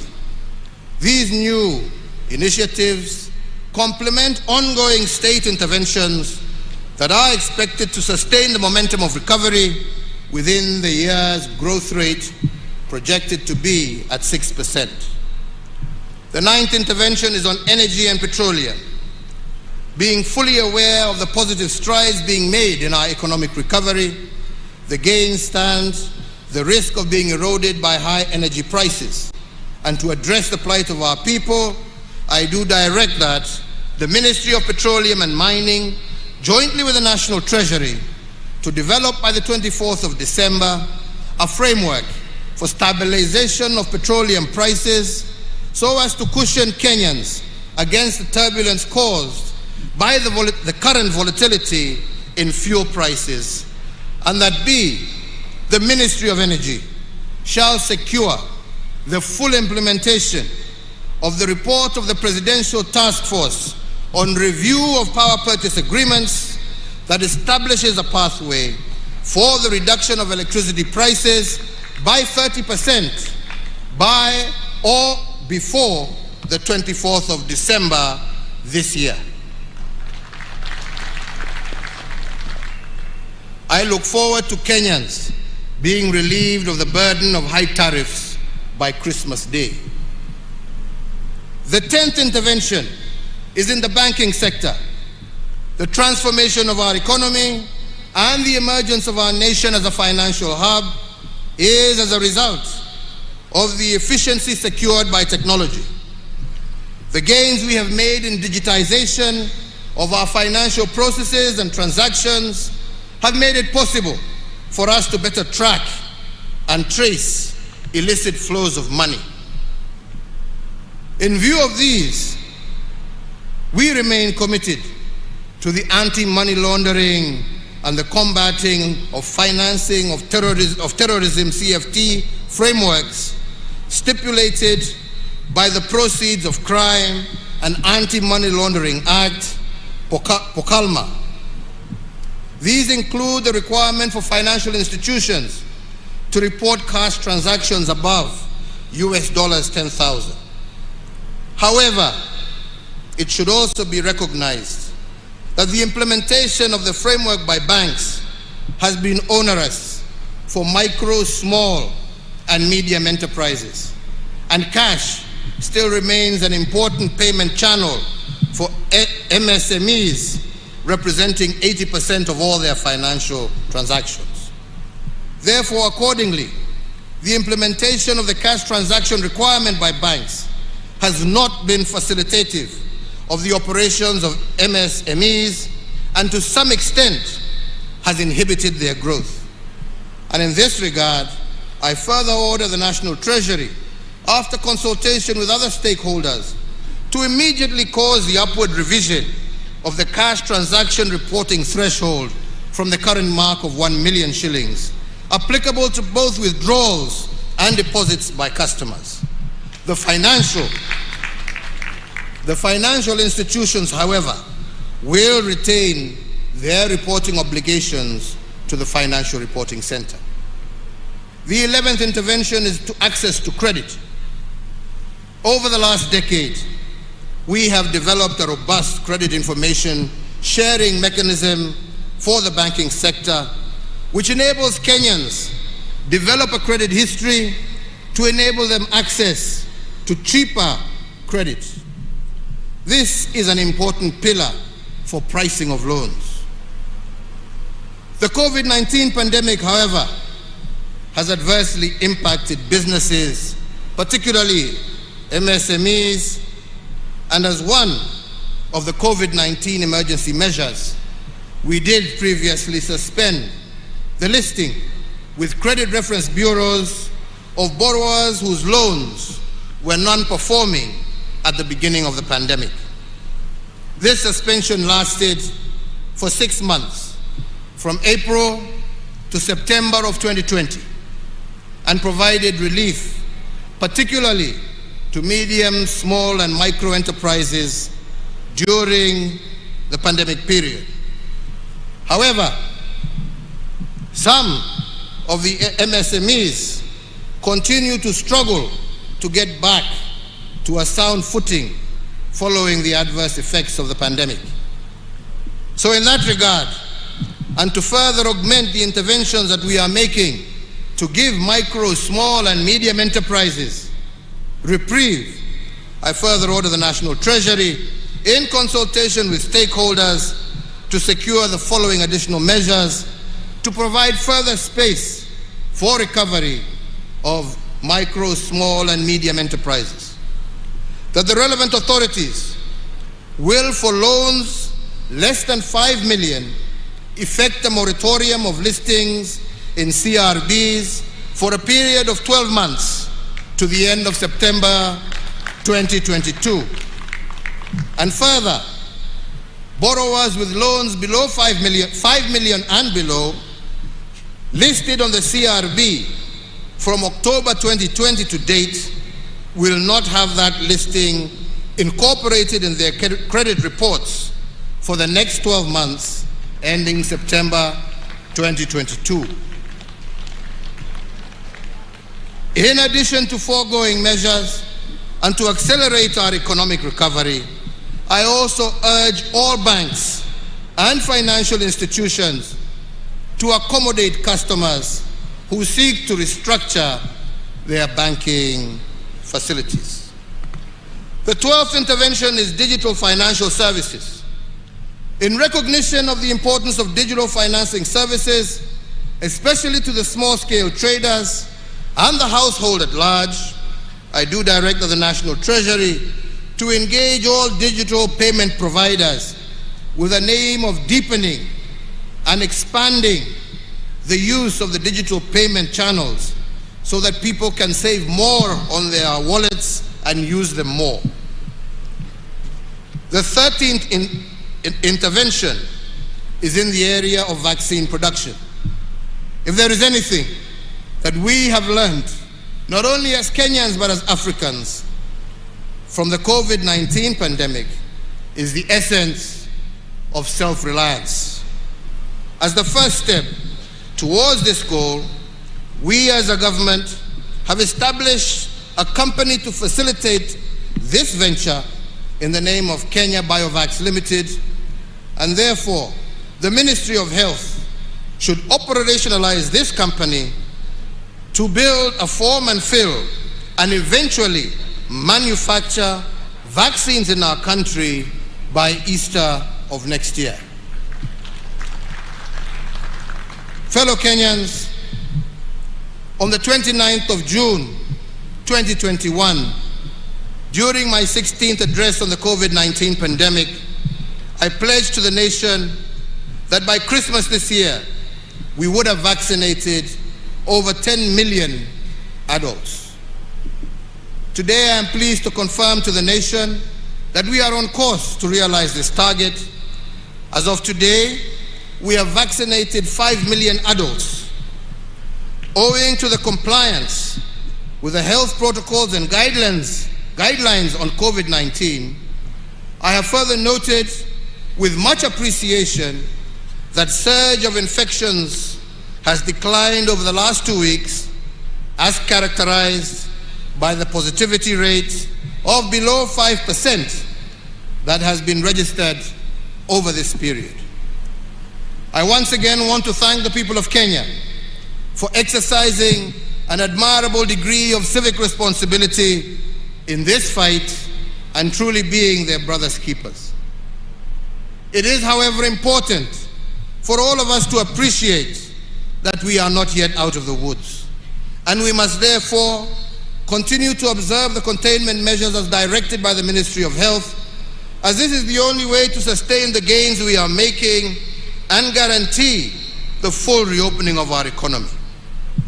I want to, at this juncture, particularly thank our Interfaith Council for their cooperation in steering the resumption of in-person and congregational worship, and indeed all our health workers and security officers for their commitment to duty during this particularly difficult time.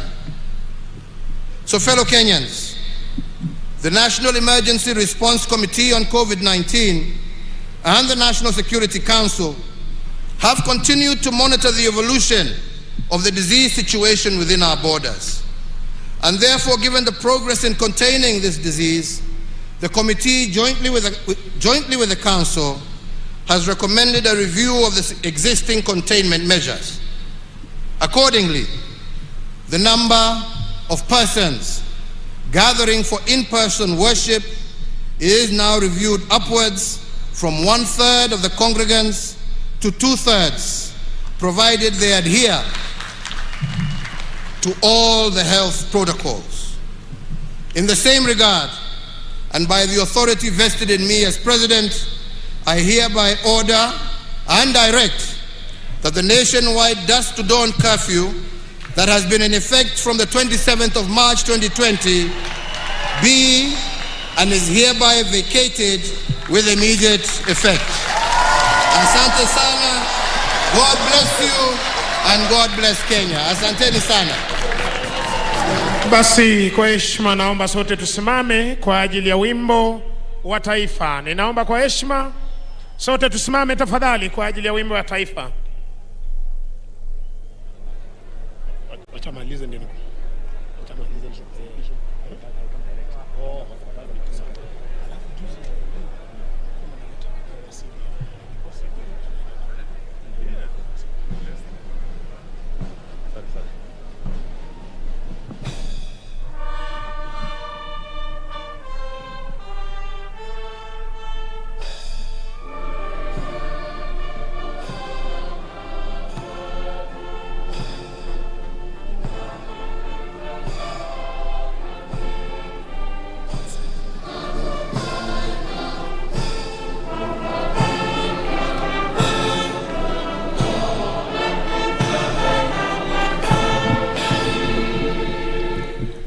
Asanteni sana.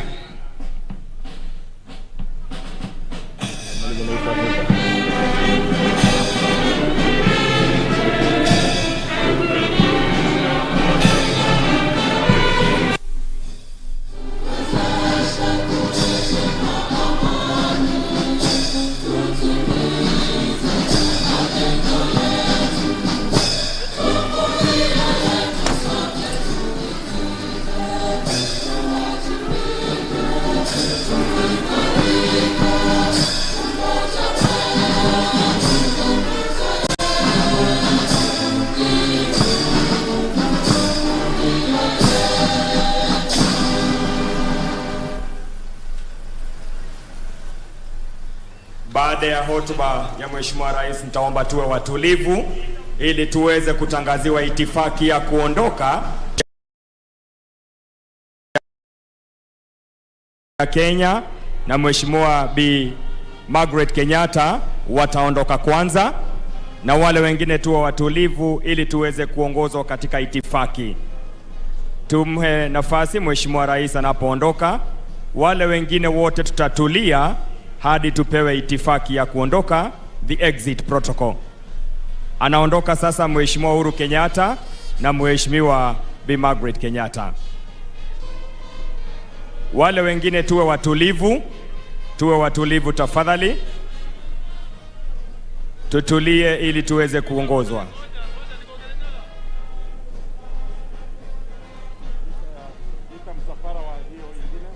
Atakayefuata ni Mheshimiwa Daktari Lazarus Chakwera, Rais wa Jamhuri ya Malawi, na Bi Monica Chakwera.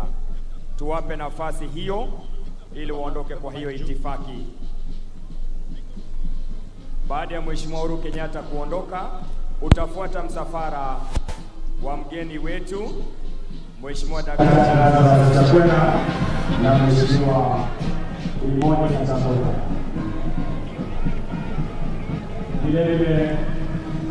Kilele cha maadhimisho ya mashujaa, Rais Uhuru Kenyatta akitoa curfew ambayo imewekwa na serikali kutoka wakati ambapo corona ilipoanza, na hivi sasa ni rasmi kwamba hamna curfew tena. Hii ni mojawapo ya ambayo Rais Uhuru Kenyatta ametangaza kama njia za kurudisha Kenya katika hali bora ya kiuchumi. Victor Oloo, this has been quite an interesting day. Absolutely, and I think that's what many Kenyans were waiting for. President Uhuru Kenyatta says that by powers vested on him as the President of the Republic of Kenya, that the curfew that has been in place since last year has now been lifted, and every Kenyan now is free to move at any given time. But I think it is also important to note that this is his last day Mashujaa Day celebration as the head of state, and as we have seen, his speech has been relatively longer as compared to the previous ones. So being his last Mashujaa Day celebration as the head of state come next year when you go to the election, perhaps he was just trying to lay the ground and try to reflect back on what has been happening in his administration, and now moving forward, what he expects now as the president for the remainder part of the term, what he expects to be done. One thing that I think is also important to note is that he's trying to make sure that the education system is well strengthened. Remember, he's also given that directive from the Ministry of Education and Parliament and Ministry of Treasury to make sure that they allocate almost 8 billion shillings. 8 billion shillings for the constructions of more classes and for more kids to go to school and for the transition of the 100% transition. Right. Lakini masuala ambayo rais ameangazia sana ni kuhusu uchumi, kwa sababu wakati ambapo corona ilipoingia hapa nchini ni kwamba uchumi wa Kenya umedorora kwa kiasi kikubwa. Na jambo ambalo ni la muhimu zaidi ni kwa vijana ambao wamekuwa hawana kazi. Kumbuka kwamba kulikuwa na ile program ya kazi mtaani ambayo ilisha mwaka huu, mapema mwaka huu. Rais ameagiza kwamba shilingi bilioni 10 kwamba zikapeanwa ili kazi kwa vijana ama kazi mtaani iweze kurudi, kwa sababu kuna vijana wengi ambao walikuwa wameudhika jinsi ambavyo mpango huu uliisha, na sasa umerudisha tena, kumaanisha kwamba vijana wataendelea kupata kazi. Curfew hamna tena, biashara zitafanyika, na zaidi ni kwamba iwapo uko na loan ambayo ni shilingi milioni 5 kurudi chini, ni kwamba sasa benki zimekatazwa kukuweka katika ile orodha ya CRB ambayo inakataza kwamba huwezi kukopa tena. Na kwa hivyo ukifikiria kuhusu sikukuu hii ya Mashujaa Day, ni kwamba Mkenya wa kawaida, hata kama amekuwa kiteseka na kiudhika sana kwa sababu pia ya bei ya mafuta, ni kwamba leo rais ameangazia mambo haya kwa kina, na ni kwamba labda basi wakati inafikia Disemba ni kwamba mambo mengi yatakuwa yamepungua, uchumi kidogo utakuwa umeimarika. Actually, when you look at the whole system, because the economy has been hurting, and he said that he's quite much aware that the curfew that was put in place, the restrictions, the hotel industry, and many other sectors of the economy, because of the curfew and all the restrictions were put in place for the containment measures. But now moving forward, we hope that the economy is going to widen up, it's going to open up, but it's also called upon the health sector to make sure that all the vaccination process continue as fast as possible so that the 10 million gap target that they were targeting by end of December is achieved. So even you as a Kenyan, make sure that before you go out there to start enjoying your freedom, so to speak, make sure you get vaccinated. That is important. But if you have been vaccinated, make sure that you still keep the distance, the social distance, so that the spread of the coronavirus is controlled once and for all. So I think it's going to be a very good moment for Kenya to celebrate moving forward. Absolutely. Na ukiguzia maneno ya chanjo, ni kwamba ifikapo sasa ni kwamba Wakenya milioni 5 wamepokea chanjo. Rais alikuwa ameagiza kwamba ifikapo Disemba 25 Wakenya milioni 10 watakuwa wamepokea chanjo. Na sasa milioni 5 wamepokea, kumaanisha basi Wakenya wakikubali kudungwa sindano, ni kwamba hata haya mengine ambayo mambo ya kuvaa maski na mengine labda tutakuja kuyaondoa baadaye wakati Wakenya wote watakubali kupigwa chanjo. Lakini imekuwa siku ya muhimu zaidi kwa sababu tena pale ambapo isipokuwa mambo ambayo rais ameangazia, tuliona pia siasa za Mlima Kenya zikicheza ngoma pale kwenye jukwaa. Maana unakumbuka kwamba kiongozi wa ODM Raila Odinga ambaye pia amekuwa kizuru eneo hili akisema kwamba yeye ni msaidizi mkuu wa eneo hili, amekuwa rafiki, alisaidia Rais Mwai Kibaki, na kwa hivyo akasema yeye amejishajua kukwea mlima. Naye naibu wa rais akisema, unajua vipi, mimi nitaendeleza kazi ambayo Rais Uhuru Kenyatta amekuwa akifanya, ile kazi njema ambayo umefanya, atakaiendeleza ni mimi. Kwa hivyo siasa za Mlima Kenya nazo zikijitokeza kabisa pale katika jukwaa. It's called the Battle of the Titans, and actually they got an opportunity. The two main contenders got that opportunity to make sure that they sell their agenda right in front of the president. And you see, the president was not able to go off cuff. Because as much as we've always seen the president, he's not gone off cuff today.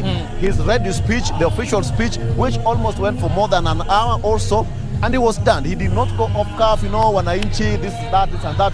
Perhaps it was just to play it very smart. But the Mount Kenya politics, if you ask me, he was trying to shy away from that completely. You go out there, you are big boys, you can battle it on your own. Go out there and fight for your position. If you can go and do voters, well and good. If you cannot, then so be it. But I think, Kioria, we also need to note that you know, the president, the visiting president of Malawi, Chakwera, who was the chief guest at this particular function, also spoke in some good Kiswahili. Actually, I was amazed. You know, speaking some fluent Kiswahili, trying to bring back the history of Kenya and Kenyatta and all that. To some people, Chakwera, you know, they thought Chakwera could not speak in fluent Kiswahili. I hope ulipewa a run for your money, if I'm not so sure. Clearly, Kiswahili chake kizuri na kizungu ni cha Marekani vile vile, Rais Chakwera, lakini akizungumzia mambo muhimu ya historia ya Malawi na Kenya, na ambapo nchi hizi mbili zimetoka kuanzia wakati ambapo walikuwa wanapewa ama wanapata uhuru. Ni kwamba nchi hizi zilipata uhuru miezi 7 in between, miezi 7.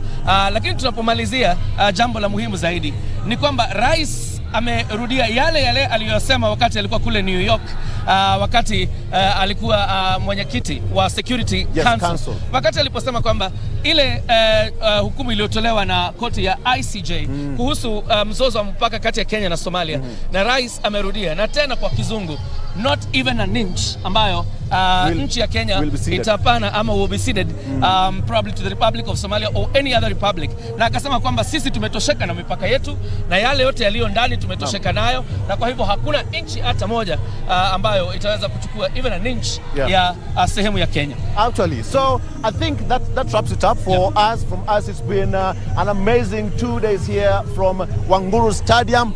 Back there, International Stadium per se, the guests have left, the president has left, and for us here from Wanguru Stadium, people of Kirinyaga, thank you so much for your host. We've been treated to Mukimo, we've had the Nguashes. Actually, I was given a name, Maina. So, the only thing you have not done is dancing to the music on the background, you know it? No, it can still go. Yeah, we can still go. We can dance to the Mugithi and all that. All right, thank you so much. It's been a real pleasure. Back to you in studio.